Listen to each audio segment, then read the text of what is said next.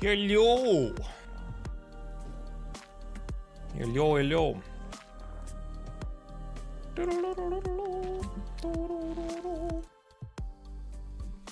don't know why Happy Joppies message did not show up on screen. I think YouTube declared it spam because it's just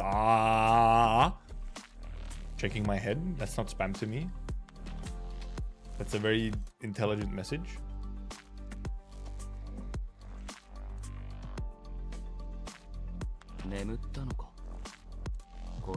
Torrance is speaking. I listen. そういえば、人が眠気を覚えるのは安全だと感じる場所にいる時だという話を聞いたことがあるな。Thank you, Torrance. この部屋、綺麗なデザインだね。I don't think I have anything to do here. Nope. I'm actually still waiting. I don't have enough upgrade materials. Because apparently at some point I used like up a bunch of them, so I don't have enough of them, and they're kind of slow actually to arrive when you don't, you know, farm for them. So I'm just waiting for them. I need a lot. Actually, like.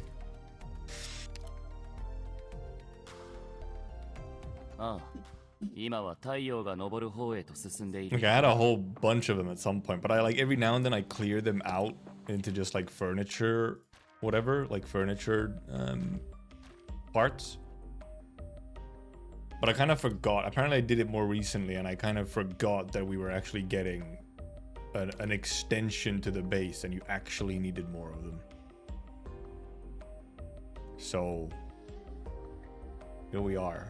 Now I'm just waiting for them to slowly arrive through like dailies and the credit store. Except they didn't have any in the credit store today. Yeah, you can turn them into furniture parts. So, not that I really need to. I have 50,000 furniture parts, wherever the fuck they are. I have almost 50,000 of them. Not that I need all of them. But you know, I do buy like every furniture set that comes around. Actually, I haven't bought this one yet. I didn't realize. It's not one. It's like, yeah, it's fucking 4 pieces because the rest are from the maps. But like, I think I have at least all the ones that you can like buy. I think I have everything. Maybe I might be missing like a couple or something, but we'll see. Don't IKEA that many furniture parts. Yo. Imagine IKEA and Arknights. Ready for Limbus live stream on Friday? I might not be able to do the Limbus on a live stream on like a what's it now?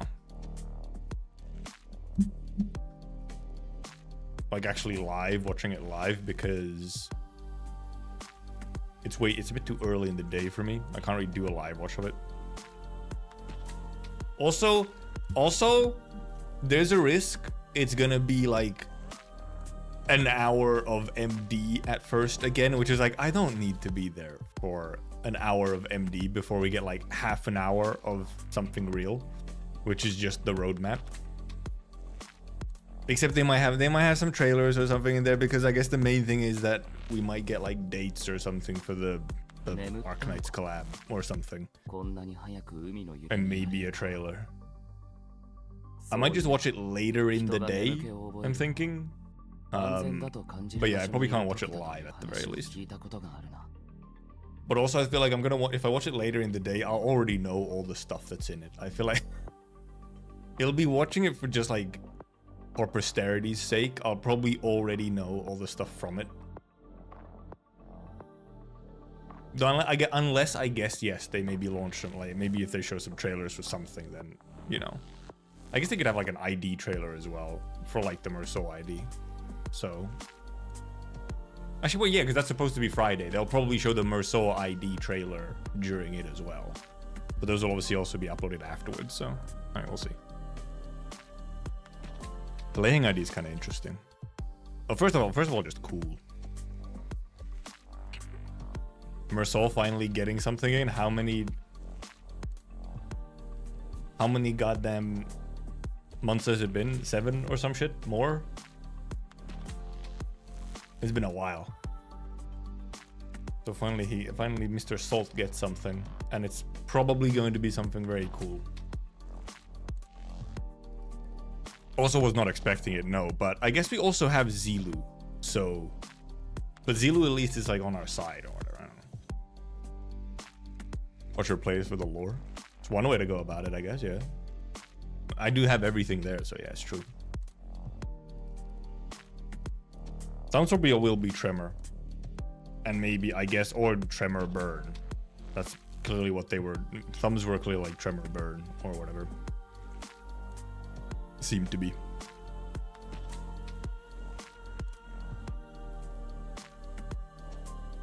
Which is, sure. I also have like no Tremor going on. I mean, I have like a couple of the, I guess, Tremor units, but not really.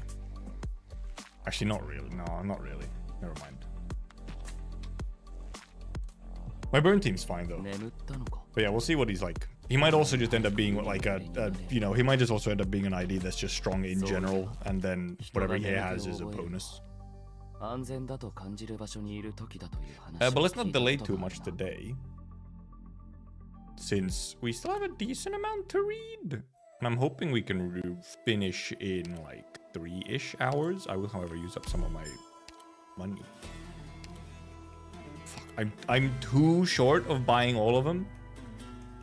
I'm at 498. Fuck, I guess I'll just wait then. No, I can buy furniture.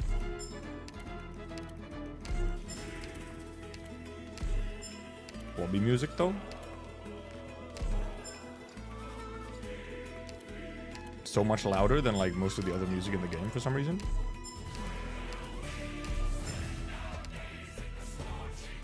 What else? I guess I'll save the rest. We did AP3 last time, right? Which ended on us losing our whale thingy. Let me read the summary from here. Yeah, I guess he might also have the bullets, yeah. Kills a massive soldier after deadly battle, but is taken by an assassin silver in an ambush. The crew barely escapes and begins to accept thorns as one of their own. Oh, yeah, okay. Indeed. That is where we finished. That is where we finished off. We have EP3, 5, 6, story 7, 8. Like, we're just under halfway. Yeah, because we were for about 2 hours last time. Ish. Bit over, I guess. So hopefully 3-ish hours, maybe. Oh, I'm hoping like 3 hours, but it might be more closer to 4.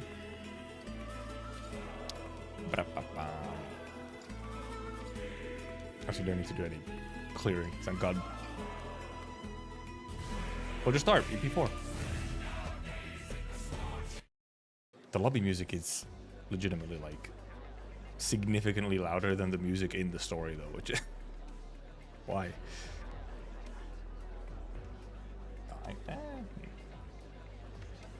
Hungry townsfolk. Gracias. I injured a holy man when I quarreled the burden beast and startled one by accident. I will forsake half of my serving as penance. Injured a holy man. No, eat up so that doesn't happen again. There's enough salt for everyone. Eat. Oh yeah, they did just... I still can't believe that was actually their goal, was to just steal the prey, like what they hunted, instead of like, I don't know, kill the pirates. I guess stealing their food is also like 2 birds, 1 stone. They get the food for their... I just flipped you off accidentally. I guess they get the food for the village, but then also remove it from the pirates so they're in a bad spot. But Senor Silver, overeating is it better than letting food go to waste? Salt and flesh won't last in this weather. Finish it before it spoils. Kindly bring these to your injured brothers, my good chef. Our injured brothers. They need something nutritious to eat after the beating they've taken these past few days. I mean, he's taking care of his people. We are kind of on like the bad side. We are on the bandit side. Well, or Thorns is right now. Have you reviewed the plan, Senor Alguacil? I do not understand how such a notion could have even occurred to you. The bandits surrender the compass and the blueprints for a salt ship. I will pardon most of them and permit them to live as I allow them to. Many are young and healthy. They'll be invaluable labor if this town is to move. Besides, it will be convenient to have sword hands unbound by religious dogma in the event of any future negotiations. They will destroy your town. Eliminate the Aegir leading them, and the rest are just a disorganized mob. The 3 whom we have locked up in the basement are each playing their own game. We'll split them and give them conflicting interests, such as if they do raise their swords, will only be against their former fellows. You once saved these townsfolk, taught them to suppress desire and maintain purity, yet now you would pardon the very bandits who murdered their friends and family, all for worldly benefit? Did you imagine the people accepting this? How is this anything less than a betrayal? What would you suggest then? I would lead our men to the flat without delay, eliminate the surviving bandits, and destroy the very means by which they have sinned. Okay, that sounds more like, yeah, okay. Clearly he wasn't in charge last time. Our injured brothers need rest. We have neither the manpower nor the resources for another major campaign. I will ensure they are ready. I hope you'll forgive my bluntness, Senor Alguacil. But the 3 bandits in the basement will escape at nightfall. If all goes well, they will soon bring news back to their fellows. All I need from you is to maintain order when the bandits come to negotiate. Negotiate. Also, who did they... I wonder if they captured anyone we know, or if it's like random dudes. Oh, the ships look, you know, looking a little rough. What made you change your mind? It's just the compass. Wasn't much to think about. He's actually working on it. Would someone with so little on their mind have such restless hands? Should I be worrying about you making a hole in my ship, Hoven? I'm not that strong. Come now, don't be like that. I hope you realize that being serious all the time only makes you the butt of the joke. Now grab a change of clothes. You have blood all over you. Outfit change? Gracias. Come with me. Finally, alter outfit change?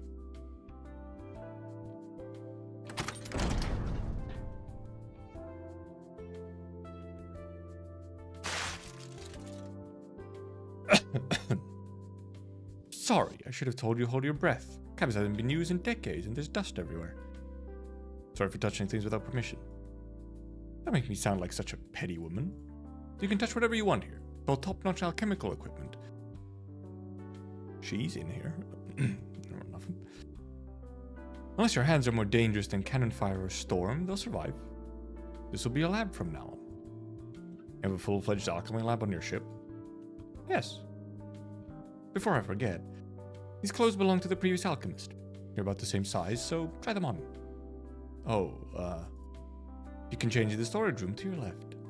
Didn't make him change out in the open? Love the makeover, isn't it great? He's even hotter. Man, the previous alchemist was dripped the fuck out. Like, them? Are all alchemists just like inherently dripped? Dude, she's stunned. It's like, damn. Oh no, he's hot. Do I look weird? Of course not. Fits you well. Do you like it? The style is decades old, but it was tailor-made with the finest fabrics. Decades old, it looks so modern, but okay. Feels brand new though. It was meant to be a coming-of-age gift, but it fell into the sea along with the shells of the Iberian Defensa the very day before reaching adulthood. Rip, I guess.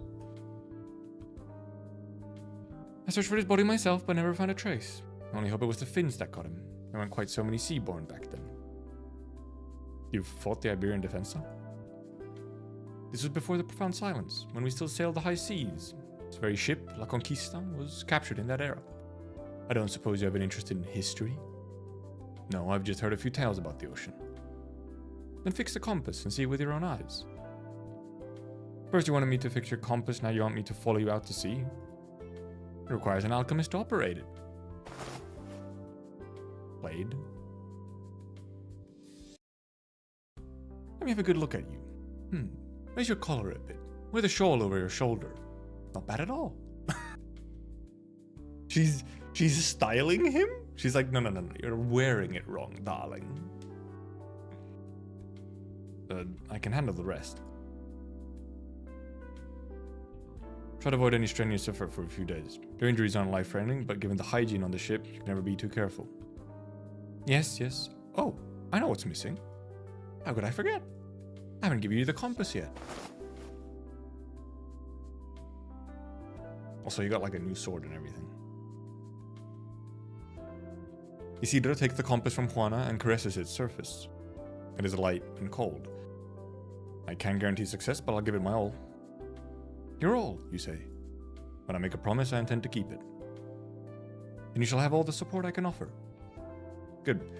First, I'll need an assistant. I'm not asking a lot, just someone clever and hardworking. Naturally. Right, and I have one other present for you. A present?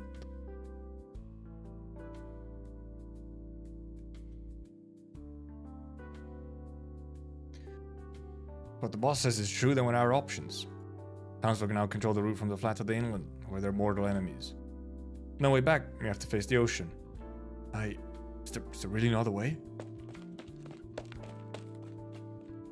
Senor Rus, Senor Javier. Slow down and breathe, what's going on? They're back. Who's back?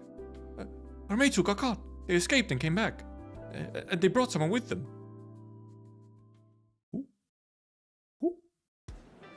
Who'd they bring? Nope. Oh. Take a look at this scallywag I found outside. Healthy works, hard, don't eat much, and he's yours for 2 months of saltfin garum. His face is kind of nice. He's all skin and bones. Flick a saltfin's tail would send him packing. Hey, I take exception to that. Okay, I did hear about this. I'll have you know I'm ripped under this loose fit. Okay, going for 1.5 months of saltfin garum. For an absolute Adonis like me, I'm worth at least a year of that fin stuff. Shut up already. Can't you see no one wants you? Going for 1 year of saltfin garum. 1 month. 2 years. 2 weeks. 3 years. 3 days. Deal. Huh? 3 days of saltfin garum under my name. Deal? Huh? Perfect timing. I was just thinking I needed a bodyguard. I want to call you. How about, Pelirojito, with that red streak you've got. Peliro. Most handsome slave in Iberia. Real. Truly a man-slave. This fucking guy. You were hiding all this under the salt plant? Shh. You want the neighbors to hear? That wasn't funny. I'm more surprised you even noticed a joke. Them calling him out? So did you want me to help you kill this Seaborn? Of course not. Then why bring me here? You came to the Salt Flat seeking a school of swordplay founded by a pirate, did you not? Yes. Then congratulations, you found it. I need a break from repairing the compass, you can come here and learn from it. Seaborn? Seaborn that has devoured countless swordsmen. Every movement of its appendages, it recreates their skills. Perhaps in his attempt to escape, or perhaps a meaningless act of imitation. What exactly is going on here? It is difficult to explain. After trapping it here, I issued a bounty, inviting any swordsmen to try their hand at killing it. Many have attempted it, but all have become a part of it, along with their blades. Okay. Now I'm even more confused. Why did you trap it here? Why were you looking for someone to kill it? Why do you want me to learn swordplay from it? I was never the original captain of the fleet, it was... him. Him? His name was Cruz. When the waters that inundated this land subsided, the remaining Seaborn began to attack the cities in a frenzy. We fought hard and slew most of them, but this one was particularly hard to kill. Cruz lured it into a cave, using himself as bait, and both became trapped here. Last I saw him, he named me captain, and asked me to bring the others back to the sea. When I tell them the truth, over the crew spreading terrible rumors about you and the Seaborn. That is quite a twist. Let them. A leader needs to be feared as well as loved. They came up with this entire plan back then. No, it was Cruz who gave it to me. I'd long expected that he would die before I did, so he told me everything. That I might continue his work after his death. I should have freed him from this. I wanted to. but it's not that easy. I can do it, not with my own hands, even though I know it's just a seaborn. I love him, just as I love the time we spent sailing far and wide. And they were roommates. Promise me, learn everything you can from me, as much as your little sponge of a brain can absorb. That way, at least, I'll get to see swordplay once more.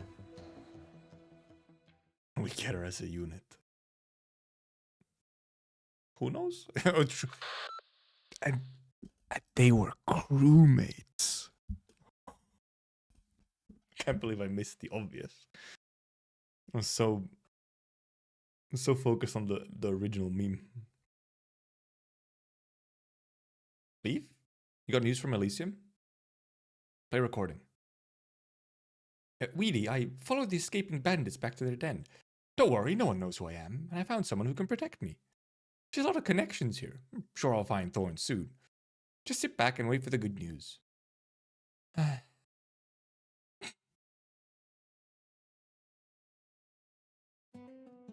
Elysium has escaped from his babysitter. Bring the crates over here, Pelirro. Yes, boss. Not bad. You're stronger than you look. Now I want to hear that same energy in your selling. You got it, boss. Already memorized the entire list of goods, forwards and backwards. I'm done listening to you the moment I find thorns.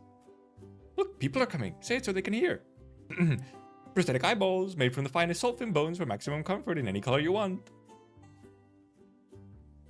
I guess. Aged sulfin garum from our special collection, a flavor you won't forget. Don't miss his chance, senores and senoras. Wow, this guy's a natural. Doesn't sound like a slave at all. What does that mean? Ma'am? What does that mean?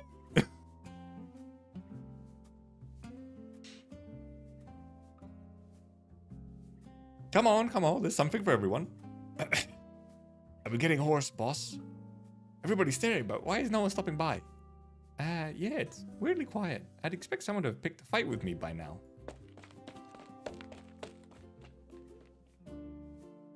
Would you care for one, senor? Could come in handy one someday.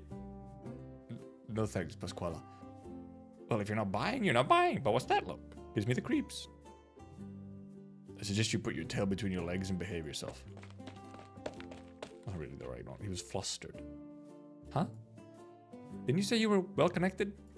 I am. Just imagine how much worse it'd be for an outsider like you without me here to smooth things over. She's connected, but exactly in what way? Everyone knows her, yes.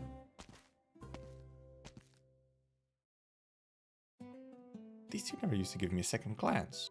Why'd they stop to glare at me today? You know what? Just close up the stall and pack up for today. I'm gonna go ask around.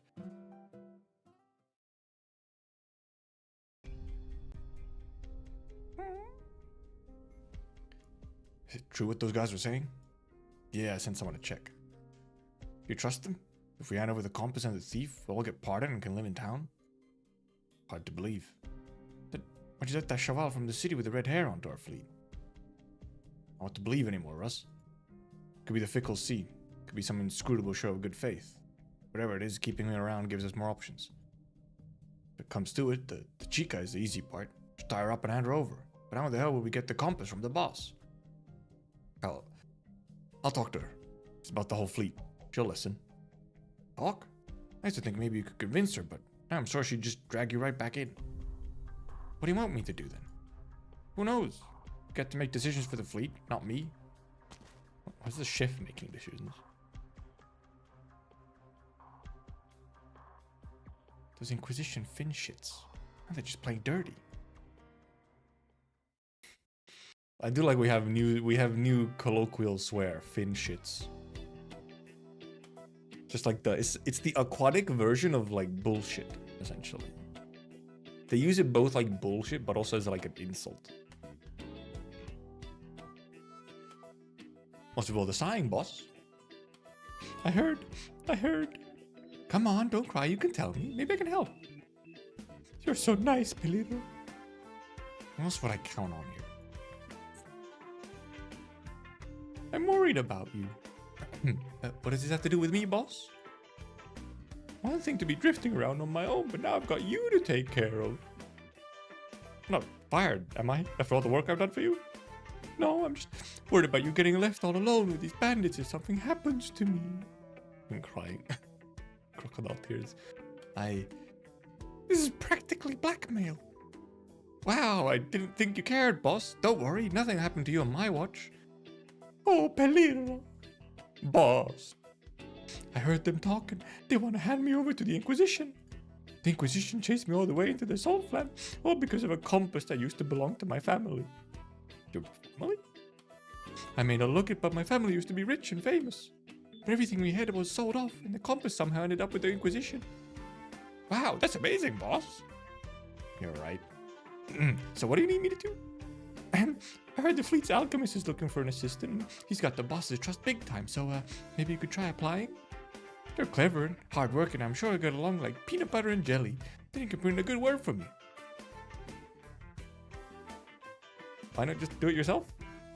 Well, me and him have a little bit of a history, maybe more than a bit. A history. Mm-hmm.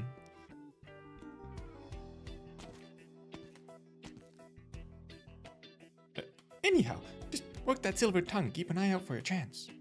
But no problem, boss. I'll step up as soon as he needs me. You don't be too eager.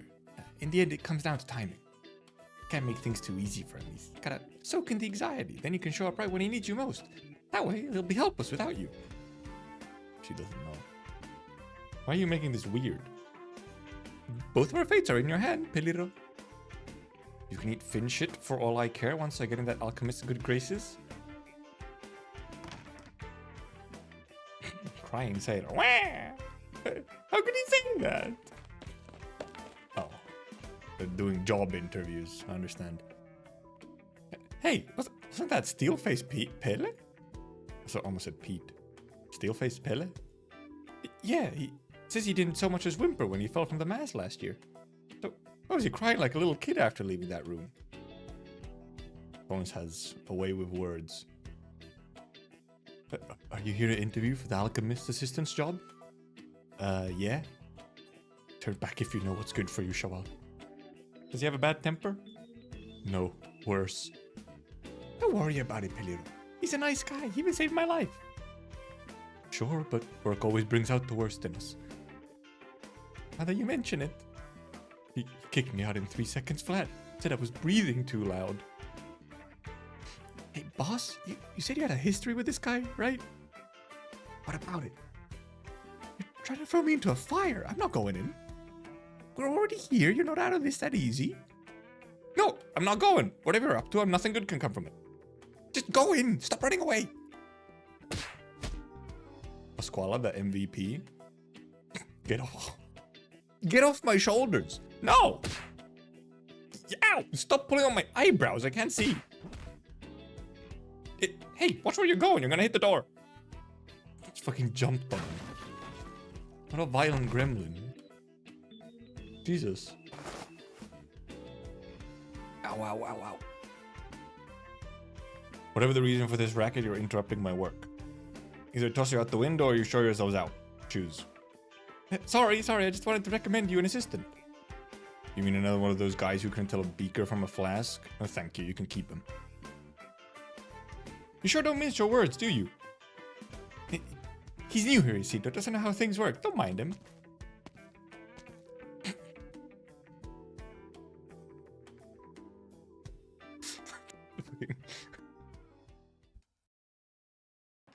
You.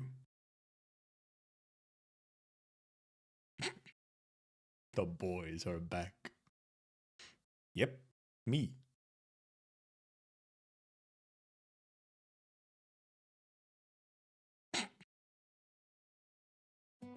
They're a little gay for each other. Excuse me? Nobody pays any attention to Pasquale. Isidro puts his hand on the shoulder of Perirojito, who in turn puts his arm on Isidro's shoulder. Their two arms linked like cables, connecting a bridge. They pat each other's shoulders so hard, they might as well be punching each other. Pelirro's face turns as red as the streak in his hair, grimacing in pain. As for Isidro, have they been starving you? You pat like a wimp.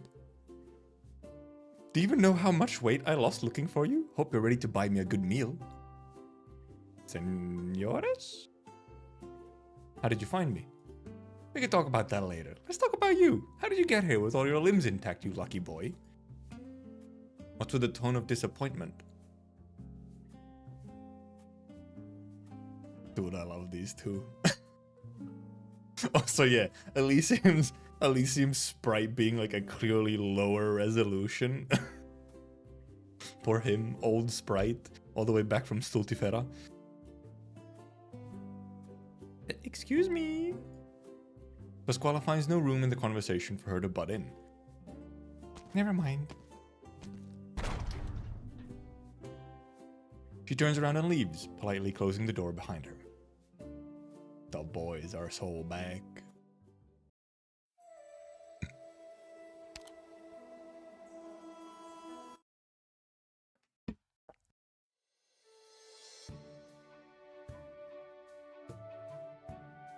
There's 2 arms, 2 legs, 2 eyes, 2 ears, 1 nose, all present and accounted for. Maybe a bit of a tan? Thank goodness. You have no idea how anxious I was when I heard these bandits were stone cold killers who ate people for breakfast. And who told you that? Do you know how much courage I had to muster up to come here and rescue you? Wheaty's still back at town. I'll get in touch with her. Whenever you're ready, I'll call her and we can get out of here. I've tried. Practically impossible. Besides, I don't plan on leaving for now. Why not? Don't tell me you actually joined up with these bandits like they say. Come on, out with it. Do you really think there's a future out here with these backwater thugs? I have no interest in becoming a pirate, Elysium. I'm staying because I want to resume the alchemical research I ran from. This compass has corazonics in it. Maybe the last one. Besides, I promised them I would fix it. Critical for their survival. So, you plan to stay with them? No, once it's fixed, they'll leave the salt flat for the ocean. Then I'll stay behind and continue to hone my skills in both swordplay and alchemy. Elysium pats Isidro on the shoulder. His friend seems to have changed. Sounds like you've had a lot to think about. Well, it's not such a bad thing. So, what exactly did the girl outside want me to do here again? I need an assistant as I repair the compass. Just like back in Rhodes Island then. Let me know what you need. I will. Isidro stands before the transmutation table. The probe in his hand makes a sharp sound as it swipes through the air, an art's energy field forming along the lines that it draws. He carefully removes the outer casing of the compass and places it on the table. The viscous substance inside begins to liquefy, creating waves in the direction of the energy flow. Art's energy and corazonics intertwine into a golden light, illuminating the salt flat outside through gaps in the workshop walls. Not that we really know what corazonics is, but still, we just see the name. The sailors have never seen anything like it. They begin to gather one by one. Oh, there's a viewing gallery? What are they doing in there? That kid from outside is doing his thing, that alchemy or whatever. Never thought it'd go gold like that, though. Let me see. Not gonna lie, this is pretty sick. What's that in your hand? At least I'm just vibing now. He's switching like, okay, I'm with my boy.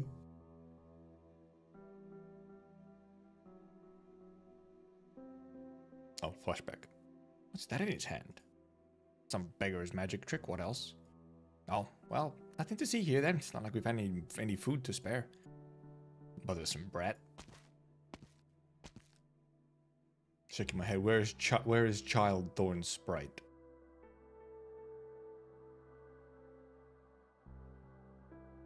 Come and see my trick. All I ask is a piece of bread.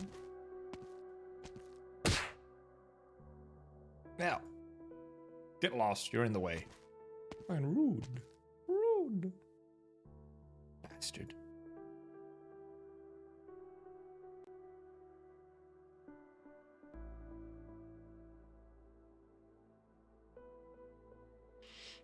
We're attracting quite a crowd outside. Does it bother you? Want me to chase them away? It's fine. If you were chatting away, it feels like I'm right back at Rhodes Island. They won't bother me. Isidro's hands do not stop. The probe in his hand seems to dance with the corazonics rippling in the energy field. His palms emit light, looking to the sailors peeping through the windows like a mirage born of hunger and thirst. You ever seen anything like it? Way back when, I remember the boss talking about folks who'd perform tricks for others in big cities. Guess that's what it looks like? It's beautiful. Let them watch. Just make sure they don't barge in and try to sell me for food. Sounds weirdly plausible. Do people do that? People do a lot of things when there's nothing to eat.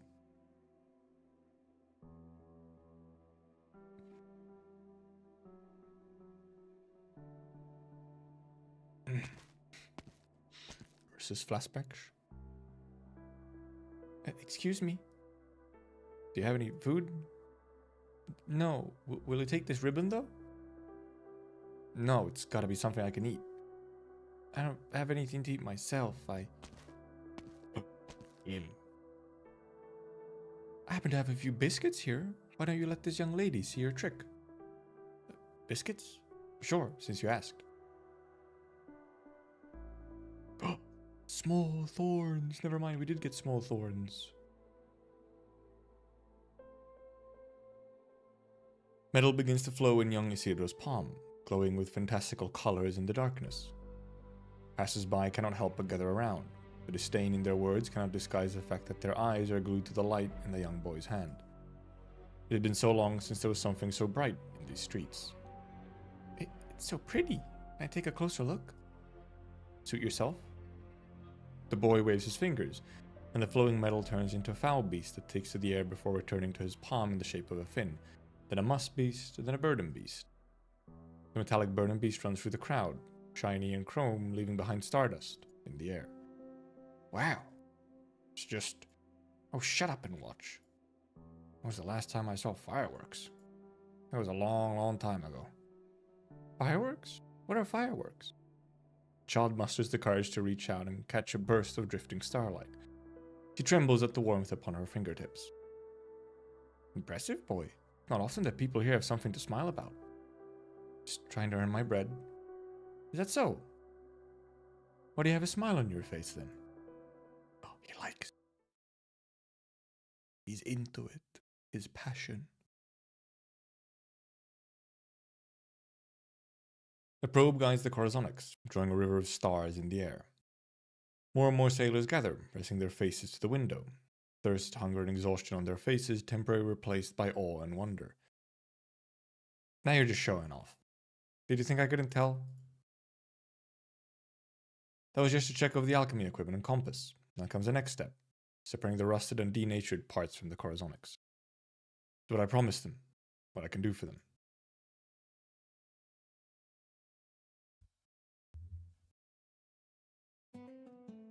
Gremlin.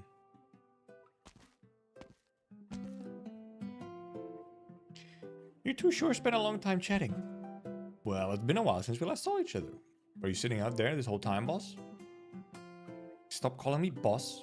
My friends call me Peludita, on account of how fluffy I am. Oh, so we're friends now? Of course we are. Could you ever have found your old amigo without the help of yours truly? Talk about twisting the truth. So what do you call me now that we're friends? Anything you like. More importantly, what did Senor Isidro say? But, you know, putting me under his protection? Oh, I forgot to ask, but maybe I'll remember tomorrow, if you ask nicely. Please, oh honorable Senor Pelirro, the greatest, handsomest livery of all. Ooh, I like that. Keep it coming. You flipping fin shit. I'm gonna get that red bright Brit out right once I'm out of this mess. They both hate each other so much.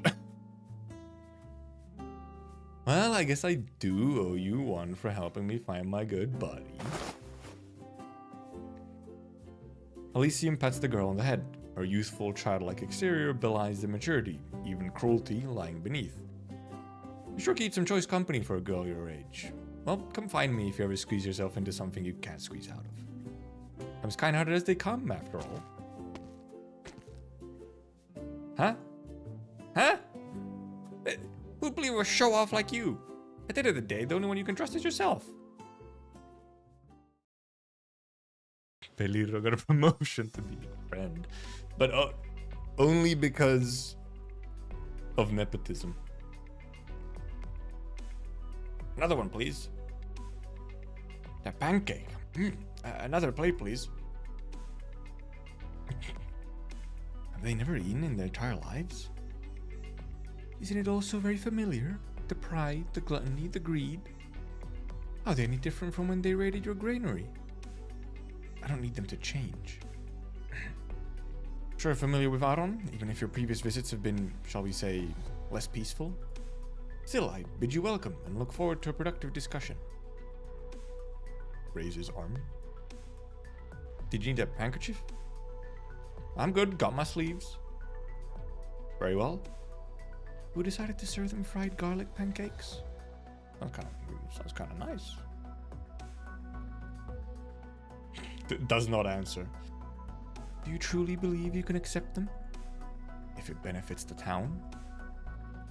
Now that you've eaten, it's time to talk. Can we get some more of those for takeout? Dinner is over, it's time to... Alright, you over there. No need to hide. Come here, we'll talk. Yes, you, senor. You're the one calling the shots, right? You can't fool us. Negotiation is the Calificador's duty. Speak to Senor Silver. They know. They know who's the boss.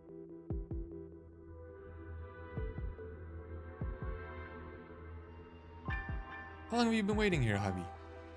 Since morning. Didn't Teach tell you I had private business I needed to attend to? In all my time by your side, you've never had private business, even once. You even have a life outside this fleet? I never said I did. So why were you looking for me? Would you give up the compass if you found another way besides going out to sea? I'm listening. The mates who got back from Aron said we'll be pardoned if we hand over the compass and the thief. That they'd let us live in town, or go wherever we want. And you believe them? I looked into it. The offer is real, at least. When? And why wasn't I informed? Didn't want to bother you while you were recuperating. And who asked you to be so protective of me? How else would I treat the woman who raised me? Physic was only yesterday. Now you're taller than I am. When I was little, I used to pray to grow up faster, taller and stronger, so that I could share your burden. Guess my wish came true. You'll always be that little boy to me, no matter how big you are. What about my thoughts? Still treat them as the ideas of a little boy? No, Javi, I won't. No, it's a feeble concession, the kind that only an adult can make. But I'd sooner die than surrender to them. How many of the friends you grew up with have already died at their hands? I'll never forget Senora Juana. My crew and I did everything for them, when times were hardest. Cruz, myself, and our crew fought the seaborne to protect them. We spared what little rations we had so they wouldn't have to feed on their own corpses. How did they repay us? By chasing us into the salt flat as soon as the Inquisition arrived. Never would have happened to Cruz if they hadn't turned a blind eye. Never bow my head to those ingrates. I love you, Javi. All of you, whether you believe it or not. Just as I loved all the mates who fought alongside me amidst the waves. They're long gone, but I still see them in you all. Legacy of blood works in such mysterious ways. So I can never forgive them. I hope you understand.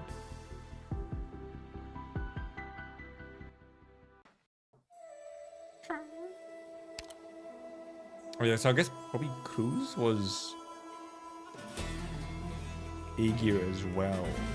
I guess probably most of the original crew was probably Aegir as well, because I'm assuming when she said they drove us into the salt flats once the Inquisition arrived, that was indeed everyone else driving just the Aegirs away because of, you know, fish racism.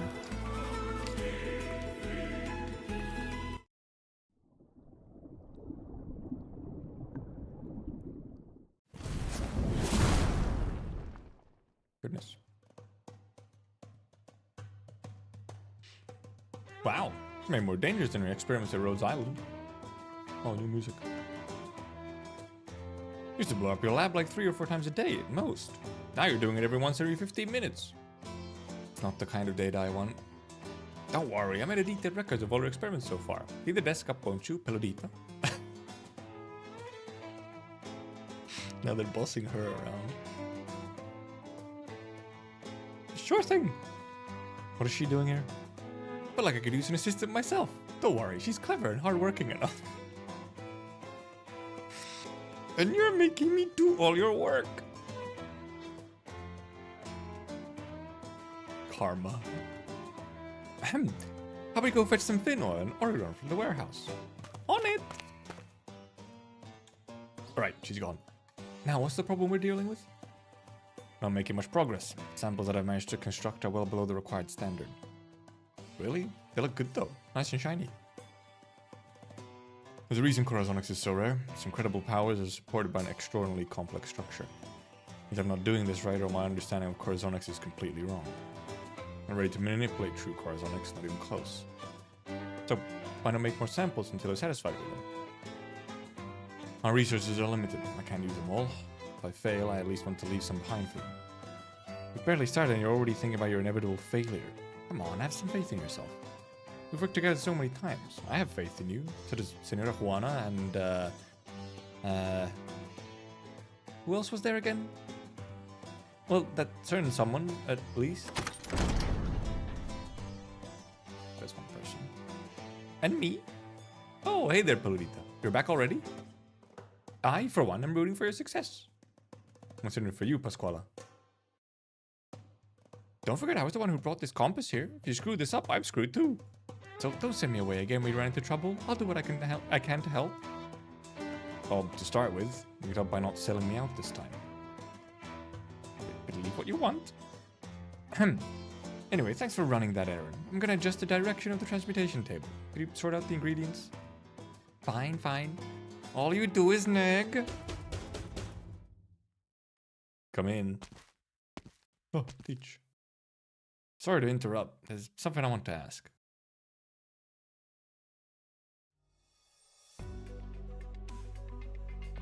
The transmission core on one of the salt ships just broke. We couldn't find any material strong enough. That the boss gave you those materials for the compass, but we just need a little. How much? 100 grams? Pasquale will fetch it. Are you kidding me? That's everything we've got. Go. But just go. We don't need it for the experiments just yet. Muchas gracias. Sorry for asking at a time like this. Senora Juana said the compass takes priority over everything else. The future of the whole fleet is on you. Isidro? Please don't say that. Is it not going well? Don't you worry, Senora. It's only been a few days. He's feeling stressed, that's all. If you ask me, it's a good thing. Nothing like a little pressure to keep you sharp. Word of advice, Isidro? What happens in the lab, good or bad, don't tell us all. Resentment towards Juana has been growing for years due to her radical decisions. Many are watching closely, waiting for the slightest slip-up. Waiting for the chance to take the leadership from her. Didn't realize there would be so many complications when I agreed to repair the compass. What about you, Senora Teach? Are you one of the people watching? Of course I'm watching you, Chaval, but I don't give a sandfin's ass about the compass. I only care about Juana. If you fail, it's up to me to keep her safe, and... what? Keep you all from being torn to pieces by a horde of angry pirates. It's a pirate ship, don't you forget that. It's true, it does not sometimes seem like a pirate ship with all the shenanigans. Thorns. Isidro does not answer. His expression is grave and the shadows on his face hang like heavy curtains in the night. Several pirates are still working under the dim lamplight. They look up at the pair with probing gazes as they walk by. Isidro has never felt so intently that his every move is being watched. You're starting to have second thoughts, so I've got your back. I'm sure the two of us could slip out by ourselves, no problem. Sorry to drag you into this, Elysium. Oh, spare me. I chose to come here. I just wanted to help them. I just wanted to help them find a way out. Maybe satisfy my own desires along the way. Things are far more complicated than I thought. Far too many people have placed their hopes in me. This compass. Some of those hopes are even contradictory. Some want me to succeed, some want me to fail, others want me to do nothing at all. I don't like it. I feel you, amigo. But that's how people are. Anything you do is inevitably gonna affect someone else. Not saying you need to feel responsible, but it couldn't hurt to give it some thought. The whole thing makes my head hurt. I'd rather be working alone. As usual. Never been alone for a long time now, buddy. Main name is pirates and not Inquisition stages. Probably. They're just infighting, essentially. You really gave Teach all the sinew? Did Pasquale tell you? Oh, you needn't worry about that. I certainly didn't order her to show up at your lab. I realized you'd rather not be bothered. I just felt compelled to check on your progress. Do you need more sinew? Unless my eyes deceived me, that wasn't salt from the sinew. That was taken from Seaborn. I thought you wiped out the Seaborn on the salt flat. Wait, you're gonna kill him? But... come with me. Cruz would have done the same. Oh. Oh!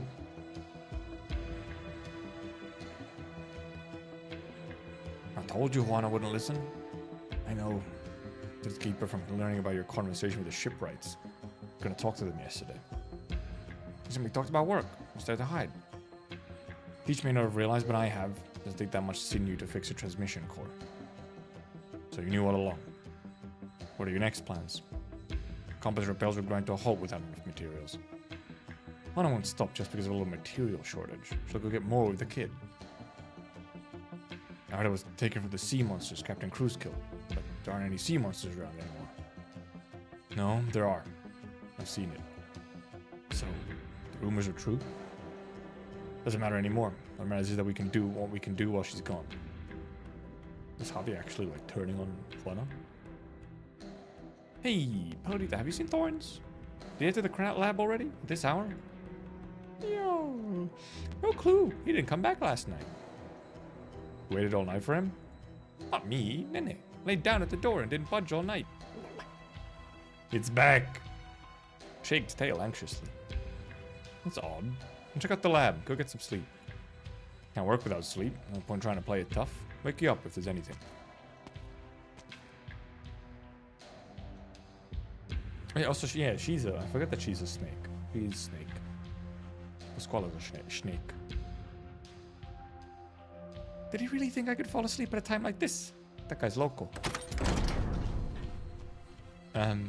Excuse me? Are you looking for someone? Oh, him. Is Pasquale here? Might be? Oh, whoa, goodness, wow. Oh. It's quite something. I wasn't expecting to look like this. How is this not the boss? That's almost shocking that we don't fight this thing. Like, it could have easily been like a mini boss or something. If we're actually killing it here, especially. The sound of clashing swords echoes through the cave. You see those slices of sharp arc in the air, cutting cleanly through the Seaborn's flesh.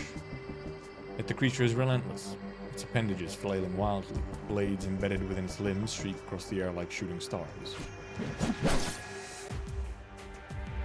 A fencer's rapier, a bladecaster's sword one, a knight's great sword, an assassin's dagger, a samurai's katana, one after another. They rush towards the cedar, threatening to overwhelm his vision. That's all the swords. Finally, there's a pirate's cutlass, screaming as it cuts through the air, as if battling the wind and waves, like in the legends. Check all the swords. Yeah, there's a katana, some kind of long sword. It's a very thin greatsword if it's supposed to be a greatsword. Another long sword. Another long sword. Cutlass. I guess that's supposed to be the dagger. And it's like a scimitar down there or something.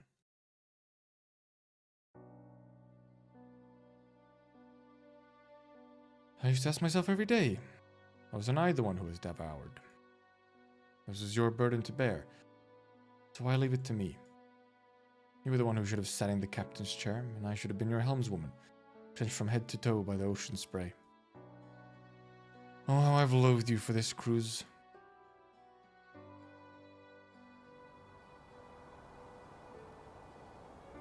The night wind of the salt flat carries the familiar smell of brine. Single tear falls from the corner of Juana's eye, scattered by the wind before it hits the ground. Loathed, huh?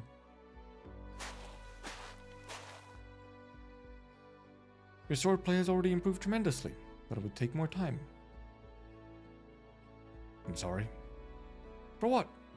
I'd have joined you in that cave if I weren't recovering from my injuries.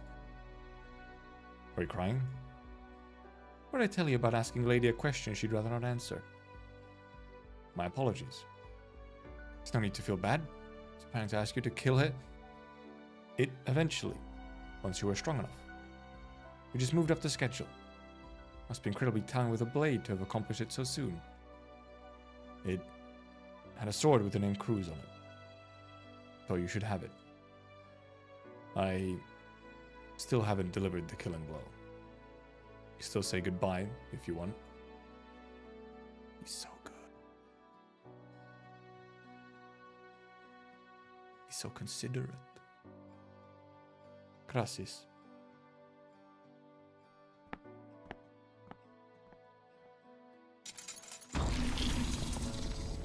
The Seaborn writhes, its appendages twitching as swords scrape dully against one another. But this sound soon fades, along with the Seaborn's feeble breathing. Juana knows that the last vestige of its life is slipping away. With its last bit of strength, it lifts itself from the ground, using the swords impaling it as support. I'm sorry for imprisoning you in this cave for so long. Your suffering will end soon. Glad I met that boy. You could meet your end by the sword, in an honorable duel, rather than being put down as a monster. So many have failed, but he succeeded. If he's willing to go out to sea with us, surely he would be your equal as captain. Juana approaches the creature, places a hand upon its smooth face, and gazes into its clouded eyes. It struggles as it senses her approach, but its once strong appendages betray it, and it falls to the ground. Juana holds its head, places it upon her knees. The light-emitting organ on its forehead dims. Juana is reminded of that night many years ago, when she saw a tiny sailboat from beneath the surface. On that boat stood a young man, gazing curiously into the water, lamp in hand. May your soul be freed from the salt flat, return to the ocean with the clouds and rain. May we meet again on the boundless ocean. Farewell, my love. Juana feels the stinging pain in her chest. This is good. It is a sign that she still lives and has been numbed by over the past century. Deep in the ocean, in an Aegir city, the years pass like a single day. Deep in the salt fat, in Iberianite settlement, life is bland as water. It is only upon the waves, in strife and struggle, that her blood flows, that her heart beats. It is only then that she feels hunger, the desire to take a bite out of tomorrow, and cough violently at its taste. She will bite out the shape of the future, one mouthful at a time, and down it with bitter brine.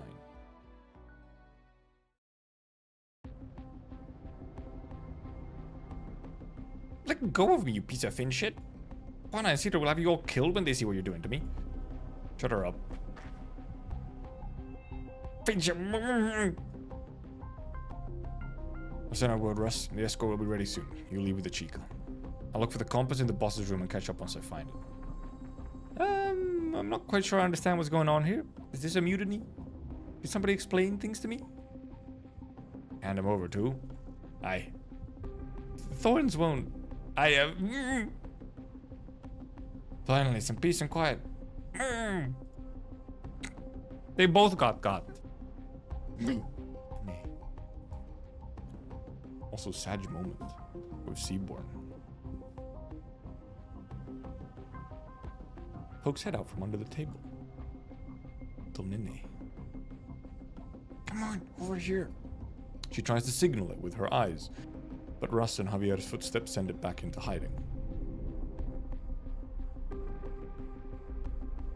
She grits her teeth and opens her eyes wide, trying to put on the fiercest look she can muster to scare it into coming out. When did Elysium pop up? Actually, pretty recently, as a slave at first. And then he got promoted very quickly. What? Salt got in your eyes? Just leave her be. Wish I could, but the way she's scrunching her face is an eyesore. Nothing. Let me take a look. As Russ approaches, Pasquale struggles even harder against her fetters. That is, until she catches a glimpse of Elysium, slowly edging towards the table, and the salt fin beneath. She stops struggling and keeps her gaze firmly on the duo in front of her, doing her utmost not to avert her eyes even a little bit.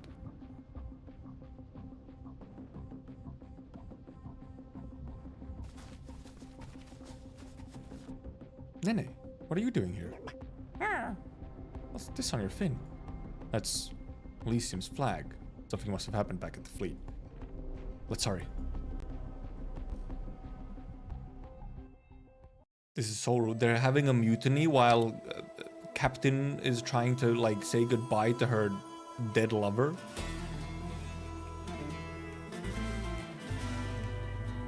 Fucked up. I like that scene. I like the scene with the Seaborn. Or Seeds. In general, I like how the sort of Juana's character has changed from when you first meet her, as you learn more about her.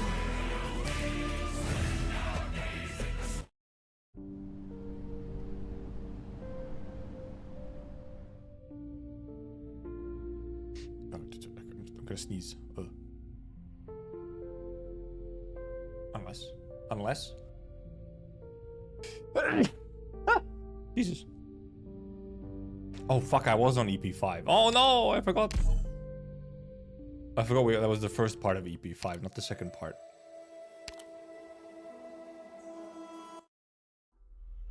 Oopsie.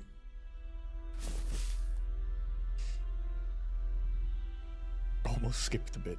I probably would have realized at some point, maybe.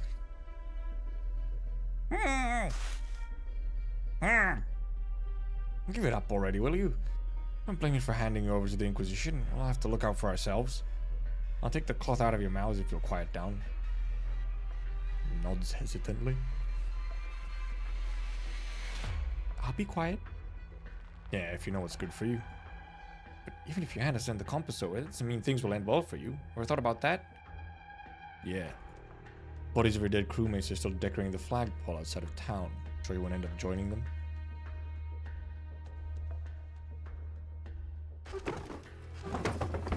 No, not here either. Where's that blasted compass? Cheval puts it back here every night. Is this what you're looking for, Javi? Shouldn't have come back so soon, Juana. On the contrary, I think I returned at precisely the right time. Senora, I don't have a choice. Put down that knife, Javi. I taught you how to use it, you don't stand a chance. You're injured. Might not even be hard. How did it come to this? What dissatisfaction could possibly have driven you to the point you were played at me?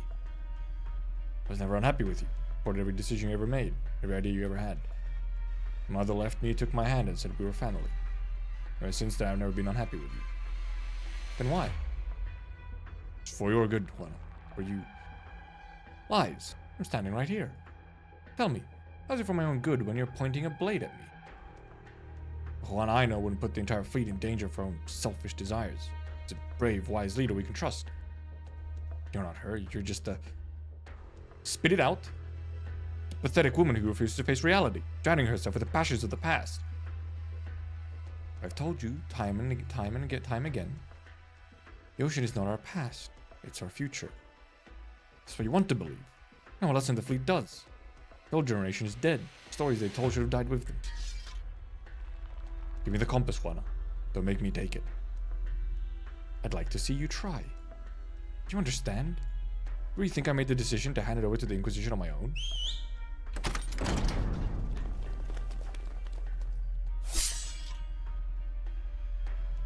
A mutiny. But this is what was waiting for me. What a surprise. All I want is the compass. All they want is a peaceful future. Give us what we want and you can still be our leader. Nothing has to change. Nothing will change. Don't tell me you actually believe that, Javi. Stop fooling yourself. At the very least, I won't trust you like before. You're right. Sorry to do this to you, boss, but the sea's no place to call home. Just want to leave the flat and live a better life. Put down your weapons, go back to your tents, and I'll pretend none of this happened. Right options, mate. Can't keep fooling ourselves. Where did Thorns go? Here. Sorry, I'm late. Let go of me. The hell I will, you fin shit eater. I still got the marks from the ropes. You said nobody would know about this mutiny, Javier. Mierda. I found Senor Russ lost on the salt flat, so I brought him back. Is this about Javier? Now, I wouldn't make any wrongs move if I were you. Not if you still care about your friend here. Just shut up. This is none of your business, outsider. What do you suggest we do then?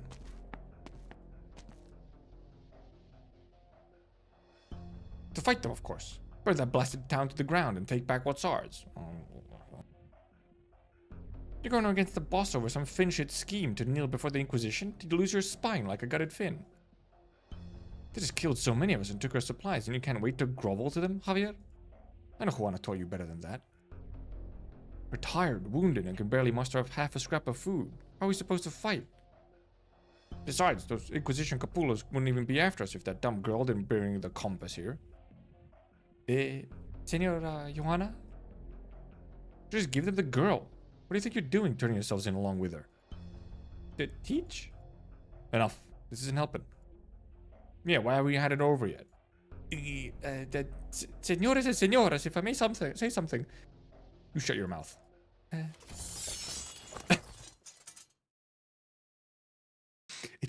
It's the meme with the cat. Hey there, Mr. Rhombus. It's the cat with all the knives pointed at it.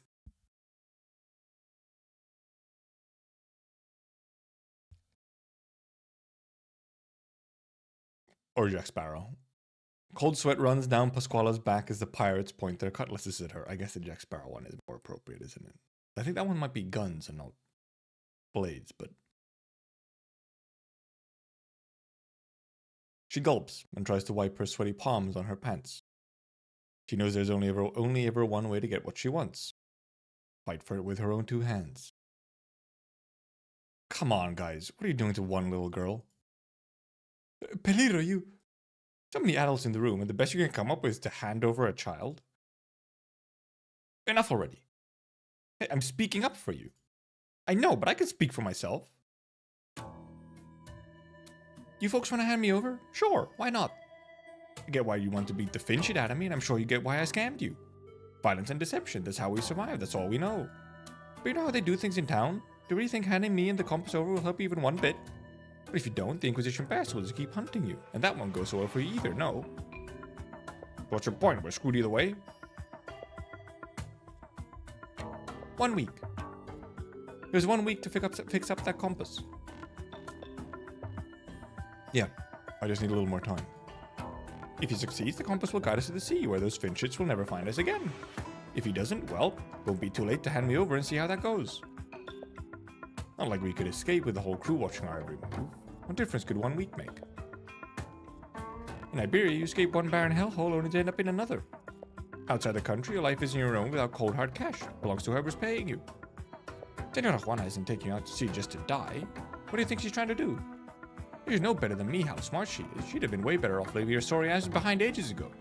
She could have held your lives in her hands and made you work for pennies, but she didn't. She just wanted you to be free. That compass is your ticket to fame and fortune, just like your forefathers. How could you call yourselves pirates when you've never even seen the sea? She does have a way with words. Pasquale feels like her heart is about to leap from her chest. Her clothes are soaked with sweat. The room is completely silent. She forces a smile and turns to look at Juana. Peach, Isidro, and Elise in behind her, who answer with approving eyes. Still letting all that sink in? I got no problem waiting a week. Someone will be watching it the whole time. Fine by us. Anyone else? I object. I said I object. Letting a teenage girl make a fool of you like this? You think she knows the first thing about compasses or sailing? I promise you, if we just get that compass and give it to the Inquisition, then he's really flipped like completely. Sorry, Javier.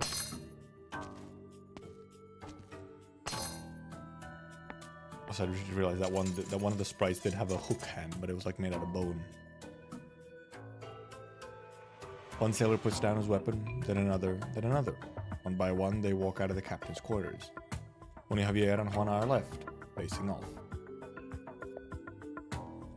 I have a mission for you, Ras and Javier. You're not to return to the fleet until it's completed. And pack up. We'll leave at nightfall. Let's go, Javier. Next fest? What does having seen the next fest really imply? Isn't it like a whole bunch of Steam demos and whatnot? 1 week later.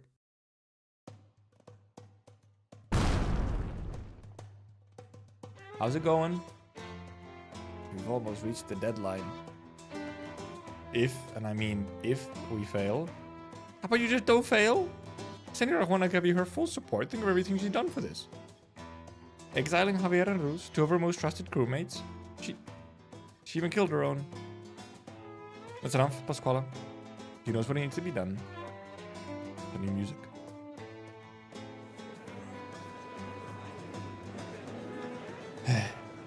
Stop sighing your heart out.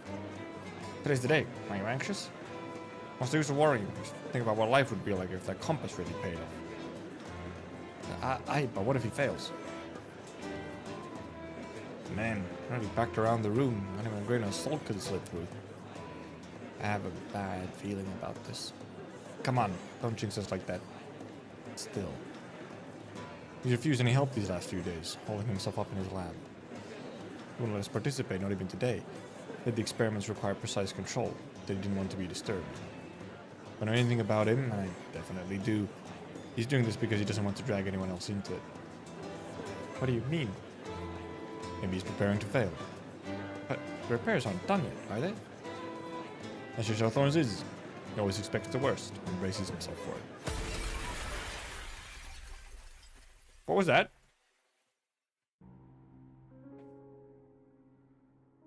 The layers of Art's energy field on the transmutation table collapse in an instant. The metallic substance that had gleamed with a shiny glow a moment ago is now a pile of charred mud. Isidro pulled the probe back just in time to avoid damaging it, but the compass parts he had assembled now lie in pieces. Isidro runs his fingers through the black mud, trying to figure out the reason for the failure. But the mud holds no answers. All the clever ideas, the well-laid plans that he had put into it, are nowhere to be found. We're out of time. And I think I could replicate it in such a short time. Should have known better. As I said, it took even the most skilled alchemist decades to create Corazonix. The rusted Corazonix lies still in his pocket, as though mocking his incompetence. What happened? Genie didn't no answer. Broken parts litter the ground. The young man sits with his head hanging. Sorry, Juana. Failed. That's right, Isidro. This is my own choice. I'll face the consequences.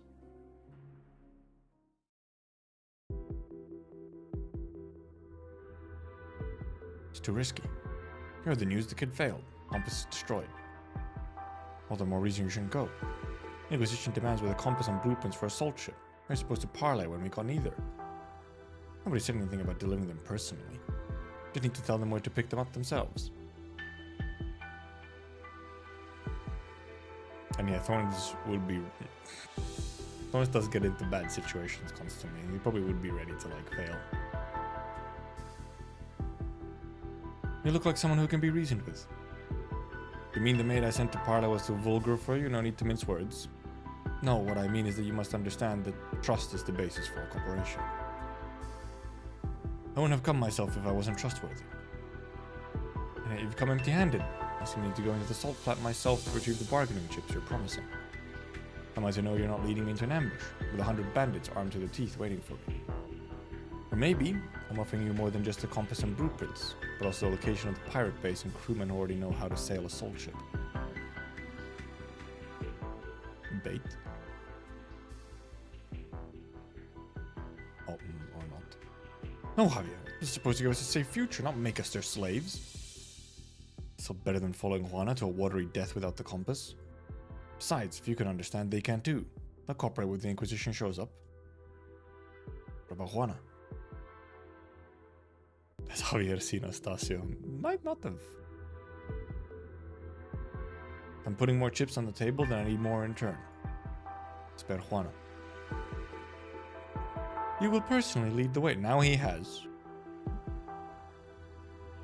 Negotiations are not over yet, Senor Alguacil. Is that my concern?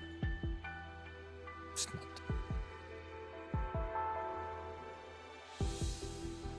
What are you thinking? Clearly isn't here in good faith. This so-called base of theirs is most certainly a trap. Let me say this again. There are neither manpower nor the resources for another major campaign. My men are in good shape. As for yours, I want to ensure they are ready. I do not doubt your ability, but even if you do defeat the bandits, we cannot afford any more casualties. We will lack the manpower to build a ship, even if we acquire the blueprints. Aron will remain trapped in the salt flat. Your negotiations, your deals, none of this is my concern. I've gleaned the location of my enemies, and now I will act. The ships the bandits have used in their sin shall be put to the torch, along with their blueprints. As for the sinners, I will exterminate them. Under whose authority? The clerics you command grew up in Aron. We've gone through countless hardships together. Yet you fail to understand them. Nay, you have betrayed them. So why do you assume they will listen to you? He's taking over with his Riz? That sneeze made me have to go blow my nose. Be right back.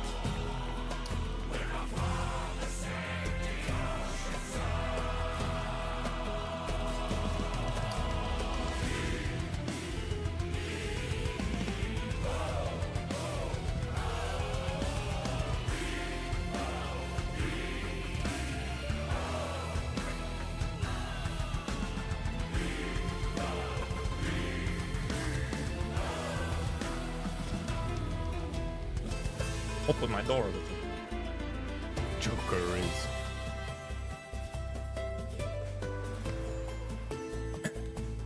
Like some weird phlegm. It's annoying.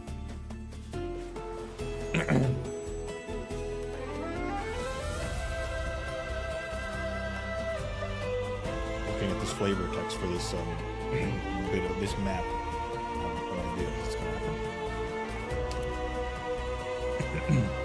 Press.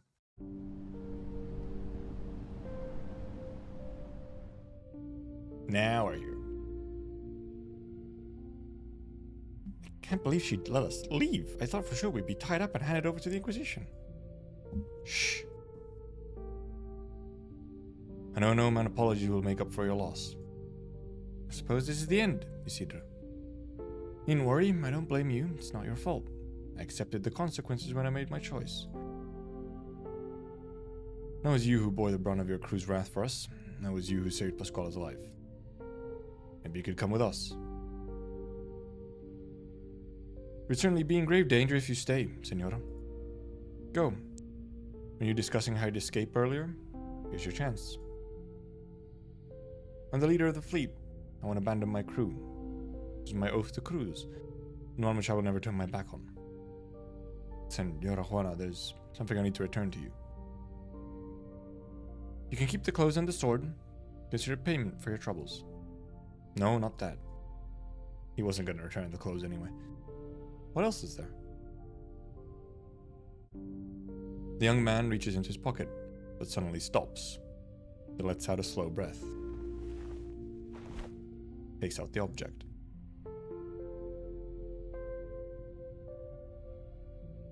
The compass? No.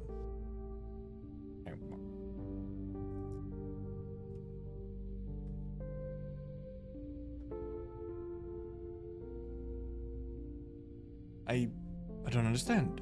If it's undamaged, then what is that debris in the lab? If you haven't been repairing the compass, then what have you been doing? Answer me! The destroyed compass was a replica. I never touched the original. Oof. What? How come nobody ever told me? Why'd you make the switch? Never told anyone. I don't understand. Why? Corazonics in the compass was far more complex than I expected. If I'm unable to replicate it perfectly, then that means I haven't understood its true nature. In which case, attempting to manipulate the actual Corazonics could only lead to failure. But I couldn't afford to fail. Their hopes, future of the fleet, fates of Elysium and Pasquala, all of that was on my shoulders. If I was doomed to fail, I thought I should at least limit the damage. So I tried to replicate the Corazonics. If I proved incapable of understanding it, at least you could keep the original and find a better alchemist. I left some of the materials you gave me behind for the fleet as well. I'm sorry. I tried. Isidro, is this your idea of giving it your all? The chance of failure was at least 87%. This was the safest way I could think of. You're that afraid of failure? Even if the chance of success were 1 in 10,000, I would have wagered everything on it. It's not experimentation. It's gambling. Have you ever considered that the odds of getting a second chance might be even lower? Tell me, life a gamble or an experiment? Gamble. Weedy's on her way to pick me up. Are you coming with us? Weedy! My journey's not over yet. I will continue. What about you, Pasquala? Come with me. I can find a way to get out of here, at least. Alright. Take care, Isidro. Take care. You too, both of you. No, they're splitting up. How could this be? We still have some time, though. Senor Silver? You're willing to stay. Good, very good. Have you forgotten? I've got a bad leg. Can't go. No, I haven't. You were injured during the second raid, correct? See, you have forgotten. Happened the day of the execution. Treated the wound yourself, but it ended up infected anyway. Oh no. Hypothetically, if I were a better doctor and fix your leg, then would you have come with us now? Of course. I see. Not necessarily.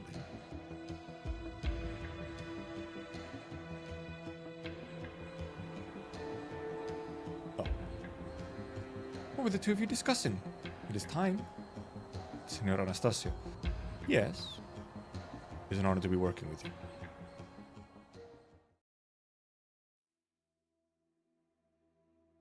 Oh boy. Where were you, Senora? Saw the kids off. Did what you told me to. Take the crew and Nene. Lie low in the salt flat for a few days. Can't leave you here by yourself. This is an order, Teach. He looks dead. He's very pale. It's actually surprising how pale he is, considering apparently he spends time out just like in the salt flat sun. Under the moon, Isidro walks by himself through the salt flat, leaving behind a trail of lonely footprints. He does not know how long he has walked. The entire night, probably. He feels like he has let a lot of people down, but does not know what he did wrong. Suddenly he feels lonely and wishes he were with a friend. Then realizes he just bid farewell to Elysium. Perhaps Weedy has already found him. Their mission would have come to a close after confirming he was safe.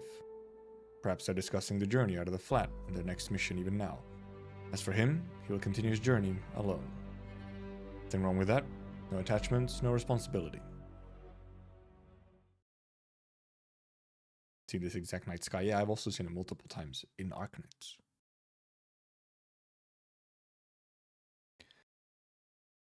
Shouldn't have had those extra swigs of sulfur and garum.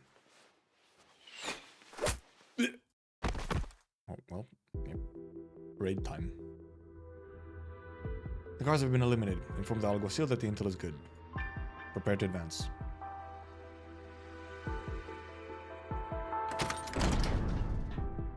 You work fast, Javier.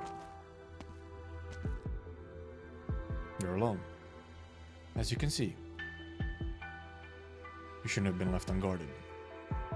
Maybe because the one who should have been protecting me is standing before me now.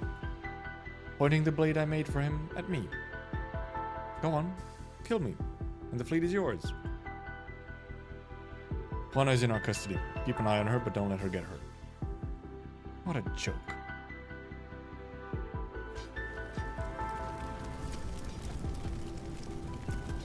The others sure ain't fine though. How did you find this place? Which Finnish had sold us out? Even now you think of vengeance? Meet your end, villain.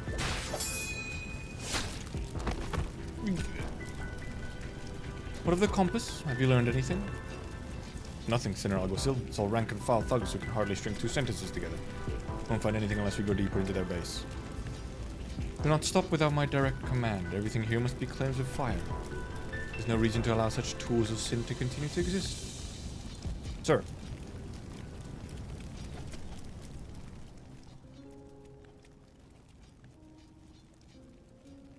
A noise rouses Isidro from his musings and causes him to halt his steps. He turns around and sees a dark night lit up on the horizon. It is the light of a raging fire. No. In the direction of the fleet. How could it... He ran back. He looks a little like... What is this image? I guess he's just standing in this one, not running yet. Isidro steps forward without hesitation. It is a decision made not with reason, but pure impulse. He runs as if his life depends on it, retracing his old set of footprints towards the direction that he came from. That same set of footprints is no longer lonely. It's just his footprints again. Don't bother searching, you won't find it. Sailors told me that the kid screwed up. Compass was wrecked. It'd be of no use even if you found it. Do not think to presume whether it is of use to me or not, bandit. Yeah, pardon. I've safeguarded the compass for nearly a decade and slain all who reached for it. Even if it has become dust, I must see this dust with my own eyes. Where's your leader? We had a deal. One will be spared. How does your agreement with Silver concern me? Try the woman fled with a compass, yes? This tale of alchemical failure, a ruse. A lie. To protect a woman for the sake of her own desires. You too ought to be cleansed. I'm not lying. One doesn't have the compass. What's left of it is no use to her. The alchemist in his lab you should be looking for. And where might that be? Second tent in the back row. There's a secret door leading to the lab. More lies. Gonna make me cut you down where you stand. That was a crazy face.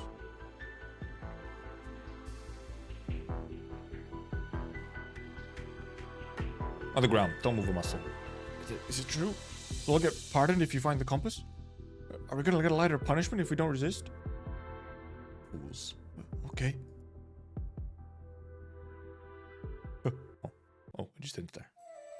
Oh.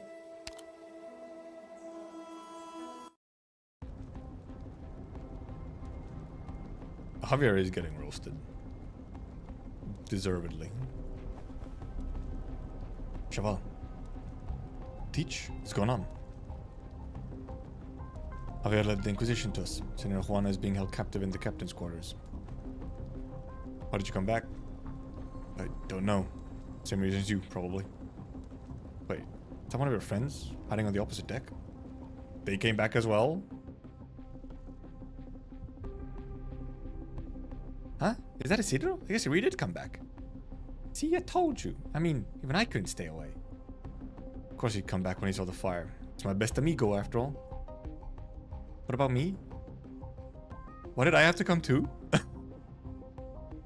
What do you mean, Weedy? You have to push... You have to yeet the people off. Did you not see how I cleared the boss? You were instrumental. To help out put out the fire?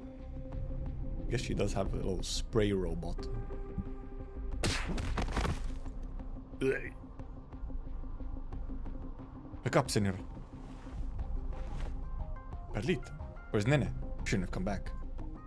Set her free in the flat. Maybe weak, but better out there than getting killed by mutineers. Can't just leave you here. No, the small little Nene. You don't look well. What did they do to you? Nothing, just gave me some drugs. Could have fled, you would have lived. I didn't take you for someone who would give up so easily. Now that we're all here, don't we have better things to do than just talk? You know the Salt Flat better than anyone else, Senora. Is there any way we can go? How big is our group? 24. Excelente. Enough to commandeer a ship. Which one? La Conquista. It's the oldest one, slower than the newer salt ships. But I know it best. Besides, because they consider it antique, it'll be lightly guarded. All the easier for us. I'll take 8 men up to the deck and get rid of the sentries. Others will go in through the side with Elysium and deal with the rest. What about me? There's Senora Juana. She's not at her best. Won't be able to move as quickly. Okay. Leaf is Nene who wins Leaf easily. Dude, have you seen Leaf can blast things so hard? Nene just makes sounds and like stalks you. What's that noise? Oh, dumbass. So much brain damage going on, by the way. There's so many people getting knocked out. My aching bones. Maybe I'm getting too old for this. Guys on deck are out cold. Toss them overboard. Mind, they might just be dead. Oh, I guess it was still out cold, but then toss them overboard. Good. Climb the mast and be ready to hoist the sail at my command. We'll need full speed on the double. You done over there? Got the ones below deck? Hand, please. And we wait for the boss. Hide fish gone. God, don't make me sneeze again. It's annoying. Oh. Search inch by inch. By the Alguacil's orders, we must find the compass. We've turned every room upside down, but haven't found anything remotely like it. Keep looking. Don't miss a single nook or corner. Yes, sir. Señores Alguacil has issued new orders. Squad is to come with me to pursue the fleeing alchemist. And why are you the one delivering the order? What's wrong with that? Still working together according to our agreement. Very well. We're here while we muster the men. Gracias.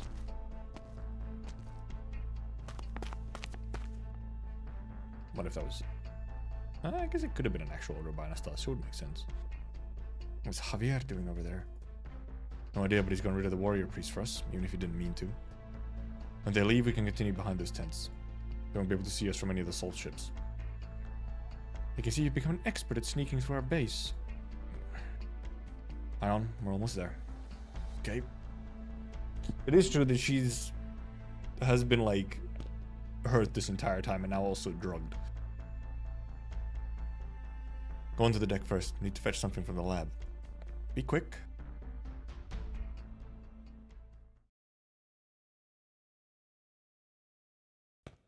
Nope. A ship from the old era. Does your desire for the compass point towards the source of the calamity, the ocean? Oh no. Where did I leave it? There. You. It is you who has been leading the raids. And it is you who has been repairing the compass. You always tell me to look for the good in others. Truth always proves them fools. When first we met, I knew you intended to take the compass for your own sinful alchemical research. I was right. Compass is no more. Still trying to scrape what's left of it off of the transmutation table. That black mud? No, that is not the true compass. Your lies have no purchase here. Must the Inquisition spill so much blood for each thing it loses? You know that the compass corrupts the heart. Nothing more than a tool for sailing the seas. Sailing the seas, huh? Those who attempt to elude both judgment and the reins of morality often seek out thorny paths that few have walked, and distant shores that none have reached. As if their accomplishments could offer sanctuary for their sins. I don't recall sinning. Harboring a thief, feeding upon the remains of the townsfolk, that's not real. Assaulting a cleric of the Inquisition, that might be real. Associating with bandits who menace the town, is that not enough? I guess all of them but one are accurate. Also, yeah, thorns. Pretext and framed crimes. And now you begin to deny your sins. All who have sinned will desperately deny it. I was no exception. But I learned to accept my sins and thus discovered the path of atonement. My life was born from the evils of cannibalism. My very being is a sin, unworthy of the liberation of death. What exactly does that mean? But you were once pure and upright, before desire corrupted you. You have the right to die. I will free you. You're insane. I don't have time for this. Strange. Why isn't Isidro here? It's alright, he must have been somewhere on the ship, so everybody's accounted for. Just waiting on your orders, senor. Hoist the sails. We sail. The ship. Mierda. One doesn't know this lunatic is in here. There'll be nothing but trouble once the ship starts moving. Everyone involved in this futile escape attempt is on the ship, correct? Shut it. This is where it ends for all of you, along with this sinful vessel of the old era. Crazy face again. The Alguacil's attack are ferocious. All Isidro can do is defend himself. It's getting me nowhere. I have to do something. This is his own lab. There must be something he can do here. What does he do best?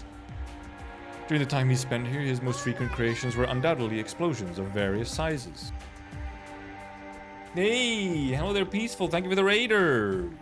Welcome, welcome, raiders. Goodness, many of you. We are in the middle of reading. How was your stream? Welcome, welcome. Well, I don't know, very cool black screen at the moment. We're about halfway through the story currently, finishing it today. Welcome, raiders.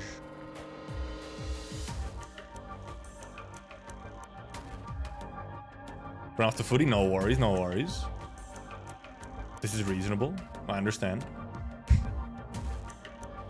Have a good footy. Alright, shall we continue, boys? Did I read this? I did. Explosions. This calls for an explosion. Thorns is good at those. Goodness.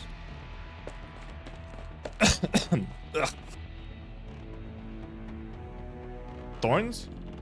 Finally, you were starting to scare me when you went down to the lab but didn't come back. Ran into someone from the Inquisition there. I thought we cleaned out the cabins. I don't know how he got there. He just came in all of a sudden looking for the compass. It wasn't in the mood to negotiate. Had to blow up the lab to eject them from the ship. Him and half of the ship? Good work. Anything from the lab left, though? Maybe. Very well. We're going into the Skeletal Reef. Ocean lies just beyond that. Oh, you're going to the ocean? Okay. That's the IED. He has made many of them. You might have one last chance to repair the compass before we arrive. Oh, that's what you're trying to do? Senor Silver, the Alguacil is still on that ship. You must come to his aid. No. No one could survive an explosion like that. Except for him. But the Alguacil. I said no.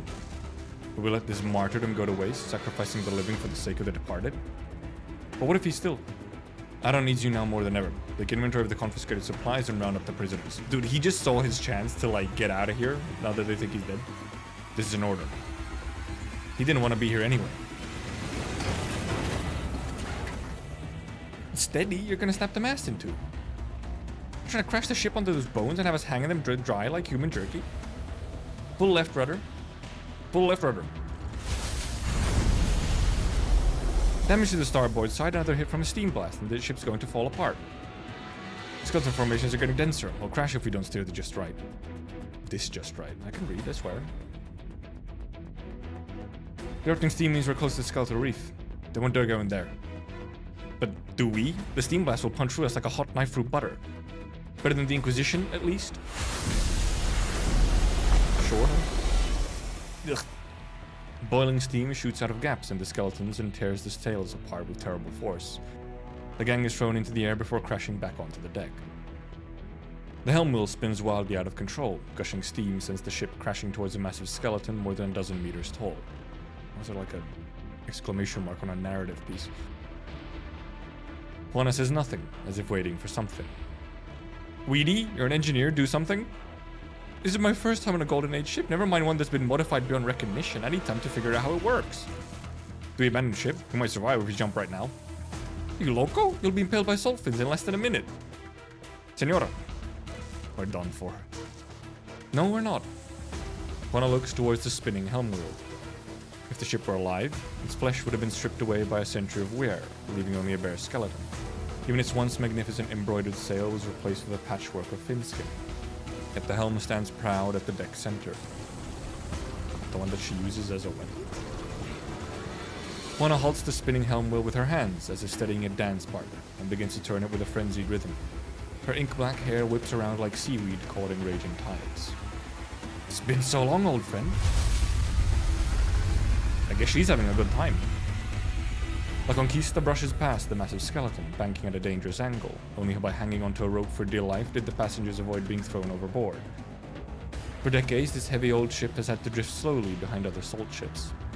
Now, though, it darts through the bones, riding upon the wind as its once navigated treacherous reefs with Juana at the helm. Senora? We're on course again.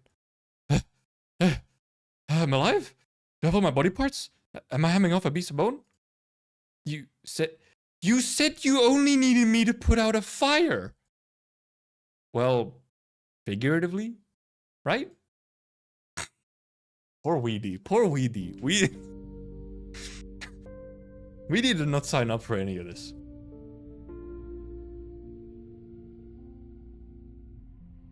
What's the situation, Thorns? How much of the lab is left? They stand in silence before the carnage. Managed to salve the transmutation table. The outer casing is gone, but the output's stable enough. As for the probes, the only one left. Pretty worn, but still usable. We still have a little bit of alloy and originium, scavenged from the antiques. I don't know if it's enough, though. Anything I can help with? Are your fingers as thin as a probe needle? Nobody's hungry. A long rumble interrupts the conversation as Elysium places a hand on his belly, looking embarrassed. At this rate, they might be soon. We don't have much food on the ship. Let's go find some. Hungary. Oh, that was the end of it, okay. Next. Oh, it's ST2. Flower that blooms rot. All living things decay. The more devout seek atonement, the heavier their sins become. Oh boy. That's some Anastasia lines.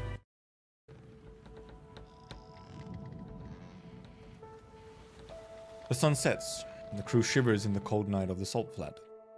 They had to practically turn the battered ship upside down to find an old pot and some even older dried fin. The pot begins to emit a sliver of warmth with the help of Weedy's bionic sea dragon. It's so cold. If we've used up the wood we scraped up, Leaf will have to do as a makeshift brazier for now. The leaf works as a makeshift brazier? Okay. It was only designed for warming hands, though. It's the best I can manage in terms of cooking. It has a hand-warming function? Getting something warm to eat is more than enough. Don't have much in the way of food or water. Enough to last us 2 or 3 days, at most. We have sacks for gathering rainwater, but weather on the salt flat is unreliable at the best of times. Can we make use of the steam outside? It's unsafe for drinking. Carries microorganisms from deep underground. Could distill it. Focus on fixing the compass first. Really? I guess, sure.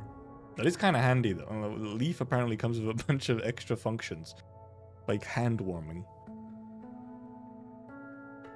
Anyway, our party now should be finding a way to last through the night. Night on the Fold is no joke. Flat is no joke. Low on food and we've got injuries. Get too cold in your sleep and you might never wake up. Really? Could be over? Just like that? What if we run into a salt fin? That'll be fine. I can use my expertise to send a message, telling it that we're here and prepared to die. How can you be so absolutely awful at reading the mood? You'll learn to live with it. He's the only one who could run his mouth in a situation like this. Look out! Oh goodness.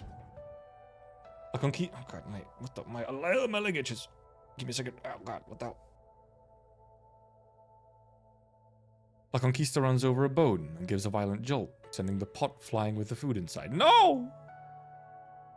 Elysium leaps out to catch it, but screams as it burns his hands. Oh, was that hot enough? Okay. Isidro steps forward and thrusts his sword through the handles of the pot, saving their dinner. Heat from the bionic sea dragon has dissipated. The heating function just broke. Give me a second, I'll fix it. It's so cold. Achoo! I can synthesize something that emits heat. Shouldn't take too long. Saving materials for the compass. I'll worry about the heat. Achoo! Achoo! I'm sorry. Can I have a little more blanket? I'm really freezing. Stop worrying about whose is whose. Everybody, huddle up. I see them. Stop stalking over there and get in here. Count your lucky stars. You get to snuggle up to a once-in-a-lifetime hottie like me. Hey, who threw a blanket over my head? Fair enough.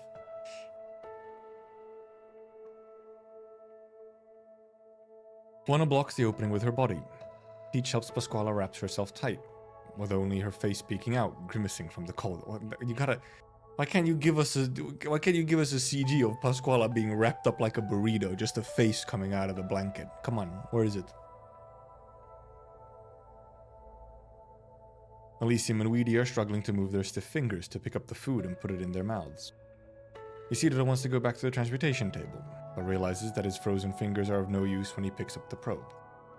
La Conquista sails aimlessly with the wind. Where are we going? No idea. Deeper in, I suppose. Not main story, I'm afraid. So we don't know where we're going. We don't know when those Finnish preachers will catch up to us. We don't even know if we'll freeze to death in my sleep or if the ship will hit something again. She's having a rough time. What's gone into her? Thought she'd be the first to find the warmest spot to lie down. Maybe steal our blankets when we were asleep. She's just a child. She's asleep with a bit of fever. See if she has any useful herbs in her pocket. I'm gonna die here. I wanna sleep at my old home. One last time. That big house. My bed, my blankets, my bathtub. Oh. My prettiest clothes all lined up. Oh. All the food I can eat. All the money I can spend. No more getting kicked out. Getting kicked hurts so bad. Rolling from one end of the street to the other. I just want to go home. I want to live a better life. I don't want to die. Not here. Pasquala lore, exactly. Did she used to be from like a wealthy family or something and shit went wrong? I'm sorry, Weedy. Didn't think it'd be so dangerous. We shouldn't have brought you here. Don't worry about it. I came to help. If you make it back to Rhodes Island in one piece, I'll give you a month's worth of pay. Promise. No need for that. Go to sleep. We can talk in the morning. Okay. Thorns, what are you up to? Fixing the compass. Otherwise we'll never make it out of Skeletal Reef. With the ship shaking, I need to build an arts field of sufficient complexity to stabilize the corazonics. Otherwise the entire compass could fall apart the moment I try to disassemble it. Even if such a field is possible, I need a steady hand to carry out the rematerialization process properly. Slightest trembling when etching the liquid originium circuit into the corazonics could ruin the whole material. Plus when tomorrow comes, I'm not sure if we could... Good bedtime story. She did say the compass belonged to her family before. Well, yeah, that's the thing. It was like 50-50. It was a lie, you know? No surprise he's tired. He's been learning the helm and the fly all day. Never done anything like this before, has he? No, his training was in communications. Get closer. Temperature's still dropping. I'll be warmer if we huddle up. Perlita, do you want to... Senora. Yes? Papa said you used to sail the seas. Is it really blue? Papa, you take me to see it? When I grow up, I want to sail the sea. Perlita, you... Juana had told that story while holding young Teach in her arms, so very long ago. She places a hand on Teach's forehead. There are wrinkles on it now. Teach has a fever too, Isidro. Do you have any herbs left? Let me see. Oh no, everyone is falling asleep standing or feverish and delirious and... Here. In the quiet cabin, the sound of rustling punctuates the low breathing of the sleeping. Isidro places both pot and rack on top of the repaired bionic sea dragon and prepares to boil the herbs. Juana gazes at the bare-bones interior of the cabin with soft eyes, seemingly recalling sweet memories. She puts the herbs into the pot. They make a soft splashing sound, rocking along with the ship. Have you ever seen the sea, Isidro? Water is bluer than the sky, waves foaming white, lightning striking from the clouds that seem like they would cut you in two. Will you sail out to sea with us, Isidro? You'd make a good captain. Juana's eyes glow in the darkness. Cold starlight shines in through the ship's frame. He opens his mouth to answer, but closes it again without a sound. There's a light in the horizon, and the direction of where they came from. It is their pursuers. I thought they weren't pursuing them. Canvas, finhide, wood, relics of the Golden Age. Virtually no food or water. They were desperate. Always take such dire straits for a man to understand the value of order. Maybe. Subservience to order has brought you food, water, and shelter. Do not forget this.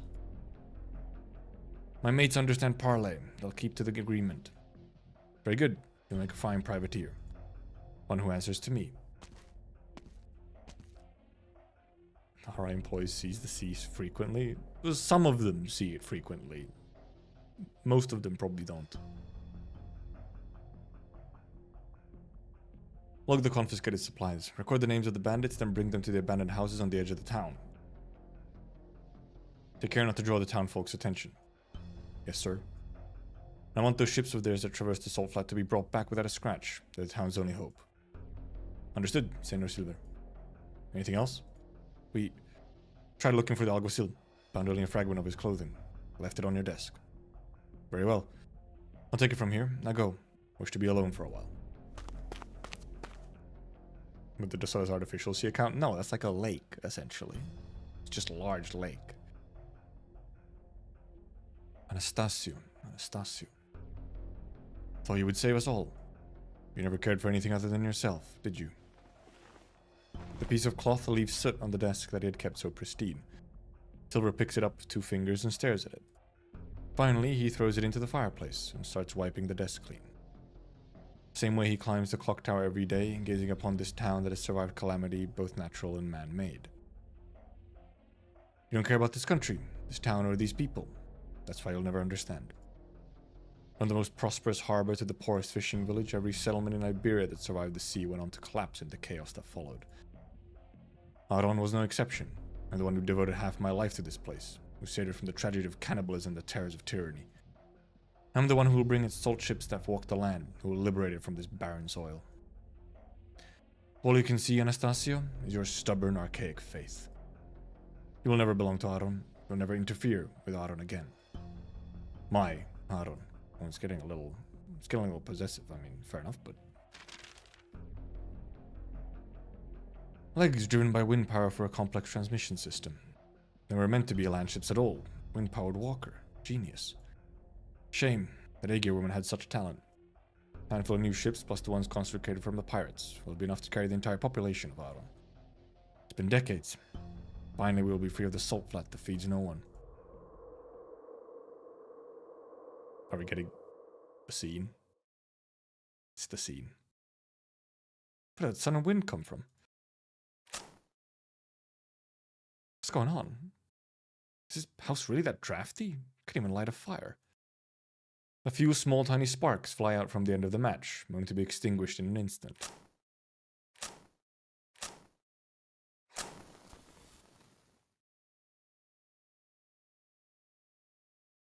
A tiny flame sways in the wind, the flickering light illuminating the darkness.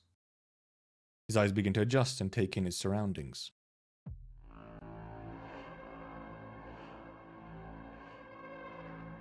It's a good scene. He sees a face, skin pale as salt, punctured by red-brown bloodstains, wet hair hanging feebly off the head like entrails. The face of a dead man. No one could have survived that explosion. How did you do it? What are you? On our first meeting, I was wounded walking the flat on foot to reach Aron. You asked if I needed help. At the time, you thirsted for nothing more than to aid me. Now? When you halted the clerics coming to my aid? When you gleefully imagined my death? What was it you sought? You're also corrupted by desire just like the others. No?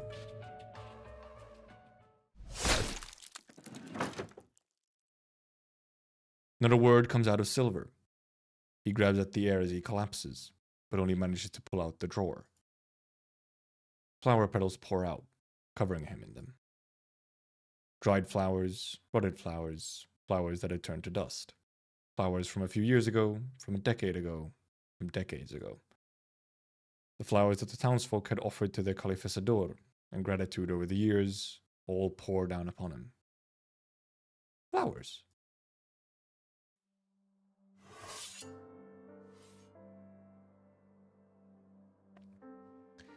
He hears the sound of a knife being honed before it comes to a sudden stop. There's commotion outside. His mother screams, screeching and beseeching, claiming that she was honing it to cut vegetables. Oh, Anastasia lore, or background. He had not seen vegetables in the house for a long time, though I guess we already got a little bit earlier, yeah. You're safe, child. Madness has come over your mother, but we have her under control. By the lantern. What is that he's eating? No, no! He screams hysterically like his mother, waving his hands wildly, trying to cover his own face. Fearing that the clerics would smell the flesh, see the scraps by his mouth. He had been determined to end his sinful existence by death. Why, then, as he comes face to face with this kindly man of the cloth, would he strive to hide his crime? I have sinned. Please let me die. No, child, I will not judge you for trying to survive. You must live and atone for your sins. Sinners are myriad. You have walked the land helping those who could not atone themselves and cleansing them of their sins. This you can do also. Only by this will you atone for your own sins. Till one day the purest flower will bloom at your touch. Yeah, we did get an earlier bit as well, indeed, where clearly he was from a town that also was doing real bad, and there was just a little bit of cannibalism going on. So like, this event is some goofy pirate shenanigans, and then it's like slavery, slavery and child slaves and cannibalism and like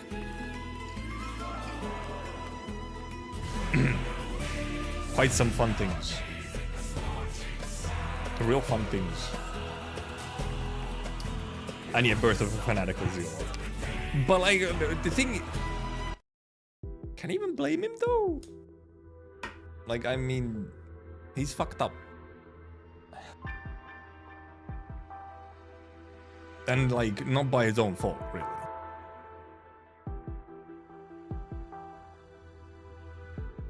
What are you up to this late at night? Could see your torch from a mile away. Night watch. You forget we're in a town? No sulfins barging into the camp at night, and the roof above your head isn't getting blown away by a salt storm. I know. Just not used to it. Room's too hot. The bed doesn't shake. I can't sleep. Besides, something's not right here. That calificador, Silver, brought us here, but where is he? I blame him for fucking shit up. Well, yes, but like, you can't blame him for the way he ended up, how he is, but you can't blame him for fucking shit up.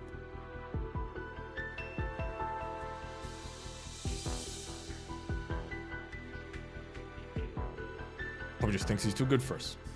Townsfolk are still on their guard against us. That's why they brought us here at night, hid us in these abandoned shacks. But also, you could kind of blame the Inquisition for just like being cool with him doing that shit. Like, they're like, oh, he's effective. Aren't we people too? How are we different? Give me the torch. If you're that worried, I'll keep watch. You get some sleep. Just said she can't sleep. I need to get used to being civilized. Civilized. I see you're selling the jerky from your ships. Senor Javier? Ah, yes, jerky. This kitchen hasn't seen use in quite a while, but Silver had it specially prepared. Utensils should be readily available. Either you've always wanted to be a cook. Why do you not cook when you finally have a proper kitchen? I just can't. Not today. Why ever not? Is this still not enough? It's enough, I assure you. I've seen so many kitchen tools my whole life. Why, then? I insist on knowing, Senor Javier. When you cook, it's not the knife in your hand you're thinking about, but the people who will be eating it. How can I cook when they aren't here? All your crewmates are here. You mean the ones who obstinately continue to resist? Neither of us need to regret their poor choices. You obtained so many things. Precious things, a kitchen, food. Silver gave us this stuff, not you. Are you the one preaching at me? Silver is dead. You killed him, didn't you? I did. ... What about us? Gonna kill us too? No. You are to walk the very path I did. The path of atonement. He's cooked up.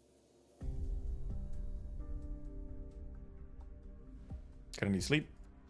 I wish. I could live with the heat and the bed not shaking, but my room doesn't even get a breeze. Felt like my face was gonna turn to stone. Count your blessings. Look at the older mates. The wind's blown their faces right crooked. Enough to send people running off screaming. Rude. You're young, so you still have the chance to grow up into a real beauty. She's pretty cute. Not gonna lie. I do think the NPCs are kind of cute on this one. I don't see any smoke from the kitchen. Javier still not cooking? I'll talk to him. Javier's gonna be pale white with foundation powder. Oh no. Our clerics have searched every corner of your den. There's no compass. Guess it got burnt to ash. The key figures in this affair. The girl who stole the compass, the grave-robbing cannibal, and your former leader. I like how this is referring to fucking thorns. All have entered the depths of the salt flat with their ill-gotten gains. You want us to go after them? You know better than I how to navigate the flat, and you know the fugitives well. How much you paying? Excuse me? You work, you pay. Is that supposed to be how things work around here? Flat's got 1,000 ways to kill you. Massive sulfins, dozens of meters long. Dozens of meters long could tear you apart just by shaking their heads. That was a difficult sentence to read.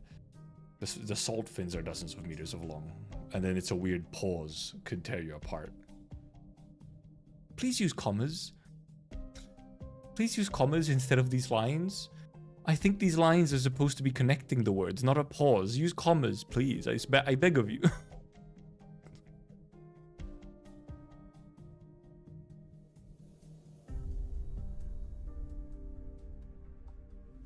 And Skeletal Reef is the worst of it. Steam Blast there could punch a hole right through you. But risking our necks, we need a proper bounty. I know it's like an M dash or whatever, but like it's confusing because it also looks so similar to just like a hyphen. Quiet, you fools. Sorry, we don't need... What don't we need? We want to be here a single night, so how are we supposed to put food on the table without work? Calm down, that's not what he meant. You see, Senor Alguacil. The caravans under inspection were carrying both coin and trade goods. I have no use for such worldly possessions. I knew they were hiding the good stuff from us. Wait, it's not what you think. You hear him, mates? Do the work, get the loot. Now quit yapping and start moving. There we did become privateers, like, instantly. You did miss EP4 after, yes? Unfortunately. It's in the VOD.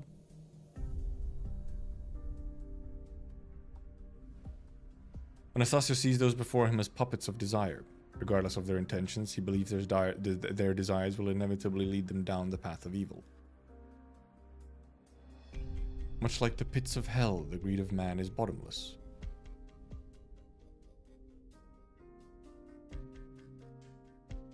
Are you an idiot? What do you think happened to Silver? Church conspiracies are above my pay grade. Best I can do is play the fool. There's no conspiracy, Russ. Silver's dead. Anastasio killed him. He's no schemer, but a complete lunatic. Now there's no one to keep him in check. Got a better idea? You know how the others see you. Your word as the leader isn't even worth a hot meal. Not that you're even cooking anymore. I can only defend you for so long, Javier. Fine. Let's board those ships. No, yeah, Anastasia absolutely is just gonna, like, Ah, you are sinning and not atoning, so die. Ugh, so bright. It hurts everywhere. You awake? Had a bit of fever last night, but it's gone down. Have some water. You did as well, Teach. Pasquala sits up and takes the bottle Teach offers her. The bionic sea dragon is hard at work across the deck, carrying a wooden plank while flapping its wings. Juana stands at the bow, gazing into the distance. Behind her, Elysium twists his whole body as he strains to turn the heavy helm wheel, like some strange exercise routine. By the way, how fucked up is it? This is the word. No difference in typing or anything, but it's bow if it's the weapon, and bow if it's the ship thing.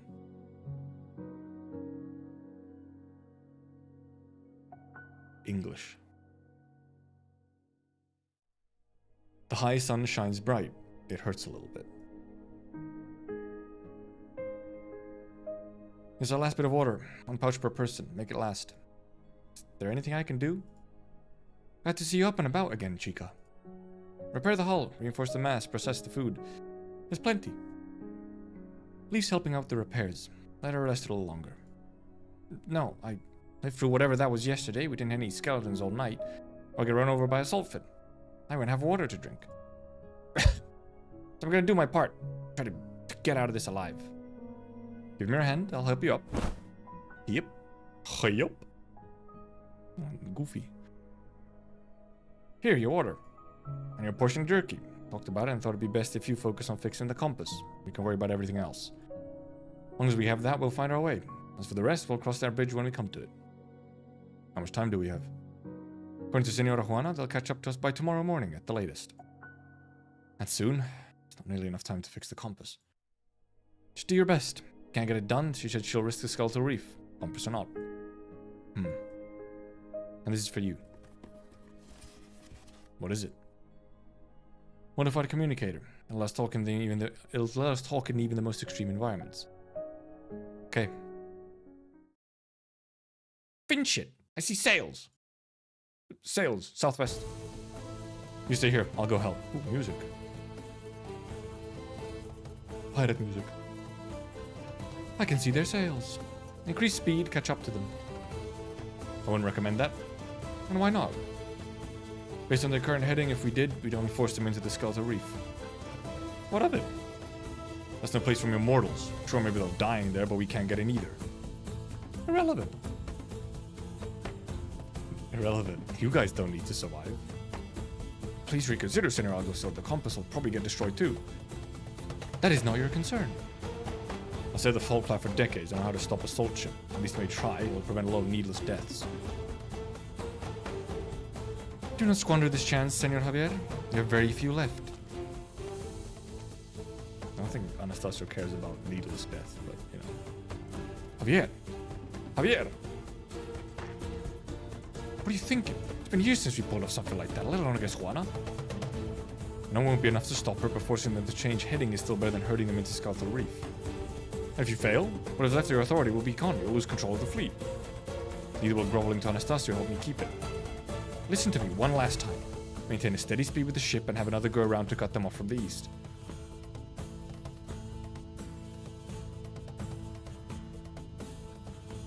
Are they down a ship? Did it hit a sulfur or something? No one thought by me would make a mistake like that on flat land, no less. Eyes sharp, every last one of those salt ships is faster than this antique. They could easily cut us off before we make it into the Skeletal Reef. What happens if they do? We're at a disadvantage in both numbers and equipment. We wouldn't stand a chance. Then we won't let them. The ship tailing us is going too slow and not even raising its flag. They want us to let our guard down so another can go around in front of us. Really think I would hesitate to sail into Skeletal Reef at this point, Javier? Full sails ahead. Set course for the Skeletal Reef. Maximum speed. They're accelerating, Senor Alguacil. Far from the scenario you envisioned, Senor Javier. Raise the flag. Hail the other ship. Tell them to go full sail. And what of us? The Reefler. I will take the helm. Senora, why are you returning? This is inviting them to open fire. If they do, they'll have to slow down to find an angle for their cannons. That's our chance to lose them. Bait. Gunners at the ready. Sailors heave heavy balls made from salt and fin dung into the cannons. Oh, that's what they're made out of? Okay. Fire. They have actually cannon sound. Once again, Juana dances with her helm, the rudder carved through the salt flat as if slicing its flesh, while the massive ship tilts and glides across the salt desert at an impossible angle. Salt cannonballs whistle past, landing only meters from La Conquista and spraying salt everywhere. The sails push the ancient ship towards the heart of the flat, where few have tread.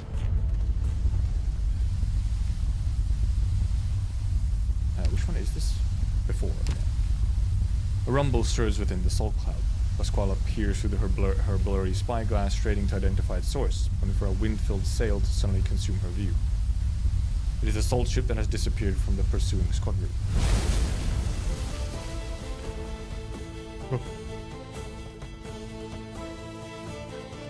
Pasquale puts down her spyglass with a jolt as the salt ship, trailing a billowing cloud of salt, just barrels straight toward them. It's gonna hit us! Evasive maneuvers, evasive maneuvers! No, that's what they want, for us to slow down or turn. Mainsails of that ship are at the bow. It's not designed for ramming. Let them try. If they do, they'll never catch us again. Forward. She knows, dude, she's so good. The sound of canvas straining in the wind fills everyone's ears as La Conquista charges on, evading the salt ship's interception. For the first time in decades, it rides proudly at the head of the fleet again. You're out of your mind, Juana. You should have known that the moment you mutinied. Catch them. Javier! Fine, I'll take command. Full sail ahead. Javier stops giving orders. He knows no one will listen anymore. He passes through the crowd and climbs the ship's bow. He sees the towering skeletons just ahead of La Conquista. Skeletal reef, a labyrinth of bones, the pulsing heart of the salt flat, a realm of death where no mortal dares tread. Yet, La Conquista sails towards its valleys, dauntlessly, recklessly. Her bowls, massive. Despite the constant bumps and jolts, Isidro's eyes remain fixed on the corazonics floating at the center of the transmutation table. Layers of arch energy fields have separated it. The insides glow with a metallic gleam. Even the slightest motion is reflected upon its surface through the needle of the probe. Rusted alloy has been successfully isolated. Newly added alloy has been successfully integrated. Now for the last step, fetch a new ruthenium circuit inside the corazonics. Can't afford to make a single mistake. No time to test the effects of the circuit. Only have one chance. Steady. Steady. Not very steady. Another jolt sends the dismantled compass components on the table spilling onto the ground. With one hand holding the probe, Isidro draws his sword with the other and stabs the cabin wall with it to steady himself. El dominio del mar. Pirates can fight in the wind and waves with this technique, then I could use it to steady myself amidst this turbulence. With each tilt of the ship, Isidro counters with a thrust of his sword. Soon the cabin is in chaos. A pot covers one of his feet, while a piece of canvas wraps around his leg. Now you can ask a little question, so I'm busy reading right now. He pays no heed to them. The only thing he sees is the trail of liquid ruthenium drawn by the needle of his probe. Almost there. Sweat runs down his cheeks and into his mouth. He feels control slipping from the hand holding the probe as his strained muscles verge on spasming. I did it! I did it! Now all that's left is to insert the shaped corazonics back into the shell of the compass. Ugh. Isidro forces his eyelids open through the blood and salt. He sees the arts field beginning to go out of control into some kind of powerful arts interference. His probe lies on the other side of the cabin, the needle broken in several pieces, and components of the compass are nowhere to be seen, except for the outer shell.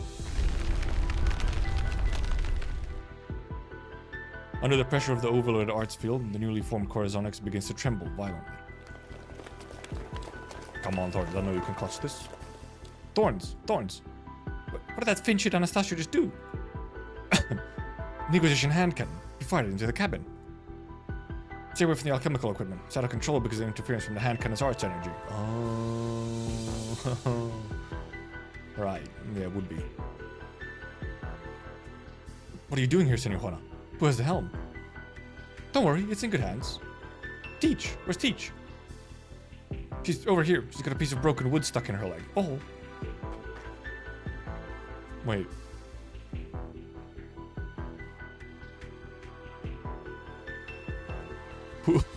Who has the helm? Who has the helm? They're all down here. Nene?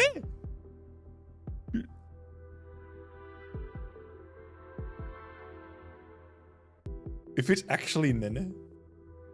No, Weedy just talked. Weedy just talked. They're all down here. Weedy just talked.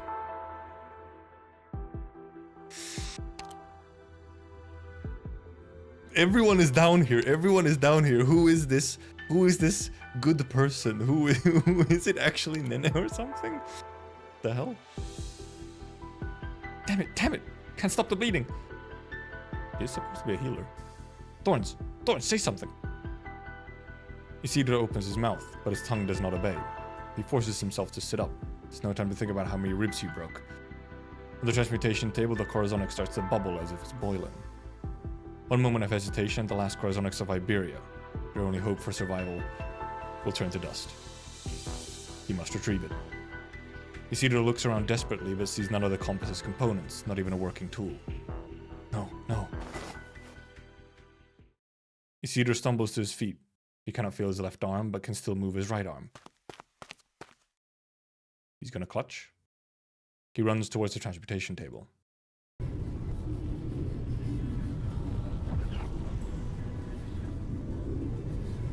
The resistance from the arts field is much stronger than expected.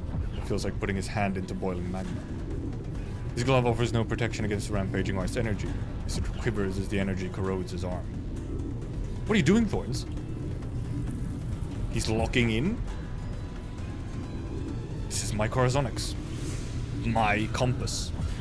Compass? The Corazonics dances in his palm as though it has gained life. It flows through every gash and hole the art's energy left upon his arm. Isidro has gazed upon this substance so many times, taking connection with it. It's the PV music. But now, in this very moment, he understands that it has become one with his flesh. Ugh. He locked in. Okay, I knew he was gonna do something like that. I was like, all of his tools are gone. He's gotta do something.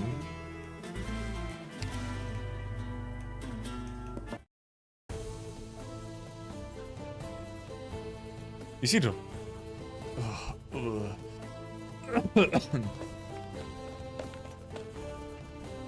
All hands on deck. I'll take the helm. Pasquale and Weedy take care of Teach.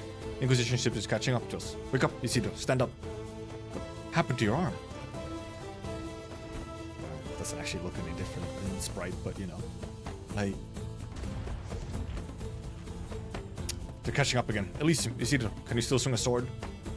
Mine broke, but I can pummel them with my flag. Who would use a flag as a weapon on the battlefield? He says it! He said the thing! They really had to get it in there. I can't believe it was a reference to this event all along. Isidro grabs his right arm. The searing pain has not yet subsided. My left hand is all I need. Good. Look out! They're loading! The wind carries the cries from the salt ship behind them. Fire.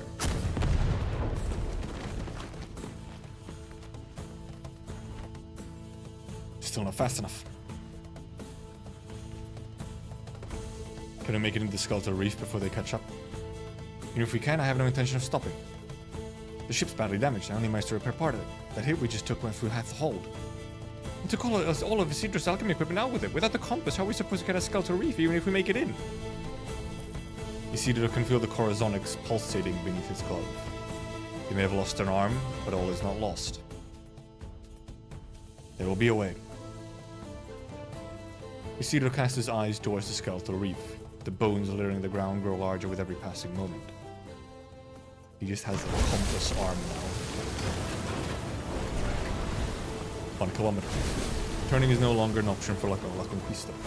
Juana grabs the helm wheel with such strength that the wood creaks under the pressure. Loud almost. She leans forward, eyes fixed dead ahead on the terrifying skeletal reef, as though it is her prey. 500 meters. A sharp grain of salt brushes past her cheek, leaving a mark. The squala squints into the wind and salt, but can only barely see the massive sails approaching from behind. 100 meters. Microorganisms have dyed the bleached bones crimson. This land had never seen such vivid colors even before the sea came. 50 meters. Steam gushes through the holes in the bones, powerful and dense. Goodness, sound effects. And their end is a crimson mist, the color of blood, spraying into the wind. 10 meters. All breaths are held.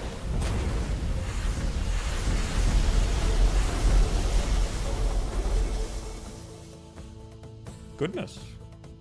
La Conquista roars into the valley. Dozens of steam pillars blast out from the skeletons lining the sides of the canyon, filling the space that is occupied mere moments ago. They tear through the sails like paper. A salt ship following in hot pursuit, a monstrosity dozens of meters in length, is torn to pieces as though a toy.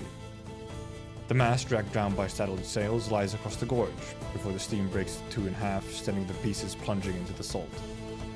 Scraps of wood and bone fly into the air, forming a sharp, deadly red. Countdowns like this. I think they've been doing them more recently. They don't call him the Lodestar, but yeah. Also, there is a funny idea where he just like now has just like an arm that's like, oh shit, oh, north is over there. Oh shit.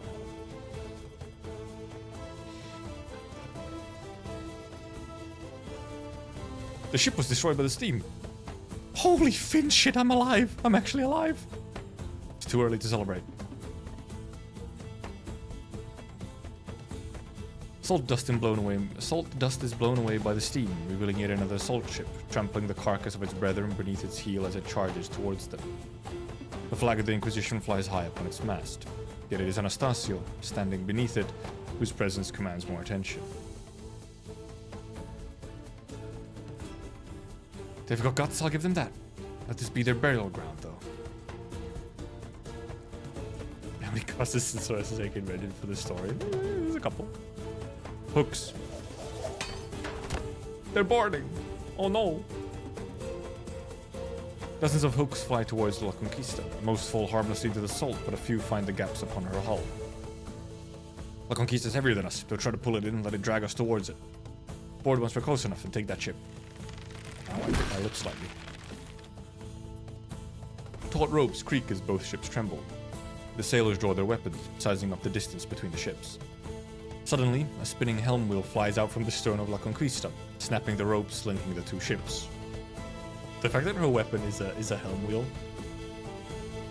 Also, it's no longer Lungman profanity. Now they actually just like have words. I mean, a bunch of them are just, you know, English swears with some extra on them. The sharper-eyed sailors recognize it immediately. It's Juana. At that terrified cry, a figure in black leaps from La Conquista and lands on the salt ship. Have you already forgotten everything I taught you? You can hook a bloody saltfin the way you're tossing those. She wants to take our helm wheel. Stop her. They don't stand a chance, and this woman is still injured. You fight like a starving saltfin. No, worse. Hold the cutlass properly. What are you trying to do? Cut a steak? Don't kill Juana. All we need is the compass. Open your damn eyes, Javier. She's here to kill us. It's just for her. We gotta kill her for the reward. Fight all along, Javier. Here's the little pet. Well, I'm not. I want to live. I want to live good. Don't want that bounty, I'll take it.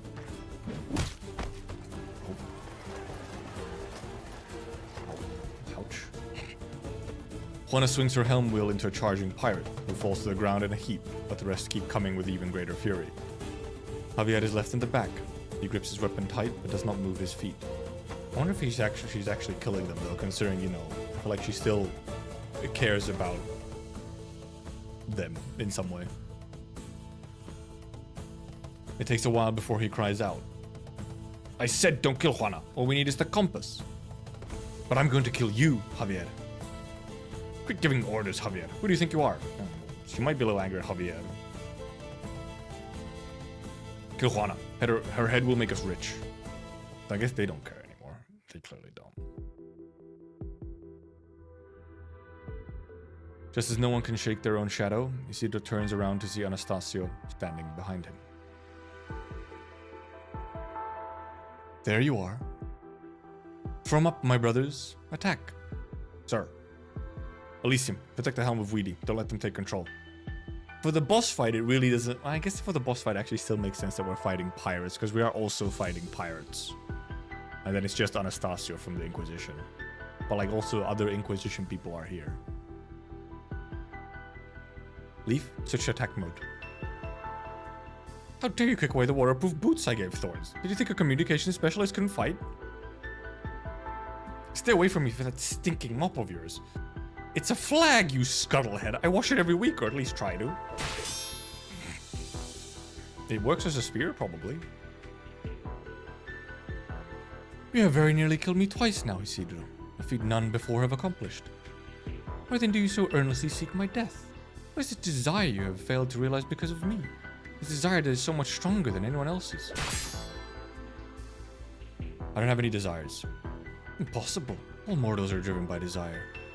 What about you? Myself, first and foremost. If you're driven by desire too, then you have no right to kill people in the name of suppressing it, even if you're with the Inquisition. Inquisition? No. Once I wished for nothing more than that priest from the Inquisition to kill me and end my sinful life. But alas, he denied his own right to judge me, to execute me, and in so doing denied my right to die. You still have that right, Isidro? The right to an easy end. I have no interest in dying. Maybe so, but you have been tainted by the strongest of all desires, no? Then you have already lost your free will. You're compelled to sin. You simply cannot stop yourself. Why do you hide your broken right arm with that glove? Those controlled by desire orders you to admit that their obsession will lead them to ruin. You cannot turn back. No one like you can. So I'll kill you to stop your... I will kill you to stop your sins. But before that, you shall first face your desire. Acknowledge it. Only by doing so can you die sober and fighting. Anastasio's sword slices through the air with a piercing shrill, targeting Isidro's right hand. Isidro twists his body at a nearly impossible angle to evade, but the blade's tip still rips through his glove. Corazonic seeps out of the tear in his glove, turning into delicate ribbons that drift towards every corner of the valley. What's going on? So that is where you have hidden the compass.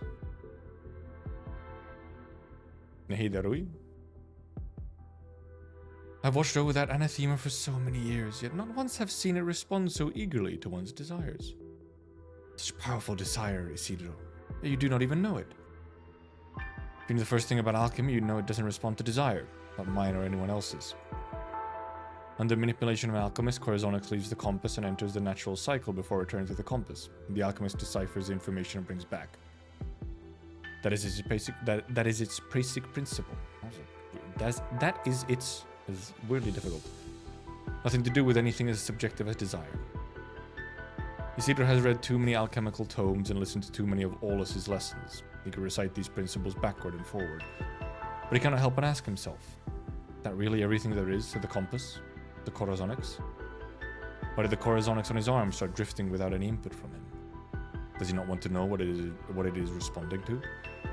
Does he not want to know what he wants? The distraction is enough for Anastasio's sword to pierce his left shoulder. Ouch. Ugh. Where's your desire, Isidro? The most powerful desire that compels you to kill me. Will you die as the puppet of that desire without even knowing what it is? Not like he's like compelled to kill him. It's more. I think it's always been in self-defense. To be like, Anastasio's a little, a little confused. Tall warrior priest. She's the same height as all of them, but sure. Found her. She's got someone on her back. Get her. Go. Run. So heavy. Put me down. Come without me. Pasquale? Pasquale, you can't run like this. They'll get us both. Drop me and run. No. What? I'm not letting go. You gave me your blanket, your water, and you put me to bed. I'm not letting go. You. How many meters of tall you think shit doesn't look that tall? We just hit something. The ship's drifting. I can't keep it on course. Out of the way. Let me handle it. Just in the liquid nitrogen cannon, but I may not get the output exactly right, so keep your hand on the wheel. Really is liquid nitrogen, by the way. Now that I think about it, why's it gotta be liquid nitrogen? You got it. Where's she getting it from? She just carries it around. I mean, I think that's what she's carrying. It's just a big container of liquid nitrogen. Bone swords rattle, salt and hide armor clashes. A roaring sailor walks up to Juana. The other sailors pull their armor off and form a circle of flesh and blood. Beside the circle is Juana, and the sailor who issued the challenge. Juana is taken aback for an instant, and laughs as she understands. So you remember the tradition? How could we forget? Taught us how to challenge the leader when we were kids. But now your life is worth big money, enough to set me up for life. Come at me then. Juana swings the helm wheel with a whoosh, slams it into the man's bare chest with a sickeningly dull thud. His chest collapses, and he falls onto the deck without so much as a gurgle and wheeze. But the others step over his blood, crying in fury as they rush towards Juana with weapons in hand.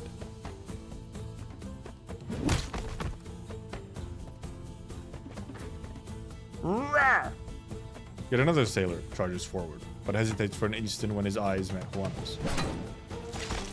Juana is just...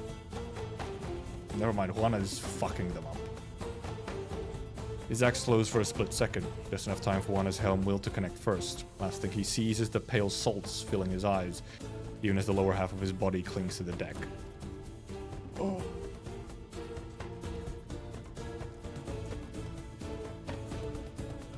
8.5. This is no place to be getting cold feet. We can't get the visuals for this because of, like, censorship reasons, but some of the descriptions? Yikes. A moment of hesitation is the difference between life and death. Ah, I see you've played Sekiro. Shadows die twice. Who's next? Another sailor steps up through the pool of blood, cutlass in hand. She seems a little thinner and frailer than the others. Oh, if it isn't little Lomi. Hi boss, it's me. What do you plan to do with the reward money? Got a daughter. It's all hers. Good, then come and claim what is hers. The frail sailor gulps and swings her cutlass at Juana, who lands a blow first with a backhand swing. One of her arms hits the ground, unleashing a spray of blood. Her other arm, however, continues clutching her cutlass. Come, raise your weapon. We're not done yet. Also, she's using a helm for this. It's just brute force, I guess. I don't know. Once again, she musters the courage to charge at Juana, but the heavy helm wheel finds her forehead faster. Suddenly, the frail sailor is pushed aside, or no? Stop. I'll do it. Thought you didn't want us to kill her. No, I'm your leader. At this point, that's what you want is what I want. As your leader, I'm supposed to protect you and watch you walk to your deaths one by one. Javier draws his weapon and wades into the blood. Your move, Juana. Man, shit fell apart for the pirates, man. I was just gonna say, like, she was so passionate about, like, these crewmates are her family. She wants the best for them at all times. Everything she does is genuinely for them. Wow, things have taken a turn.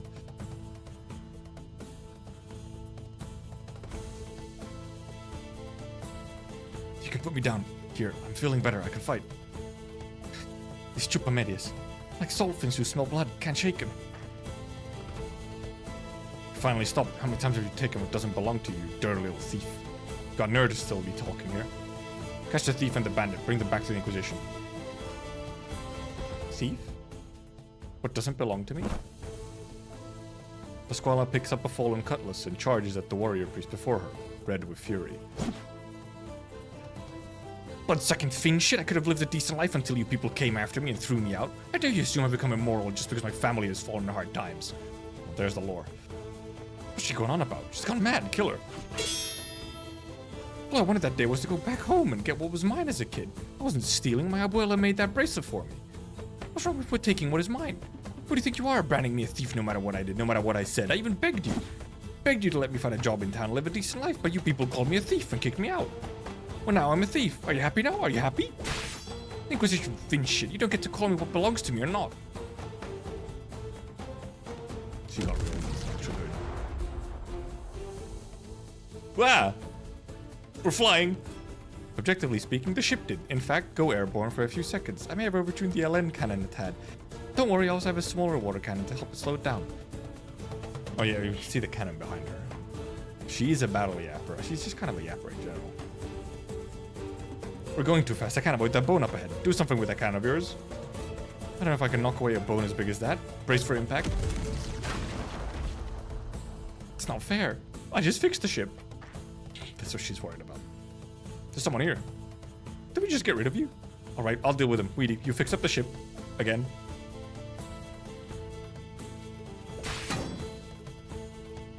Javier's blade meets the helm wheel with a dull clang that echoes through the valley. He feels his arms going numb. Okay, EP7 after you. This is a long one. Hesitantly, he strings a few words together in the gaps between attacks. Juana, what do you think you're doing? Killing traitors. No, Juana. If all you wanted was to kill us, you could have done so easily. Why hold the tradition? Trying to tell us to affirm our decision by facing you with courage? Am I wrong? Am I wrong? Juana. Javier, you realize that? Why you're still holding back?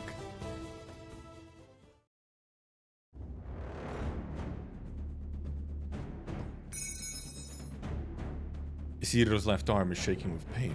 His sword has already left his hand. Under Anastasio's incessant interrogation, he finds himself overcome by an even sharper pain. The dispersed Corazonix once again converges upon him, having drifted amidst the salt and steam. You asked what I want. I want Juana to sail upon the seas that she's longed for all these years. I want Pasquale to go to bed with a full stomach, not wake up in the middle of the night from hunger. I want Weedy to go back safely to her research, and for Elysium to make it on time to that concert he's been looking forward to. And all I see is how you people tear each other apart as you hasten to your own demise. Who, precisely, did this tragedy begin with? Juana, she who has forgotten the pain of the profound silence. She who is determined to ride to her doom, seeking thrills that live on only in her memory. It was her desire that dragged Pasquale into the abyss. The girl who wanted nothing more than food on the table was made to steal the Inquisition's forbidden relic, blinded by greed and promises of riches. And then the rest of your fellows. When you say you wish their lives to return to normalcy, you get any thought as to why they fell to abnormality? Because of you, Isidro. Juana's desire infected you, and you in turn have infected more innocents. I know. People are affected by one another. There's nothing wrong with that. Everyone I met at Aron kept their head down with their windows shut. No one spoke a word to each other, unless it was absolutely necessary. Maybe it's the teachings of the Inquisition, and with the trauma of the Great Calamity that's never faded from their hearts. I couldn't say. What I can say, though, is that no one should have to live like that. Oh, the sword was in his shoulder the whole time. Anastasio pulls his sword out of Isidro's shoulder. Having the red glow of the steam, the Corazonix returns to its place inside Isidro's glove, and once again flows upon his arm. For an instant, you can feel the gushing heat of the entire skeletal reef converged upon his right arm. Go on, Isidro. You have finally decided to expose your true nature, then I shall hear your confession. Because of my mentor for a very long time, I thought the ultimate end of human interaction was consumption and assimilation, just like the Seaborn. Thought it would be consumed by others just as I consumed them. There would always be people compelled by someone else's desires, held hostage by someone else's decisions, ultimately losing sight of their own selves. He's going on some philosophy. In the years before I joined Rose Island, I did my most to avoid something like that happening, like what happened to the people of Aron. But now I understand that the self I had tried so hard to protect was empty. There was nothing there. Even after I learned some money, I lived exactly as I had as a vagabond. Wore the same clothes, ate the same food, stayed in the same places, did the same things. Didn't know what I wanted. Maybe I didn't want anything. Is it not happiness to live as an empty canvas? Is that not true freedom? Unlike your current self, the one forced to drag but more innocent souls into the abyss as you have done? Juana gave me a chance to leave. I chose to stay. Neither of us regrets our decisions. So if I indeed dragged Elysium and Weedy into this, then I should give them a chance to leave or stay. If you want to kill them, then I should have to kill you first.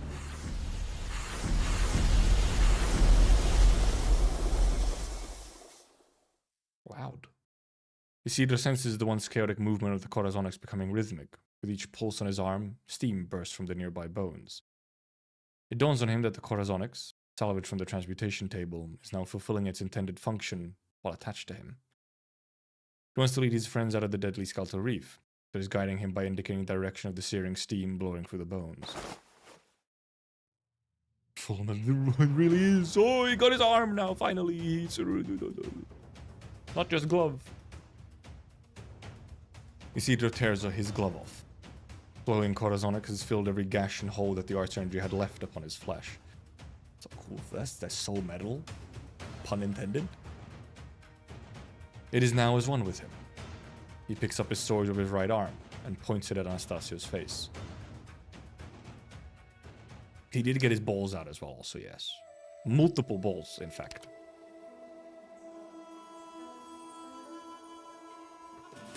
It's very much Mercury coded. He's beginning to load his stars.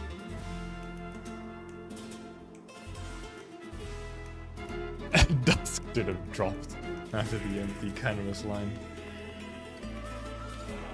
Should have been like, oh, would you like me to paint it for you? Let me clean my glasses a little.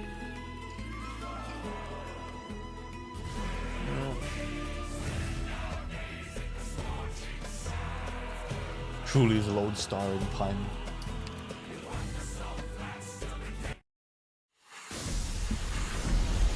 Man, he did kind of essentially get a shonen protagonist power up, right? Where he gets like a special, fancy like alchemical device now embedded into his arm. Very shonen like power up. He lost his arm. Well, I mean, he gained a new arm. Like, the arm is still kind of there. It's essentially just, you know, he lost his arm, but he also gained an arm at the same time, you know. Whoa, I really didn't. Actually took them out. Need any help, Weedy? No, I'm down here too. As long as you don't crash the ship again. Sure thing. I don't think I can ever ride a roller coaster again. He really does have a way to quip still. Wait, Elysium. Where did all that blood come from? Did those bone fragments hit you? Blood? It's fine. Happy to take one for a friend. If Thorns knows what he wants, what can I do but to support him?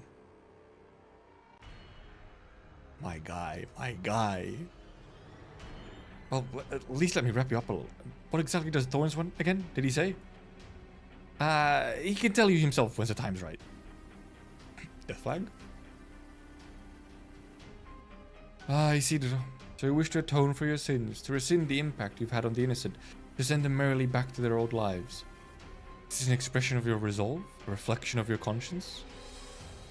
When they realize the end is near, many sinners turn to sobbing appeals for the friends whom they have implicated.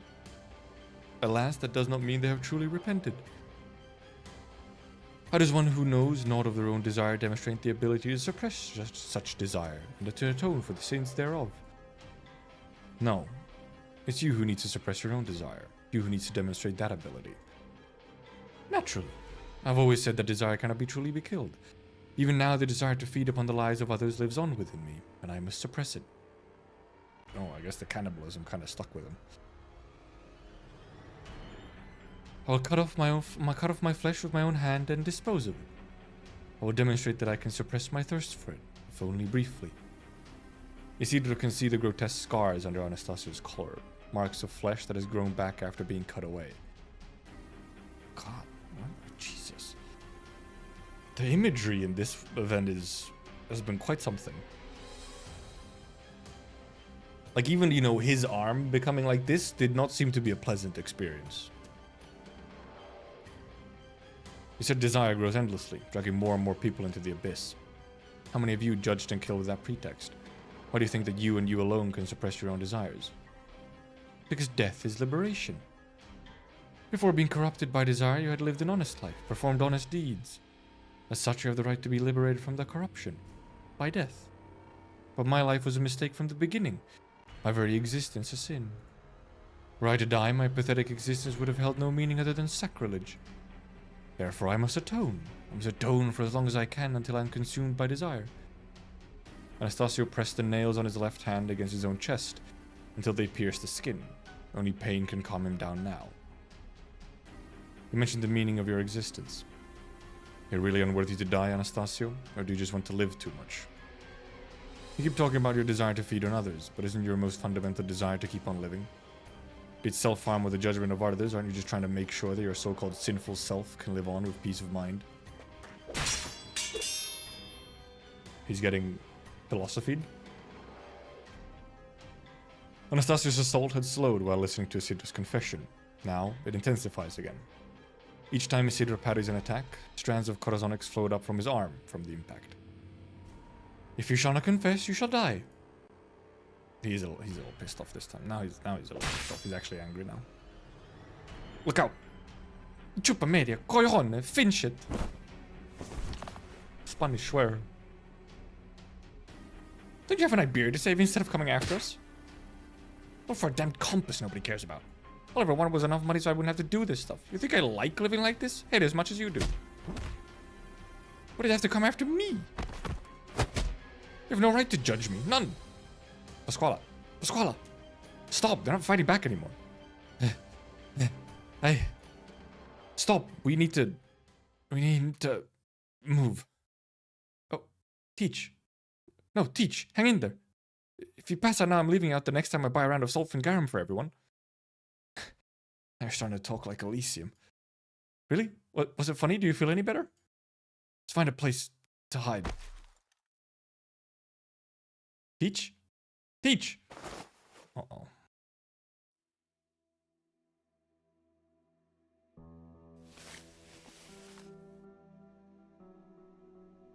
Pasquale frantically digs through her pockets. She has many pockets. Very little in them belongs to her. Most was stolen. Finally, she finds a few herbs. She chews them into small pieces, then puts them into Teach's mouth with a trembling hand. The last thing Teach did before she passed out was protect Pasquale's head with her arms. Pasquale presses her cheeks against Teach's arm, trying to feel her body temperature.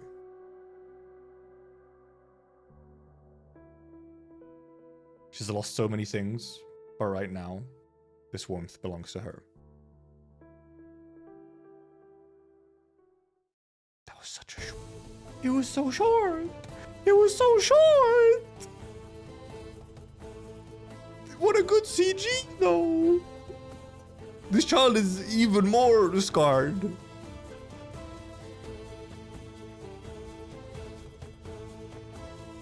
This is the last time we'll cross blades, Juana. Only one of us is leaving her alive. I'm their leader. If you're angry at their betrayal, take it out on me. And then what? If I die, let my crewmates go. Show my life that they won't have a new leader. That they'll live their new lives however they want. Javier. Nice sound. Juana responds with an even more ferocious flurry. The helm wheel brushes across Javier's back. He grits his teeth and swings his blade. It finds Juana's forearm, cutting almost to the bone. If I kill you, I'll take your head and earn the bounty. Share the money with everyone, so they'll all live better lives.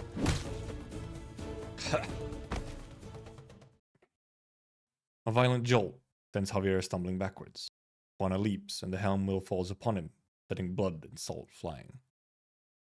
Javier swings his fist wildly at Juana, his weapon broken.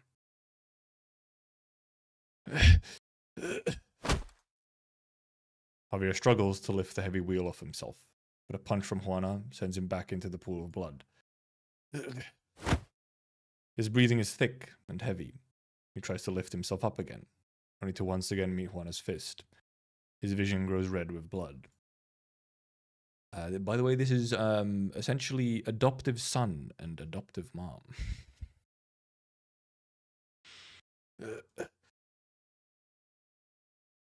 There's no strength left in him.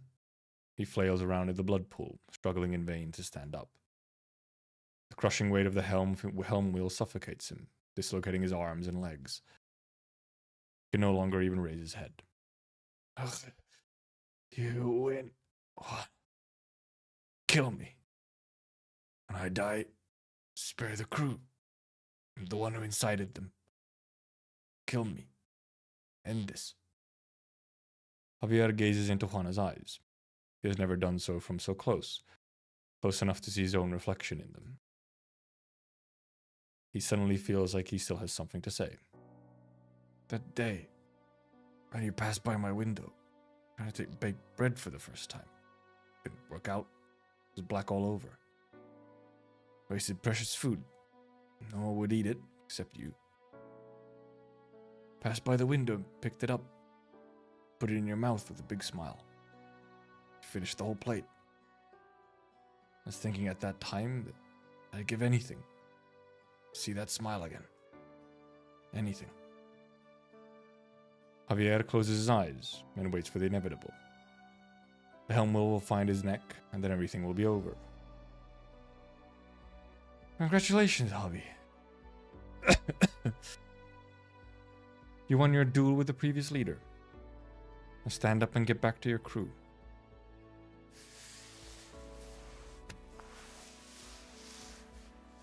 Javier musters the last bit of strength he has, trying to stand. The floor is wet and sticky with blood. It's all he can do to crawl forward, little by little. That doesn't really seem like you won. Then the sailors come one after another, lifting their new leader from the blood, the one who fought with them to the bitter end.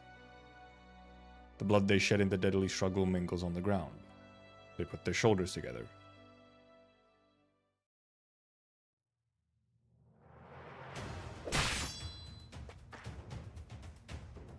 He might be disabled for life. I think he's not going to recover fully from that. The corazonics on Isidro's right arm pulses. He swings his swords behind him and dodges towards the right. Anastasio follows closely, his blade pointed at Isidro's throat. Isidro knew that the boiling steam would gush out from a hole in the ship, stopping Anastasio's pursuit. Isidro takes his stance again. He sees how Anastasio's sword-holding hand is scalded by the steam, but it doesn't tremble in the slightest. The burns do not faze Anastasio. He thirsts for pain. Freak. A real masochist. Isidro thrusts into the steam. Anastasio's sword falls from his hand with a clang, but his hand cannon is now pressed upon Isidro's brow. He does have a gun. Anastasio's silent. He won't say another word until he has pulled the trigger. Isidro is forced back to the edge of the ship, nothing behind him but empty air. Once you were just a pitiful child struggling to survive. And now you've become a killer who's drowned his hands in blood on your so-called path of atonement. You're the only one who deserves death here. Isidro leaps. He looks so cool though. The sound of the hand cannon shot echoes through the hollow bones of the valley. Isidro sees Anastasio put the hand cannon back on his belt, and close his eyes as though he had just been born again. Isidro turns his head. The bottomless pit is right below him. Heat gushing within the bones resonates with the corazonics in his arm. He knows the steam is about to swallow him. At the end, he looks towards the sky. Across the towering bones, through the heat wave of the steam, he can see clouds and sky, just like the azure ocean and white waves from the stories. The ocean he had wanted to see with his own eyes. Isidro falls towards the steam vent.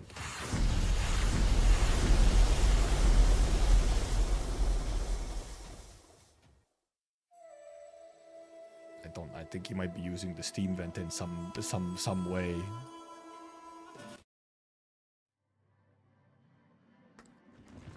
No, we're back here. I found them over there. They're here. Raise your shields, form up, don't let her get away. All this just for little old me.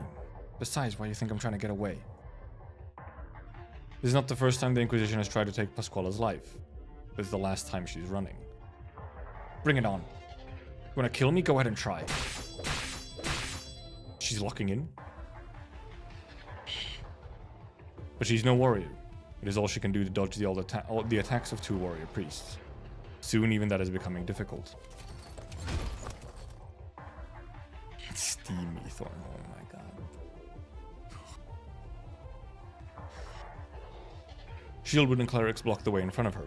Behind her is Teach, too weak to even stand. Oh, she's not dead yet?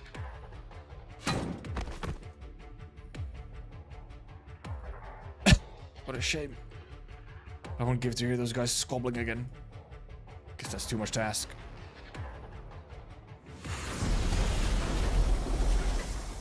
Hold on, hold on. Have you seen Thorns? He was fighting Anastasia just a moment ago. It's just Anastasia over there now. Stop, Elysium. You can't steer and use high-powered arts at the same time. Elysium. I have to find him. Sure, he's moved through way more lab explosions than he had any right to, but he's still flesh and blood. Even Saltflings have to avoid those steam jets. We have to find him. At long last, you have ended his suffering and brought salvation to the souls of those he tried to drag into the abyss along with him. He was like praying to himself or something.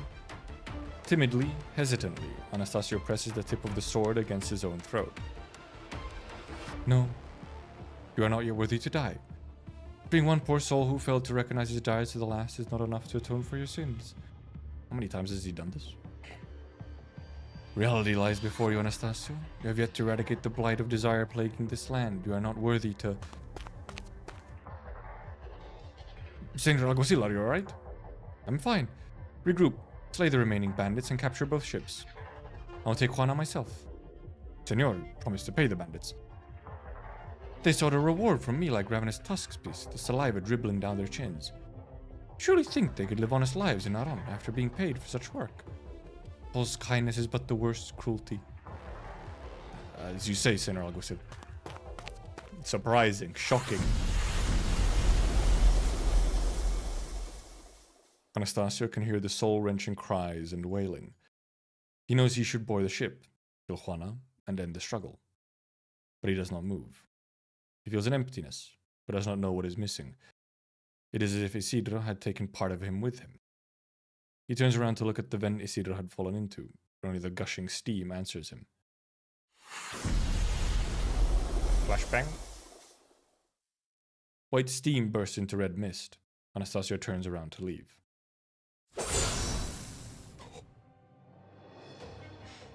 He's farming so much this event. Also, every damn CG, 70% of the CGs have been in like the last 2 story bits.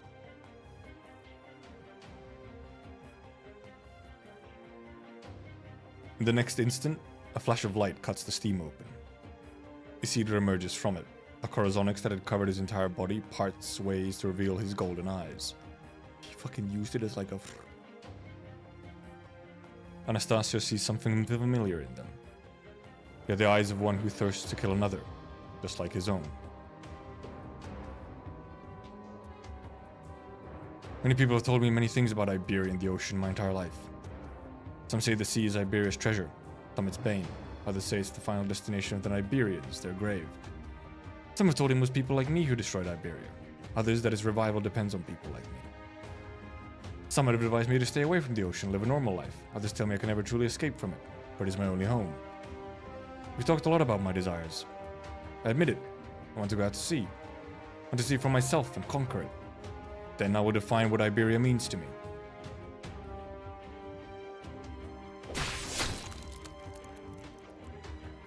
The name of the boss fight is not after Anastasio.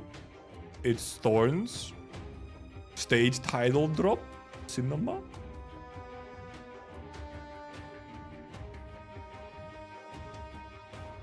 As he says these words, you see the sword finds Anastasio's neck.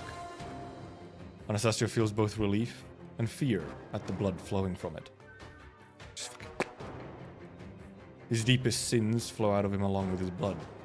He is pure again. Yet he frantically tries to stop the bleeding.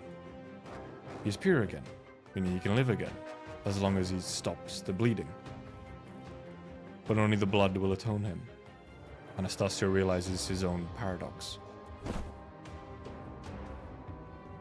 He stops his motion and falls from the ship and into the gap between the bones. I want to go out to sea. I will go out to sea. No one can stop me. He came, he defined, and he conquered?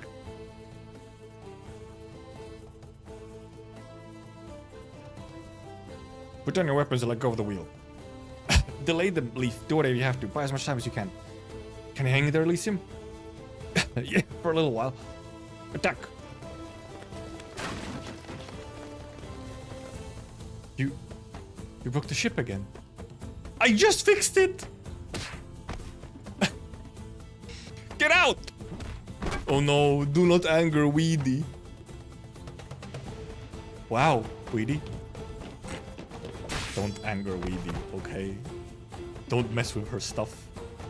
He has even more stuff on his arm now. Look at the little effect. Thorns, you're okay. Dios mío, I can't believe it. I can see you again. Don't ever do that again. Did you break your arms? Legs? Strange. Everything seems fine. Is your head screwed on straight? Well, I guess it was never really screwed on straight to begin with. How in terror are we and I supposed to write our post-action reports? Whatever. Just take this bottle of seasickness medicine. More stuff? How much have you given me on this trip? Besides, isn't it a little late for this? Oh, this was different. It's extra strong. Come in handy. What does he mean by this? Throw the old one overboard. The little one fidgets, tie her up. No, save them. We need to learn how she stole the compass right from under our noses. Whether she had someone on the inside working with her. Don't move, I'll bandage your wounds now. Juana! Juana! No one step forward. You bastards. The leader promised a reward. Why are you attacking us? He can speak. He should be like almost dead. It is also the alguacil who has sentenced you to death. Vete la mierda. Everything you people say is Finn shit. Surprise. The leader is dead. Everyone saw him fall from the ship. He can still carry out his will. I do wonder. I wonder if that motherfucker is actually still alive. He has a habit of, you know, supposed to die. Happens off screen. How? Surrender and we all go back to town in one piece. Don't and we all die here. We just want to live normal lives. Would you rather die than trust us? Fine then, just try us. The surviving pirates raise their swords with their leader's cry. Not one warrior priest dares step forward. I mean, how the fuck would they get? They can't get to move the ships out of there. Out of the way, Jovenes. I'll have the helm. Said I would take you all out of this reef. Nope, I'll do it. You're hurt. Besides, I have the compass. You do? My arm is the compass. I'll explain later. Basically, I can predict when and where each and every jet of steam is going to gush out. We'll make it. Excelente. Then we sail. He is a little known for not dying, so I feel like he might not be gone. Where are you going, Senora Juana? Cambrai will let Javier and the others die here.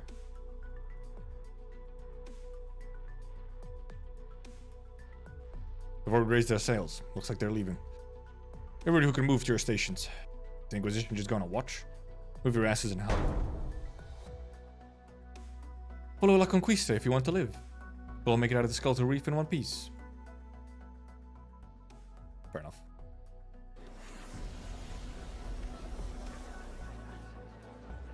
Those on the salt ship breathe a sigh of relief when the last jet of stream can no longer reach them. Some sit on the deck, some lie down, all exhausted. Finally able to relax, Juana starts stomping around the deck. Finding a spot that sounds hollow, she picks up a cutlass and pries open the planks, revealing a crate of rum. Hell yeah.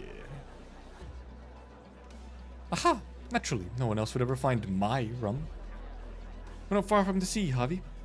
It'll be hard for the salt ship to turn back if it goes any further. Get some rest here. Isidro and I will draw a map of the reef's steam vents so you can sail your way back. One moment. What is it? Don't want to force anyone into a life they don't want. If anyone wants to go with you, I won't stop them. Whoever wants to go out with the sea with Senor Juana, this is your last chance. You do get aboard La Conquista. The rest are coming back to town with me. Going out to sea? Still thinking about that? No supplies and a skeleton crew? What about food and water? Deals for repairs, medicine, weapons. It's local. Why even bother at this point? She's out of her mind, sailing to the deaths. Are you going out to sea? Now? Javier, like I said, it's your choice. I won't say anything. Don't want to live a life I don't want. I won't force you to either.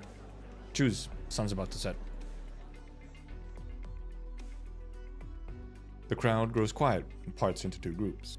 A few follow Juana towards the edge of the deck, but turn around quickly. Hey, hermano.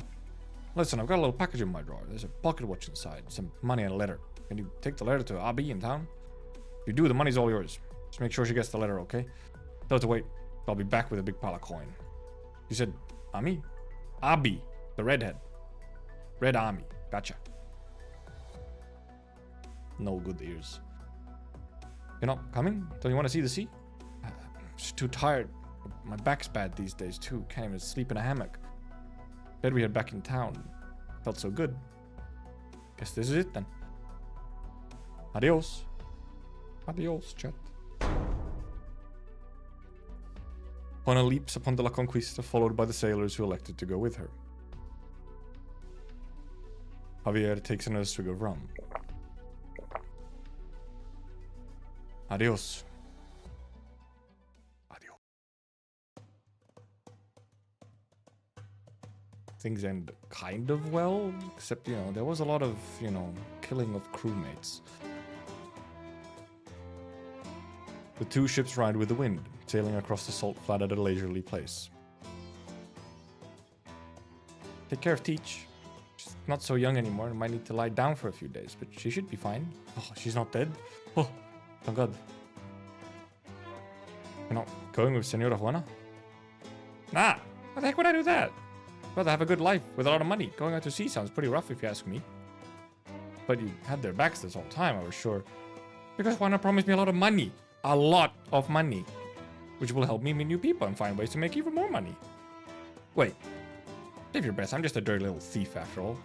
Won't change my mind with a few words. Okay, good luck. Hope you find what you want and live a good life.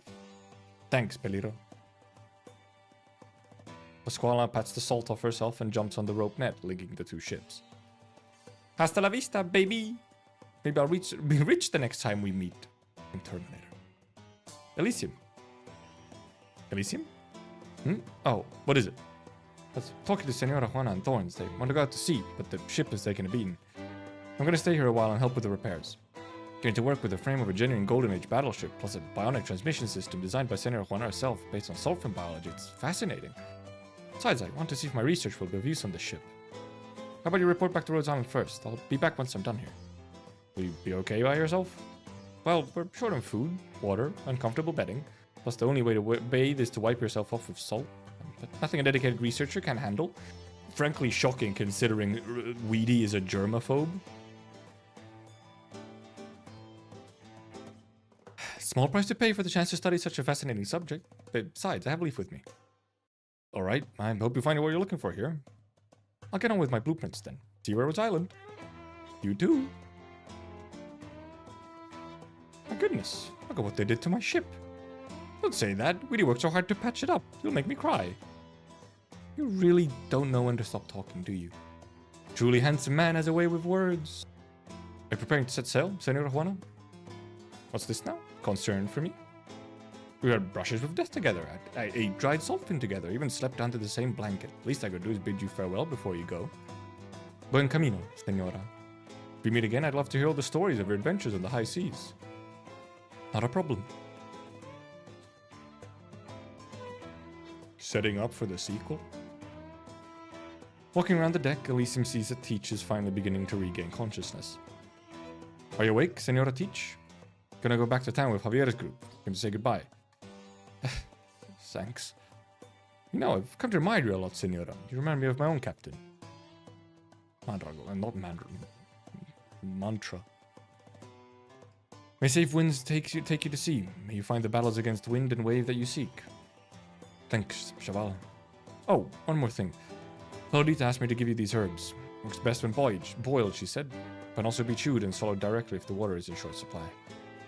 Gracias. Well, then how does roll salt end up at Rhodes anyway? Elysium continues to stride the deck until he has no more goodbyes left to say. He walks up to the rope net linking the two ships and sees a figure standing at the bow of La Conquista. His old buddy. Him. He waves at Isidra from a distance. Adios, amigo.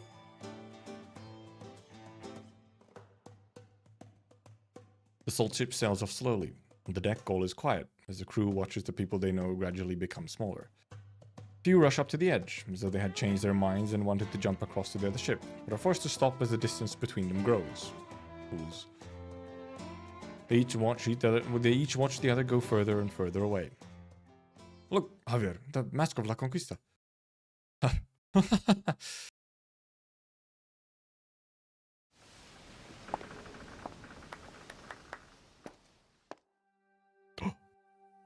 She danced. Atop the mast, Juana lifts the hems of her dress, as if stepping atop the setting sun.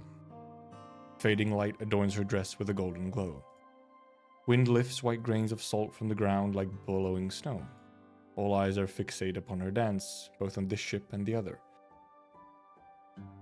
They look up in silence. The ships sail in opposite directions, with only a few eyes glancing at the sea of white salt before them, and the sunset growing closer or further. Away they go, until the figures on the other ship have become as small as grains of salt.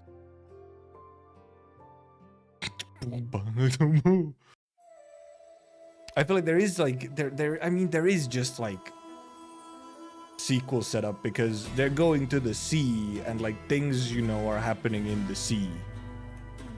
So I feel like it's very easy to sort of this group of people to join up with some other group of people on like a bigger sea storyline at some point, possibly. Adios, tierra. Those who are paralyzed by fear bid farewell to the land.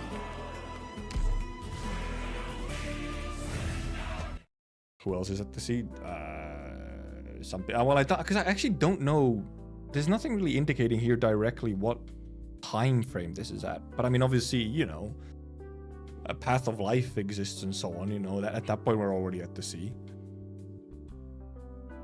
But I don't know where this is actually situated in like the time frame. So it is full of seaboard and stuff. That is like an issue. It's very true. But hey, problems. 2 weeks later.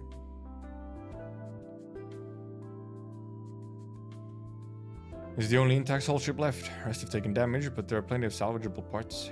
These are the blueprints, along with notes on their operations. Here's a map of the salt flat. I'll take everything. Think of the time we'll save. We can travel straight through the salt flat. Name your price. Here. Hold the balloons only. No credit. Deal. Here you go. Is this enough? Looks correct to me. Well then, I'll be going. Have a good day, senores. He didn't even hesitate. Did we ask for too little? Yeah. 1 second. Is something the matter? Javier catches up and climbs up the deck by rope.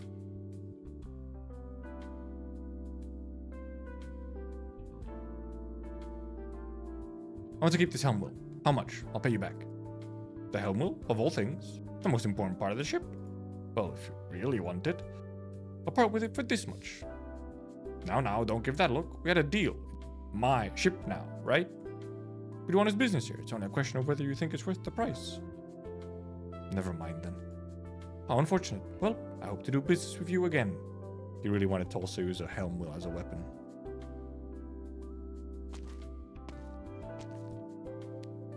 Sailors, roll call. Here's the cash from selling the salt ship. Everyone gets an equal share.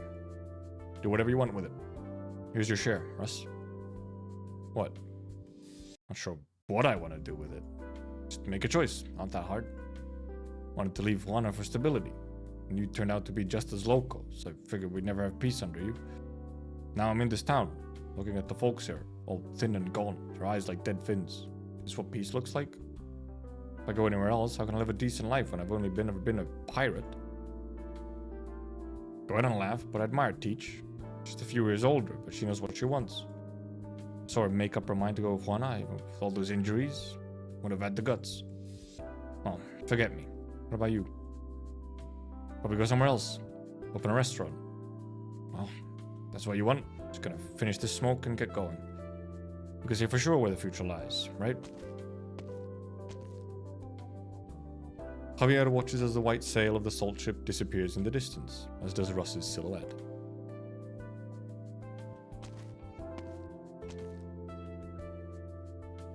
Or at least leave the salt plains. I mean, probably some of them are trying to leave now, maybe. He puts his own shirt in his pocket and walks down the road.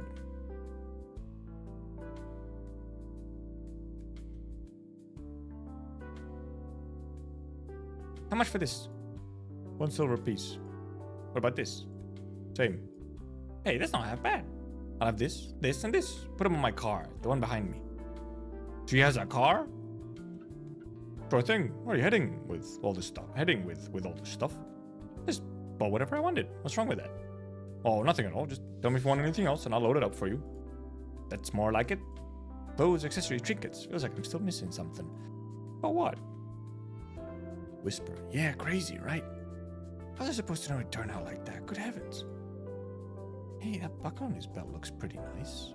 And shiny. Kleptomaniac. Is it metal or gemstone? I want it. I want it so bad. They found it on the road and decided to dig it up. Thought it might fetch a few coins. They found a buyer? Can't believe it. They haven't noticed me. It's right there. Can you believe they offered that much? Enough to set you up for life. Is that why we're hiding that way? Got it. Yeah, we'll make it big in Colombia. Make it big? Pasquale lets go. The buckle falls back onto the man's belt. What do you mean, make it big? Whoa! Were you eavesdropping? Hehe. I wouldn't have said anything if I were anyone else, but you two were pretty smart to me. Cut above the rest, you might say. Which is why I mustered the courage to speak up. Here's my fare. It's a long way to Colombia, so why don't you tell me more about it on the way? Instantly? How does she end up at Rhodes?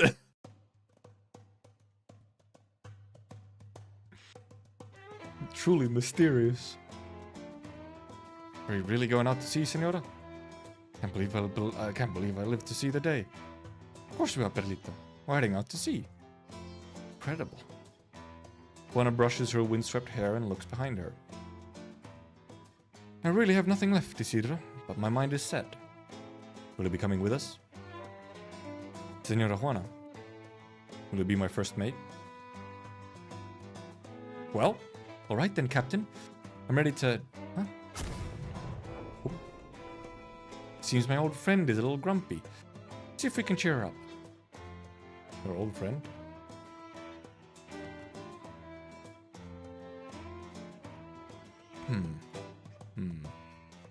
Suppose the new energy system is a bit much for a decades-old transmission core. We're already backed in our modified boat, because we'll have to fix it ourselves. What materials do we got? Isidro, what's in that bulky bag you have there? Things Elysium gave you. Not sure how helpful they'll be. Well, open it up and we'll find out.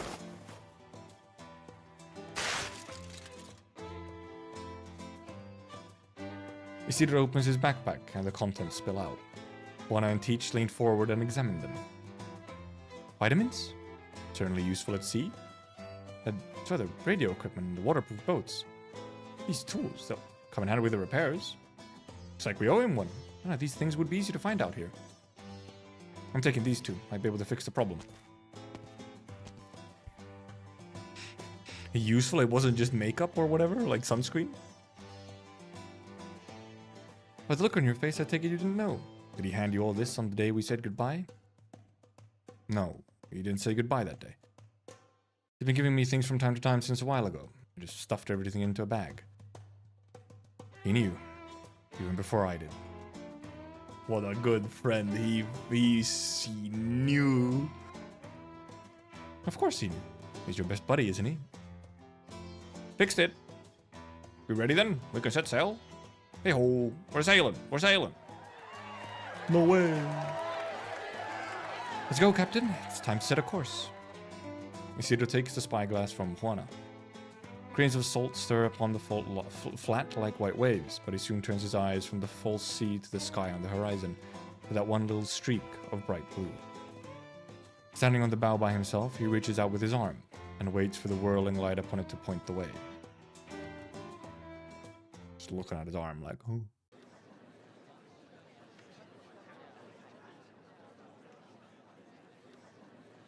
He stands on the street, putting his palms together. The last speck of stardust has disappeared and darkness takes over once again. Another flashback to small thorns.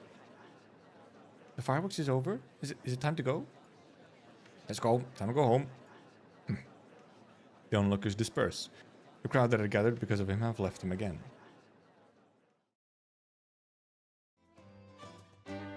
Oh. Receiving no answer from him, Juana steps forward, with Teach following behind her on the front deck. One by one, the sailors gather, trying to see what their new captain is seeing.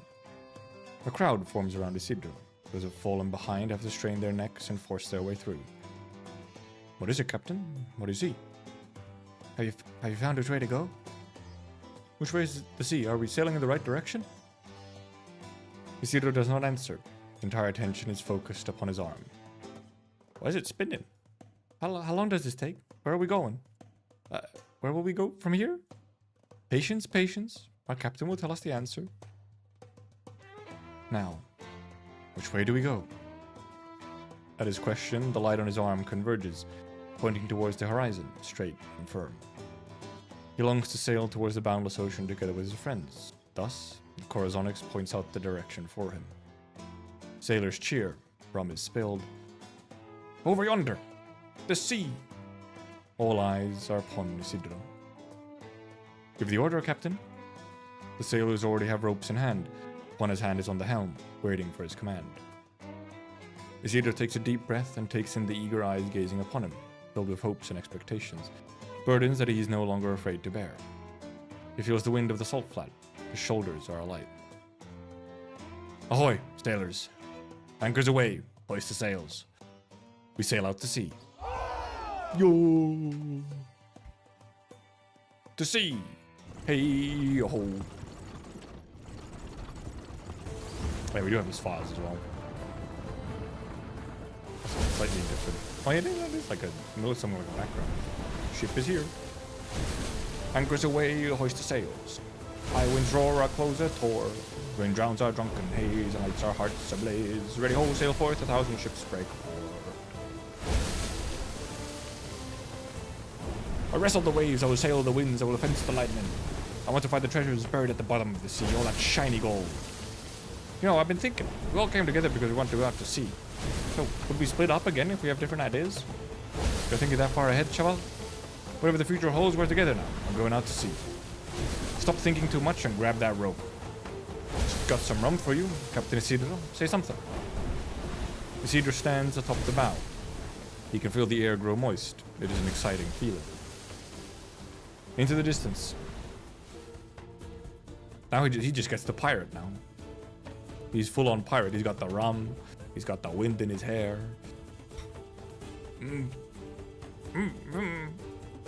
It's a familiar sound.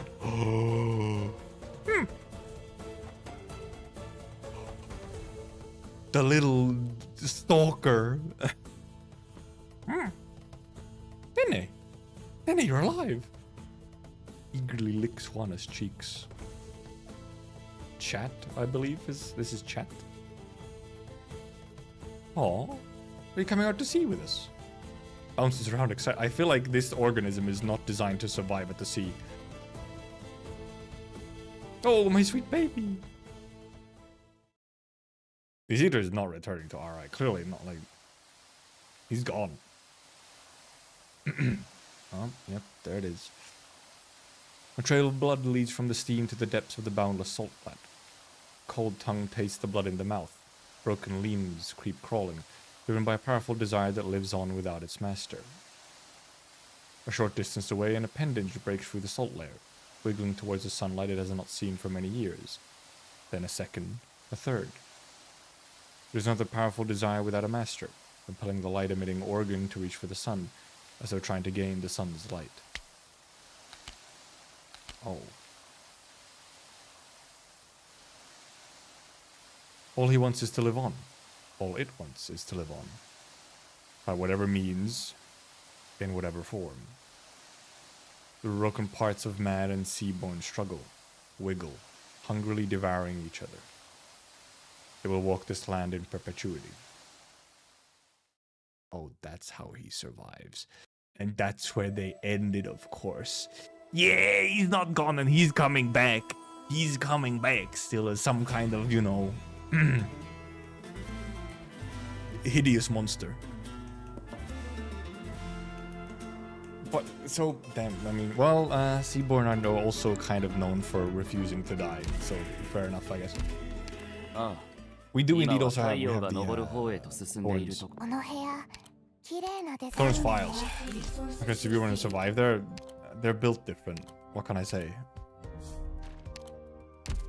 It's not like they need water to survive necessarily. The Junkler. That's the wrong thorns.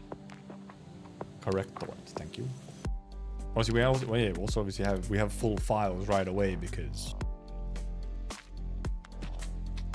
altar.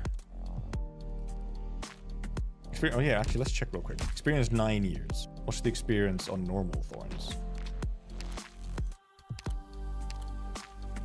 5. Okay, interesting.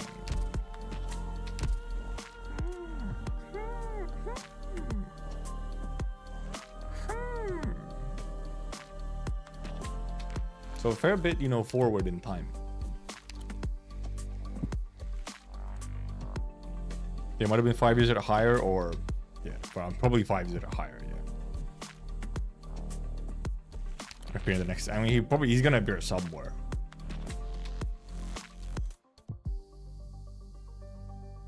Or is after Harder Surging Flame? Is that the timing of it? Right, because is this supposed to be... Right, what did they mention? Was the Elysium Vacation they mentioned Heart of Surging Flame? No, wait. Elysium Vacation isn't Surging Flame, is it? It's Ideal City, isn't it? Wasn't that his vacation? That he was supposed to go on after this? 2 separate ongoing events for Seaborn stuff, but they'll probably converge is the thing. Because also, like, his, like, lines and whatnot mention Doctor being on the ship and whatnot, so...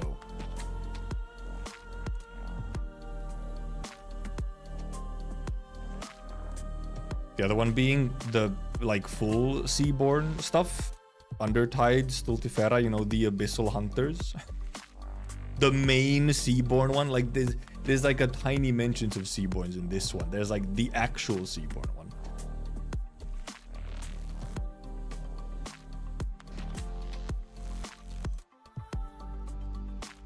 Physical strength, excellent. Standard, excellent. I know that. Yeah, exactly. Former Rhodes Island frontline combatant. Now a captain aboard an independent exploration ship, scientific vessel, finning boat, cargo hauler, pirate ship. Ah yes, all the things. As a captain of Kunadinene, he maintains a corporate partnership with Rhodes Island. We provide medical and supply services while he in turn offers us many ocean-related conveniences, as well as the means to contact the remote Iberian settlements outside the jurisdiction of the Inquisition. So yeah, at some point, obviously, you know, he does meet up with Rhodes Island in some way, but is indeed no longer an employee, but a collaborator. The Inquisition still hates us, of course it does. Oh, I guess they did name it. Yeah, Kuna de Nene. Oh yeah, because what is like Kuna de Nene? What would that translate to?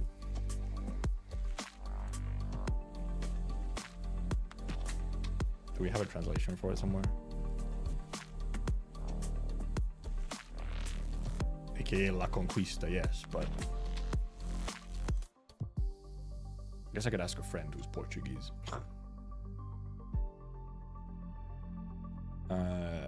Blah blah blah blah blah. This is just infection. He's not infected.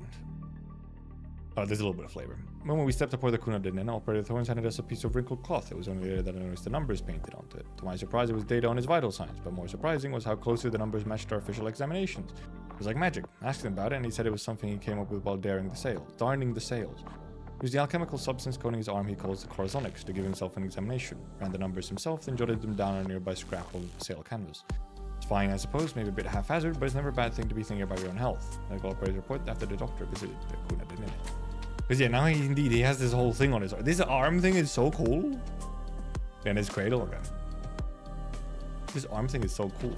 It probably has like so many functions. Crewmate's petition. Captain, next time we're repairing the ship, do you mind not using your Korawatsit? Sure, it fixes things up, right? But whenever you got something on your mind, that silver goop starts flying everywhere and dragging along the stuff you fixed with it. Preprador keeps smacking into the crapper and it's a real pain in the ass, so to speak. Captain's response. Agreed. Logically, the simplest solution would be to train myself to keep a cool head, while the most thorough would be to cut off the corazonics I use as an adhesive to prevent it from reacting to my thoughts. My personal decision is to start developing a new quick-drying, waterproof and high-strength multi-purpose adhesive. I think it would be a fascinating research project. It also is very, like, similar or invokes the same kind of thing as the liquid metal from Iron Lab, yeah. It's not the... Well, I guess it could be, like, very much similar-ish stuff. But that was, like, Dorothy's stuff. I don't know if they maybe have, like, some base... Like, maybe they have some base similar principles to them, but... I already have sent the message to other country by this point. I'm not sure, because that's the thing, because this might... I don't know exactly when this is. Or when, for example, some of these, like, when do they actually meet back up with Rhodes? Because obviously, like, they could meet back up with Rhodes much later than where the event ends. Because the event ends on them, like... just getting over to the sea, or like heading towards the sea, while for example the files and everything are once they're already at the sea. And because we don't have any exact, I guess the only thing we have kind of an idea on for like, okay, we have a timeline somewhere, is I guess the mention of like Elysium's vacation, which is I think Ideal City.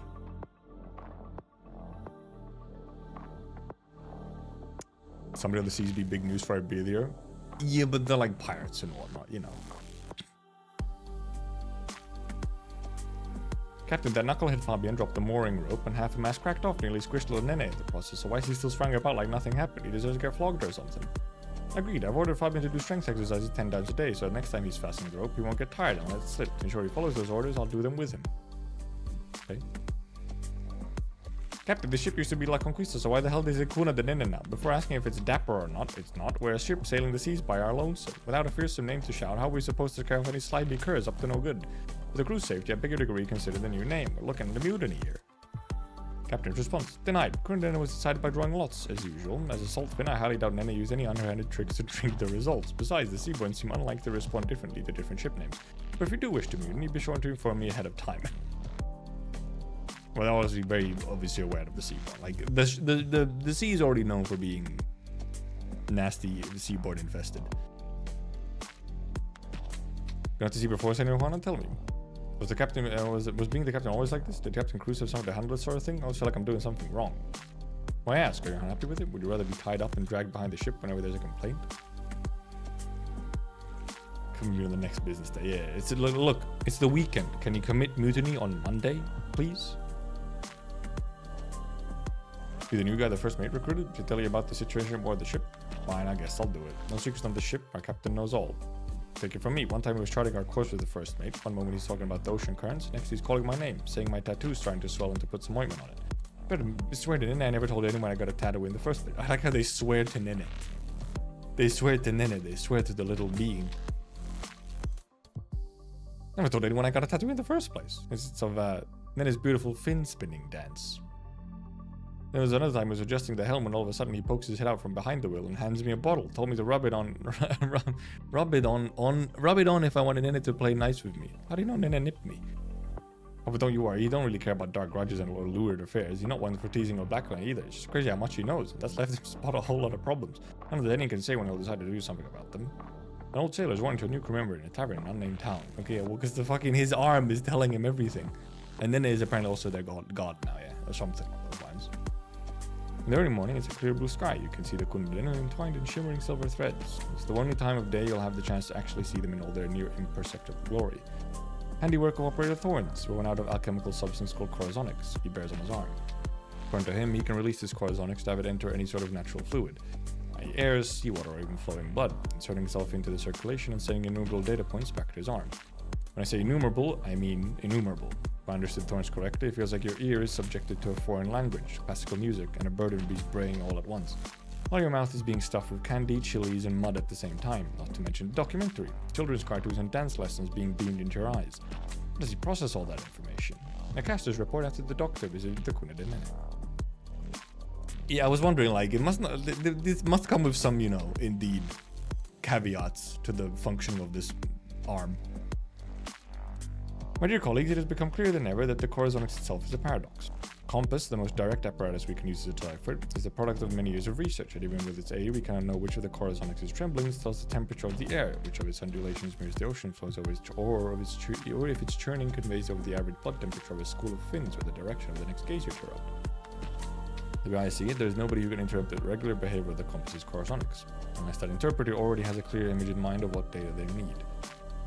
For you see, a tool that can gather endless data has finally manifested itself, but can only ever show to us what the heart of man yearns for. Perhaps rumors of so-called guiding desire as well as the name corazonics itself, thought up by the court poets to show off their skills, are rather fitting after all. Letter from Golden Age alchemist Olus to his colleagues, kept in the archives of the Inquisition. Take with a hydrated posture check. He constantly overstimulated. Now, well, I guess only if he's actually using the thing to gather data. It's like when it actually gathers data. If it's just idle, then he's probably fine. But yeah, because the corazonics is essentially just indeed, it's just a thing that gathers like a ridiculous amount of data and, you know, brings it back. But then you have to deal with the data, which is the main issue. Hey, Elysium, what happened to the captain after that? Alright, where was I? The Captain Valorchin. He defeated the scoundrels and finally managed to take his rusty crew out of the sea. With a wave of his silver arm, he could see the positions of every sea monster, letting them sip through their territory before they even noticed. He also recovered basketfuls of fins snatched away by the monsters, meaning nobody had to go hungry. Just so you know, he was only able to learn any of these skills because I was there to support him as his constant companion and closest friend. With the Captain Valorchin always out at sea, doesn't that mean the two of you have to split up? Or you have split up? It's true that I didn't follow him to sea. Why do you look so happy? Didn't you say you were the best of friends? I may not be out there among the briny waves with him, but we're still partners. Before he set sail, I thought about everything he might encounter during his adventure. Everything he needed out there was prepared by yours truly. I'm willing to bet that even as we speak, he's eating one of the vitamin pills I gave him. A tale Elysium recounted about himself and the captain, at a signing for the Saga of the Captain Valorchin, Volume 3. You sure you're looking for Rhodes Island? That's what the sailor, beard festooned with clattering bone ornaments, asked me. My heart was leaping at my chest. Since I'd already stepped aboard, all I could do was tell the truth.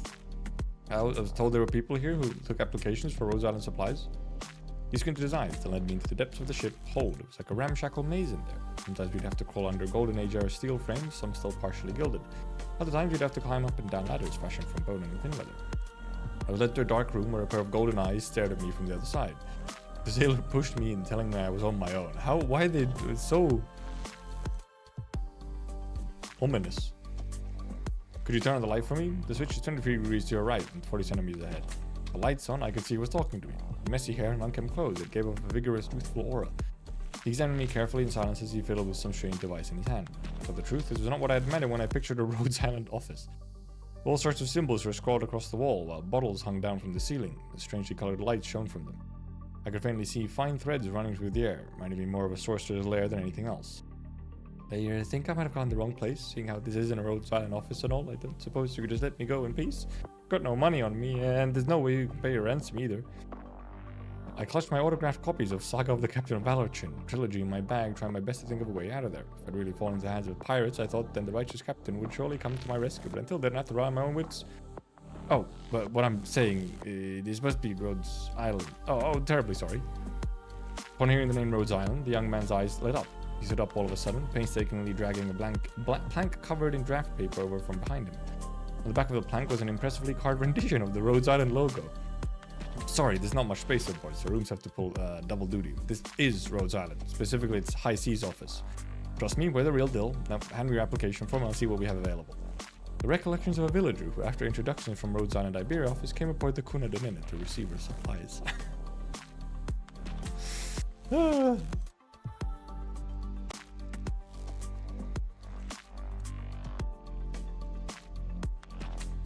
You know, with that youth, the so-called Captain Ballerchin, who... Lord Carmen. Oh, Lord Carmen, okay. Okay, who's Captain Ballerchin? Is that supposed to be some version of Thorns? He didn't attend the meetings personally. He's of far less importance than our dealings with Aegir. Very long time since the tales of any sea captain have made their way around Iberia. Captain has looted towns and conspired to murder our civil servants. His tale should be brought to an end by the penal battalion's poleaxe. What the hell? I don't think he did this. His crimes will not be forgotten, but do not be so eager to bring him to trial. Its current context is still of use, unless Captain Ballerchin is indeed a different captain. Few barrels of Finns to some remote village we do not have villages to look after, and open up trade routes to such regions. Hardly anything groundbreaking. Past few decades I've seen some remnants of the defense of voluntary took look after dozens of hamlets near our land border. I've not seen anyone the defense is sung of as a hero. So the eyes of those villagers as they praise the Captain Ballerchin, I've seen that look before. What sort of look? 60 odd years ago, whether aboard the church's sea-born basilica or Alfonso's Stultifera, every time I returned I could see their shining lights.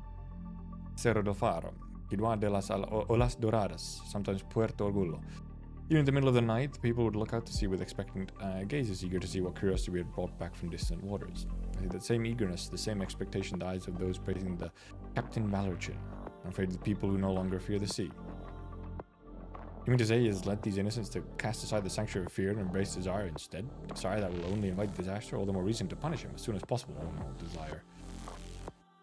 Valor, I guess it is valor plus urchin, which then turns into Valorchin. Yeah, it is, huh? So, but also you could just read it as valor and chin.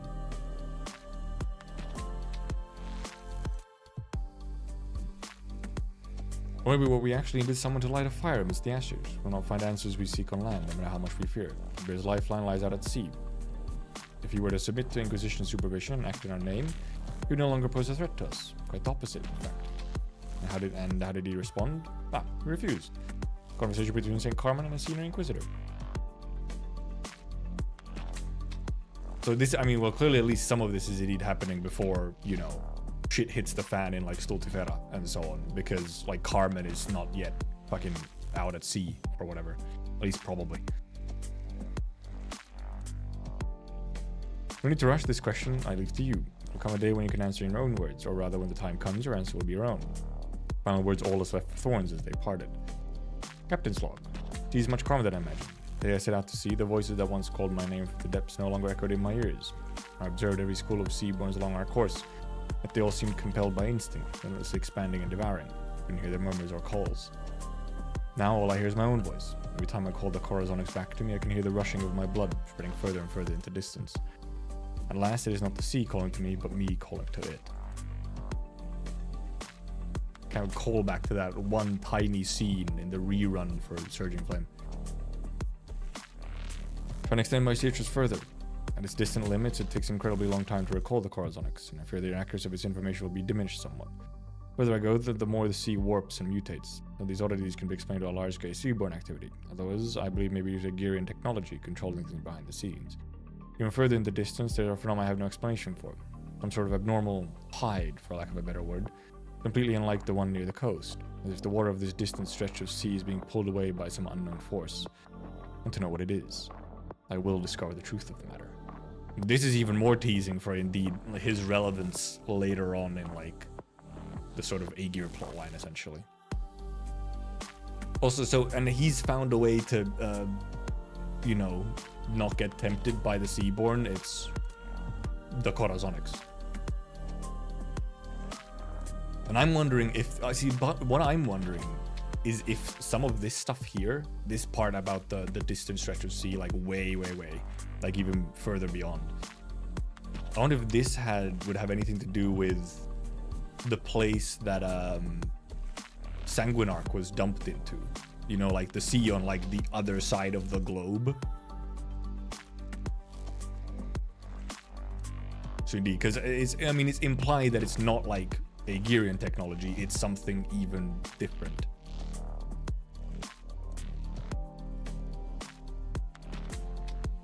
Pulled away by some unknown force, which I mean makes you think of like gravity. I mean, it's probably some kind of pre-civ situation, because it could be like something to do with. Well, it's probably I mean some pre-civ shit. I was mainly wondering if it could be like some other like what's it now? Warp gate, but that's probably, it's not a warp gate. Probably it's something else, which probably has like some form of gravital effect.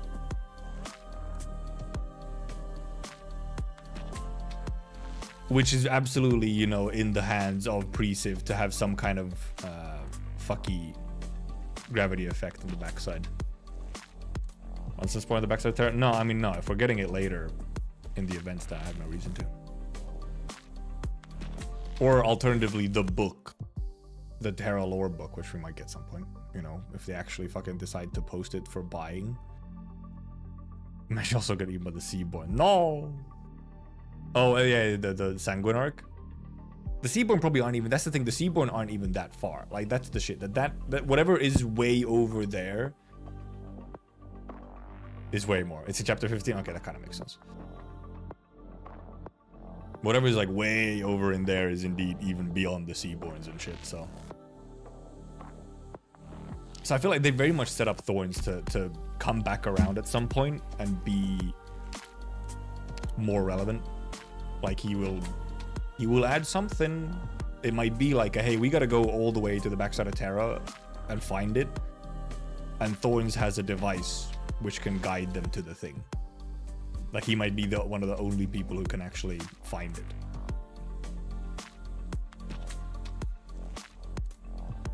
He might be the first to circumnavigate Terra, essentially, yeah. Also, check books just gonna list as well. Because I won't actually listen to them.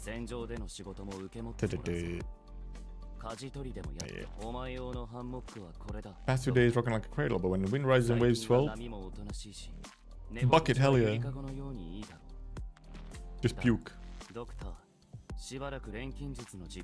On a word to the crew, my last experiment was successful in improving engine efficiency, let our heart come. The crew wasn't pleased, and the celebration gather followed. They already hang me from the mast the entire night. Classic. The Z invoice is pretty nice. I just want to see these. For my right arm, yeah.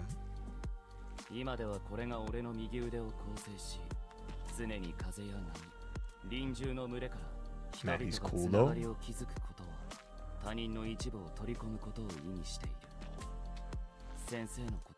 And I get all of the, you know, all of kind of did have some points, even if he's also a bit of a kooky, you know, Seaborn priest situation, but we know.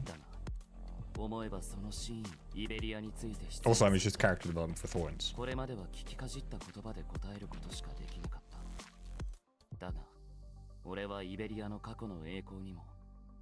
My lodestar!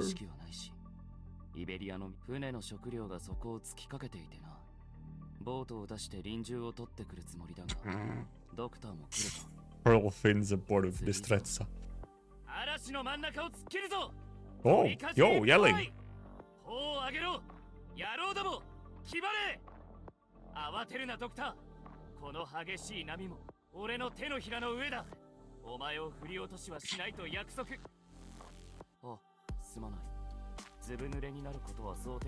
Dude, he was kind of going off.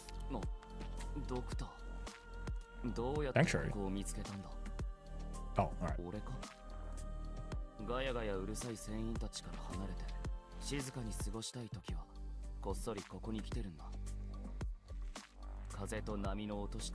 The voices from Rhodes.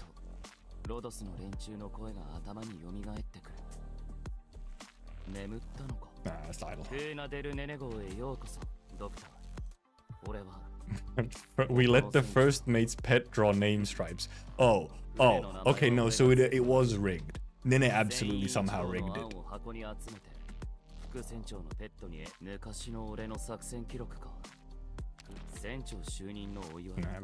you know. No, there's senior groomer. Oh no.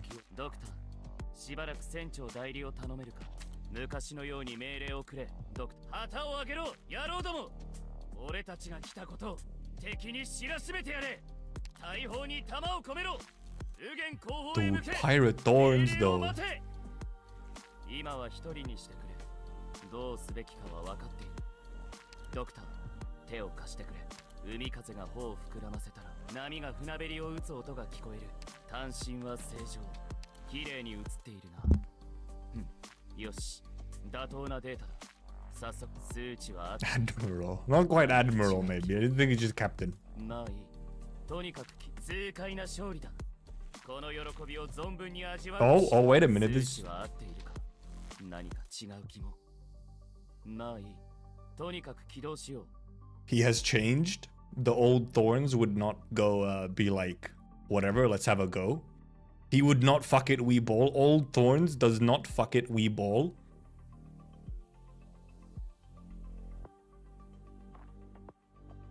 Now he fucks it, we ball. この喜びを存分、この程度。ごく軽微な海難事故でしかない。奴らはもう風前の灯火だ。追いかけて吹き消すまでもない。追い風に舵を切り、目いっぱい砲張れ。そう驚くな。選挙の時でも Dude, got him up, man. Got him up. こいつでお前の接近を感じ、紙紐がでこいつでお前の接近を感じていたぞ。Oh, it's they talking to the hand stuff. 紙紐がほどけてしまったんだ。 Whoa, 結 goodness. んでくれないか。 Hi, your hair. アークナイツ。ああ、今は Hello, doctor. Doctor. Doctor. Doctor. Doctor. Nice. 静かだな。これじゃ I was expecting the event to sort of, you know, set up something for the future. I knew it wouldn't be like a fully self-contained thing. It would set up something like a sequel or how to tie into the larger story stuff. We don't really have events anymore that are like truly standalones in that sense. Even if this one you don't need a whole lot of pre-knowledge to go and read it. Other than like general Iberia stuff. Like maybe, you know, knowing Thorns in Elysium. General Iberia stuff. And some general Seaborn stuff.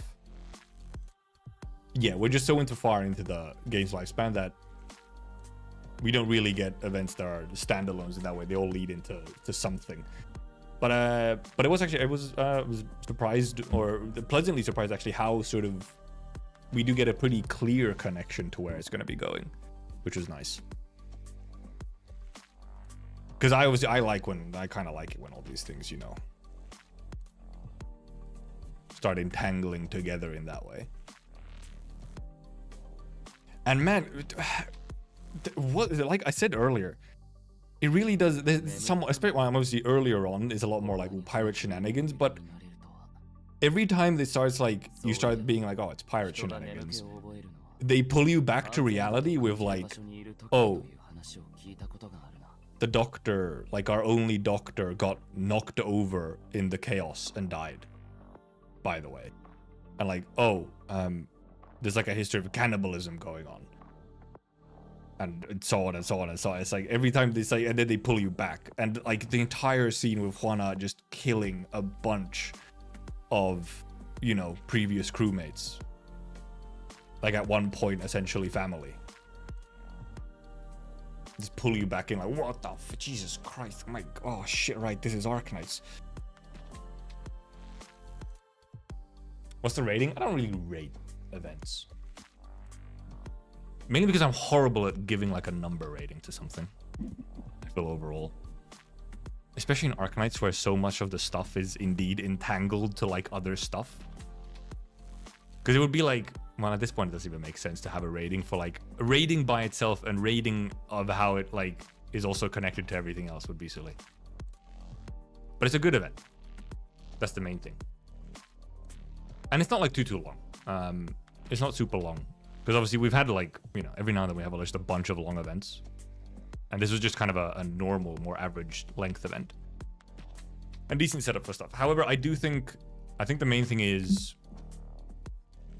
if you're not as interested in some of the Iberia stuff or like Thorns specifically, I mean, it's less interesting.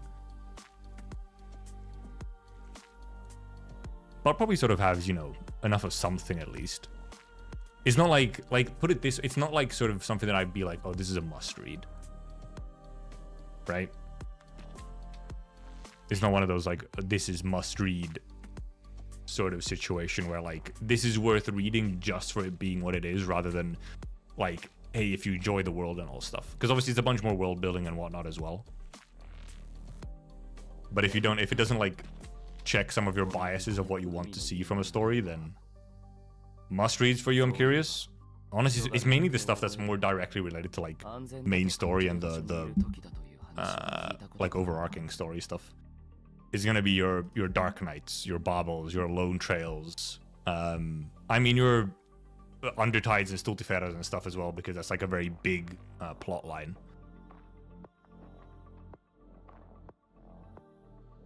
I mean, it's essentially anything in. Actually, wait. I'm not sure I have the game open.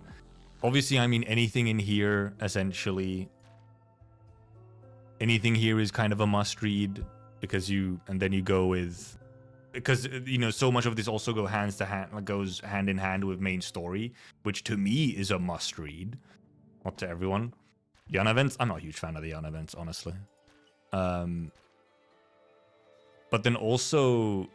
There's for example, Vigilo from the vignettes is extremely important. It's your first real characterization for Doctor.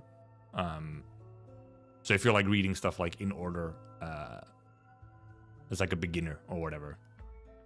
But the run events actually are pretty good. And also now they're becoming somewhat must-reads, because that plot line is also going way, way, way further.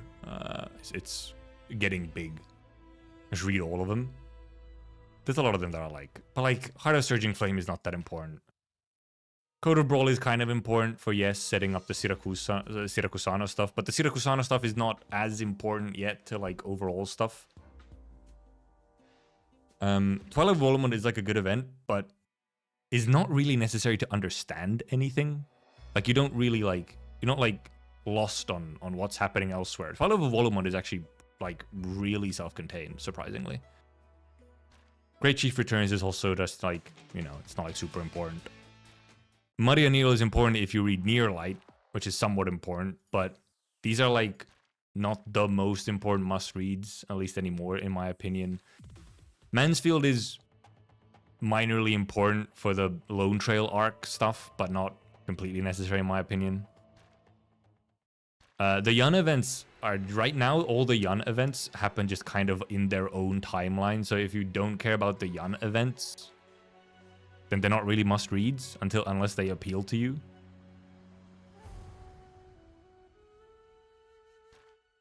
So they're a bit different. They're kind of like their own little bubble, still at this moment. Like stuff like Break the Ice and actually probably not in here. Like Break the Ice and Silverhurst are also right now not that important to read. They might be more important to read later, eventually. Lingering Echoes is not that important unless... Well, Lingering Echoes is important so that you have some knowledge for Zwillingstern, because somewhat unfortunately, maybe hot take, somewhat unfortunately, Zwillingstern is actually kind of important. Even though it's actually here in Side Stories and not in Intermezzi, is probably going to be kind of important to start understanding some of the other stuff that it comes out later, which is the thing. So that's the thing. It's like, oh, well, damn. Because it ties into the Laterano stuff, which is becoming a very big thing. Yeah, because I think you can, it's like okay-ish if you skip Code of Brawl. Like it, you know, Code of Brawl just introduces the characters to you more than anything. Siesta's pretty standalone. Siesta, but it's so Heart of Surging Flame. Heart of Surging Flame obviously goes somewhat together with So Long Adele, but that's also pretty standalone. Most of the summer events are pretty standalone. Like they're in that sense skippable. Like now, Come Catastrophes or Wakes of Vultures is not a must-read event because of it's actually, this is a super standalone event. Like this for now is like super standalone. But it's a pretty decent event. It's like a pretty decent one, but it's not a must-read. Hortus is a must-read if Laterano becomes a must-read, because then you guide ahead and Hortus, you know, back-to-back. I mean, what the Firelight cast is kind of, because frankly, I don't know why this isn't in an intermezzi. Well, I guess it's kind of not, but like, it's a little strange it isn't. And we're gonna have a sequel to this soon as well. And Dorothy's Vision also is, this is obviously required for, this is your pre-reading for Lone Trail, so. But Ideal City isn't that big of a deal. Guide ahead is important for Hortus. You know.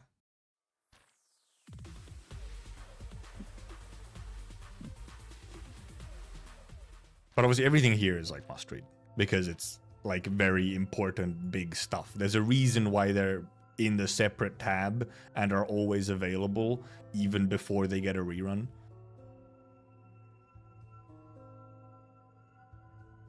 There's a reason they're here. And they have like correct points to read them at. Though like Undertides and Stultifera actually don't yet have like correct points to read them at. Because they just happen right now where we are in main story for global. They, you know, they're like in the future somewhere. So you don't have to read them in between stuff. But Arknights, Walk in the Dust. Actually, I think even Lone Trail and Bobble 100%. This is stuff that you have to read like in tandem with main story. You read them between certain main story chapters. Lone Trail, not necessarily. Lone Trail doesn't need to be. But you can. And Ending a Grand Overture is also just an epilogue to chapter 14. And yeah, I guess the Firelight isn't interesting because yeah, like it does all the Tara stuff does get like moved to its own separate arc and is like or like little storyline is not so longer relevant to whatever. Also, Granny and the Night's Treasure is not that important. It's the first event. Technically it foreshadows Undertides. But it's not that big of a deal. Also, yeah, at some point we get to see in reading order update, or we get the actual reading order update where they give you an in-game timelines and reading orders and everything. Which, however, doesn't necessarily tell you what, you know, someone might consider must-reads. Because, you know... Actually, maybe... Because I haven't been able to explore it to truly know what it looks like, but...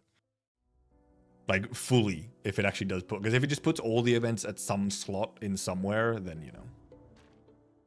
Because then what's in... What's in here? No, wrong place.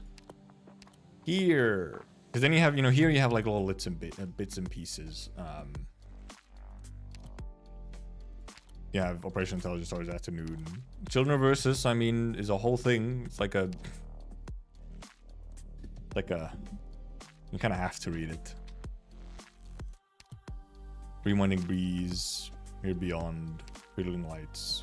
A bunch of these are not that important.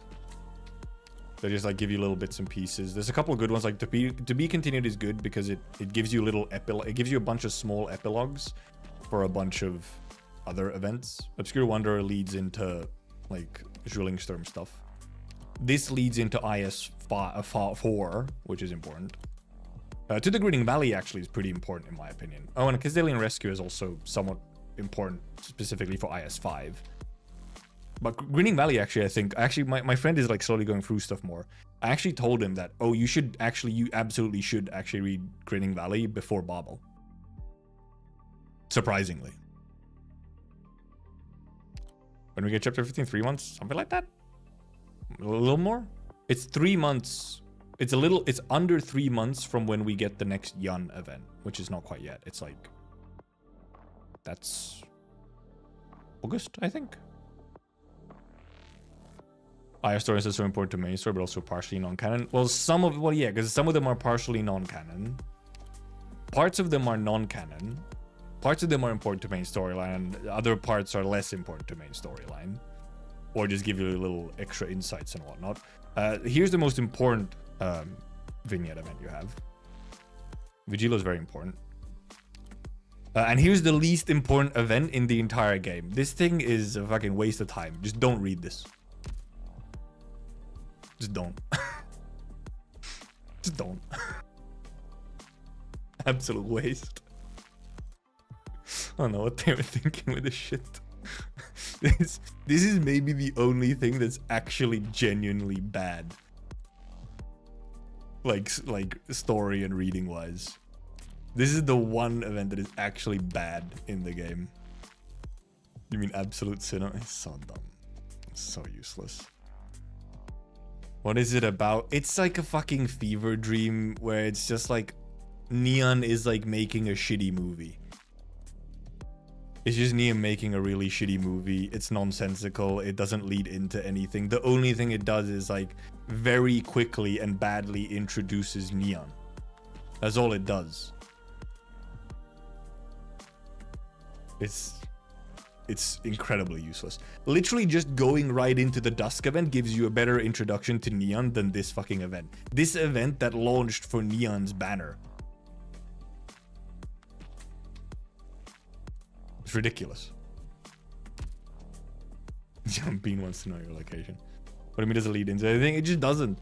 It does not lead into the Dusk event. It does not lead into the Sui sibling stuff. At least the Neon movie skin we're getting this Thursday. That's true. Oh no. Which one was the one where Kobe was high? Oh, that's the original roguelike.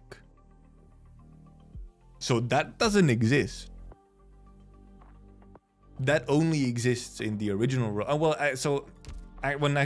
Sorry, I'm wrong. It's Great Chief Returns.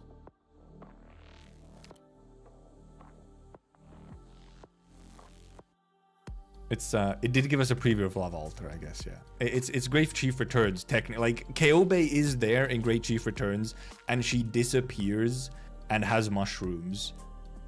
And that's what gives us the first IS.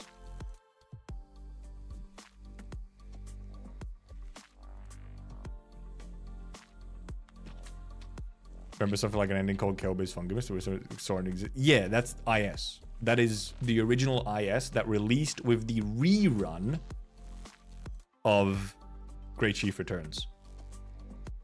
But in Great Chief Returns, Kobe is there and eats shrooms. And that's how we get Fungi Mist. People who say the Fungi Mist exist are gaslighting you. They actually remove... Yeah. Yeah. Why do you think we only talk about IS 2, 3, 4, and 5?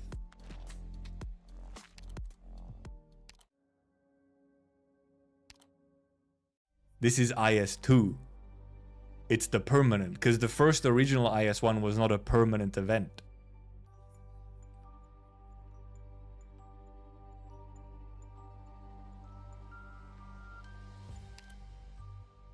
So, only IS2 is now the full one. I also have these notifications because I haven't been through here after like a reinstall. Collective Fever Dream. To the non-canon story, Fungamist? Kind of, yeah. I mean, yeah, essentially, it is like non-canon stuff, yes. But it also gives you like little looks and hints into certain parts of the world, even if they are technically all hallucinations. And the first one was more of an experiment. It was supposed to be a temporary event. I think they were probably testing it specifically to make, if people liked it, they would then make it into permanent. I'm like 100% sure that was the whole plan.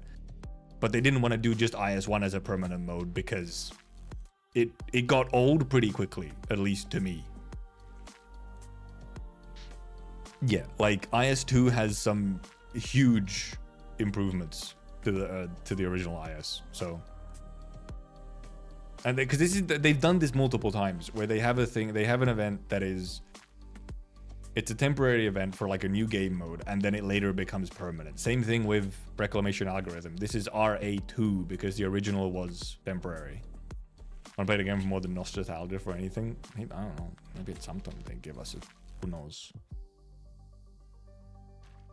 But actually, funnily enough, there's one new game mode that they released as a permanent game mode right away.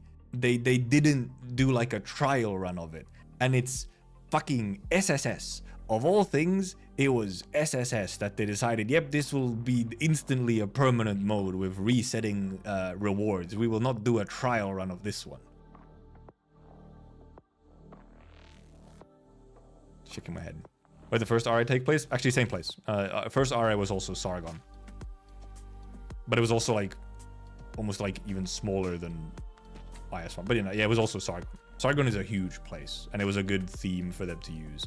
But otherwise, it was a completely different fucking game mode. RA1 is so different from the permanent mode, and different in like the worst fucking ways possible. It was not very good. Like, it needed a lot of work to be something that was like actually enjoyable, especially as a permanent mode. I think now it's fine. For the people who really like it, it's fine. For me, it just takes too much time. I don't really have any big problems with it. It just takes too much time for me. We do have auto deploy for SSS now, so now technically you can just clear it once and then you can just use the skip tickets. OGRA is better. You're sick in the head. You're cooked up. Anyway, this actually did go slightly longer than I thought. It did take closer to like 3.5 hours actually to read, and then we started yapping a little bit. I will be streaming tomorrow. I might do a... If we stream longer today, I might do a short day tomorrow, because I was supposed to work out, but now it's 10 p.m, so I think I might just do it tomorrow then instead. Not sure what I'm streaming tomorrow. We'll see. Something. And then Friday, actually, probably Friday, if nothing goes wrong, I should be able to play more Populcom with my partner from the tournament as well. Also, we are getting results now for the Populcom at some point, I believe. Excited. R2 is hard for me. RA2 can be a little... Well... I feel like RA2 can be very much easier than the original. But yeah, should hopefully on Friday be able to play more Populcom. And then I think I'm away on Saturday again for like a different thing, which is annoying. Next fest surfing. Yeah, tomorrow we might just do like a shorter one of just yapping and looking at a bunch of stuff. We'll see what we do tomorrow. And we do have, yeah, TU2. Well, the Monster Hunter update is coming at the end of the month. So obviously once that is out, then we're going to be playing some of that. Once it's out, obviously. But tomorrow we'll see what we do. I'm trying to think. I'll see if I think of something specific, or we'll just do kind of whatever. R2 is hard in general, but can make it easier if you abuse all the constructs you can make. I feel like maybe I just had some better units once I got to RA2. I feel like RA2 is not harder. Maybe like kind of in general, like sort of more like RA1 was sort of not that hard at the beginning, and then it got like, it was very, very difficult once you got like to the end of it. But in RA2, the pace is a lot more like whatever. Like, well, yes, like there's some bosses that are insane in RA2, but you have in RA2 you have so much more stuff to actually use on them, and just dealing with like the raids and whatnot and getting like your shit built is so much easier in RA2 because you're not on like the same super tight time schedule as you were in RA1. In RA1 it was like really stressful and difficult to actually get shit built in time because it was a timed fucking game mode instead of the infinite days that it is now. You had 12 days to get anything done, and then the run resets completely, which was insane. I think they realized that it doesn't work for the type of gameplay that RA2 is. Thank God. But for now, thank you for coming, thank you for watching, thank you for chatting, thank you for lurking. There's a Discord if you want to join in. Links somewhere, I'm sure, on Twitch, in the description on YouTube. For anyone who does want to see the VOD for earlier, if they join, for example, from the raid, the VOD will be on Twitch, on YouTube right away, automatically. But see you tomorrow for something. Goodbye. Goodbye. Surely Enfields. Goodbye.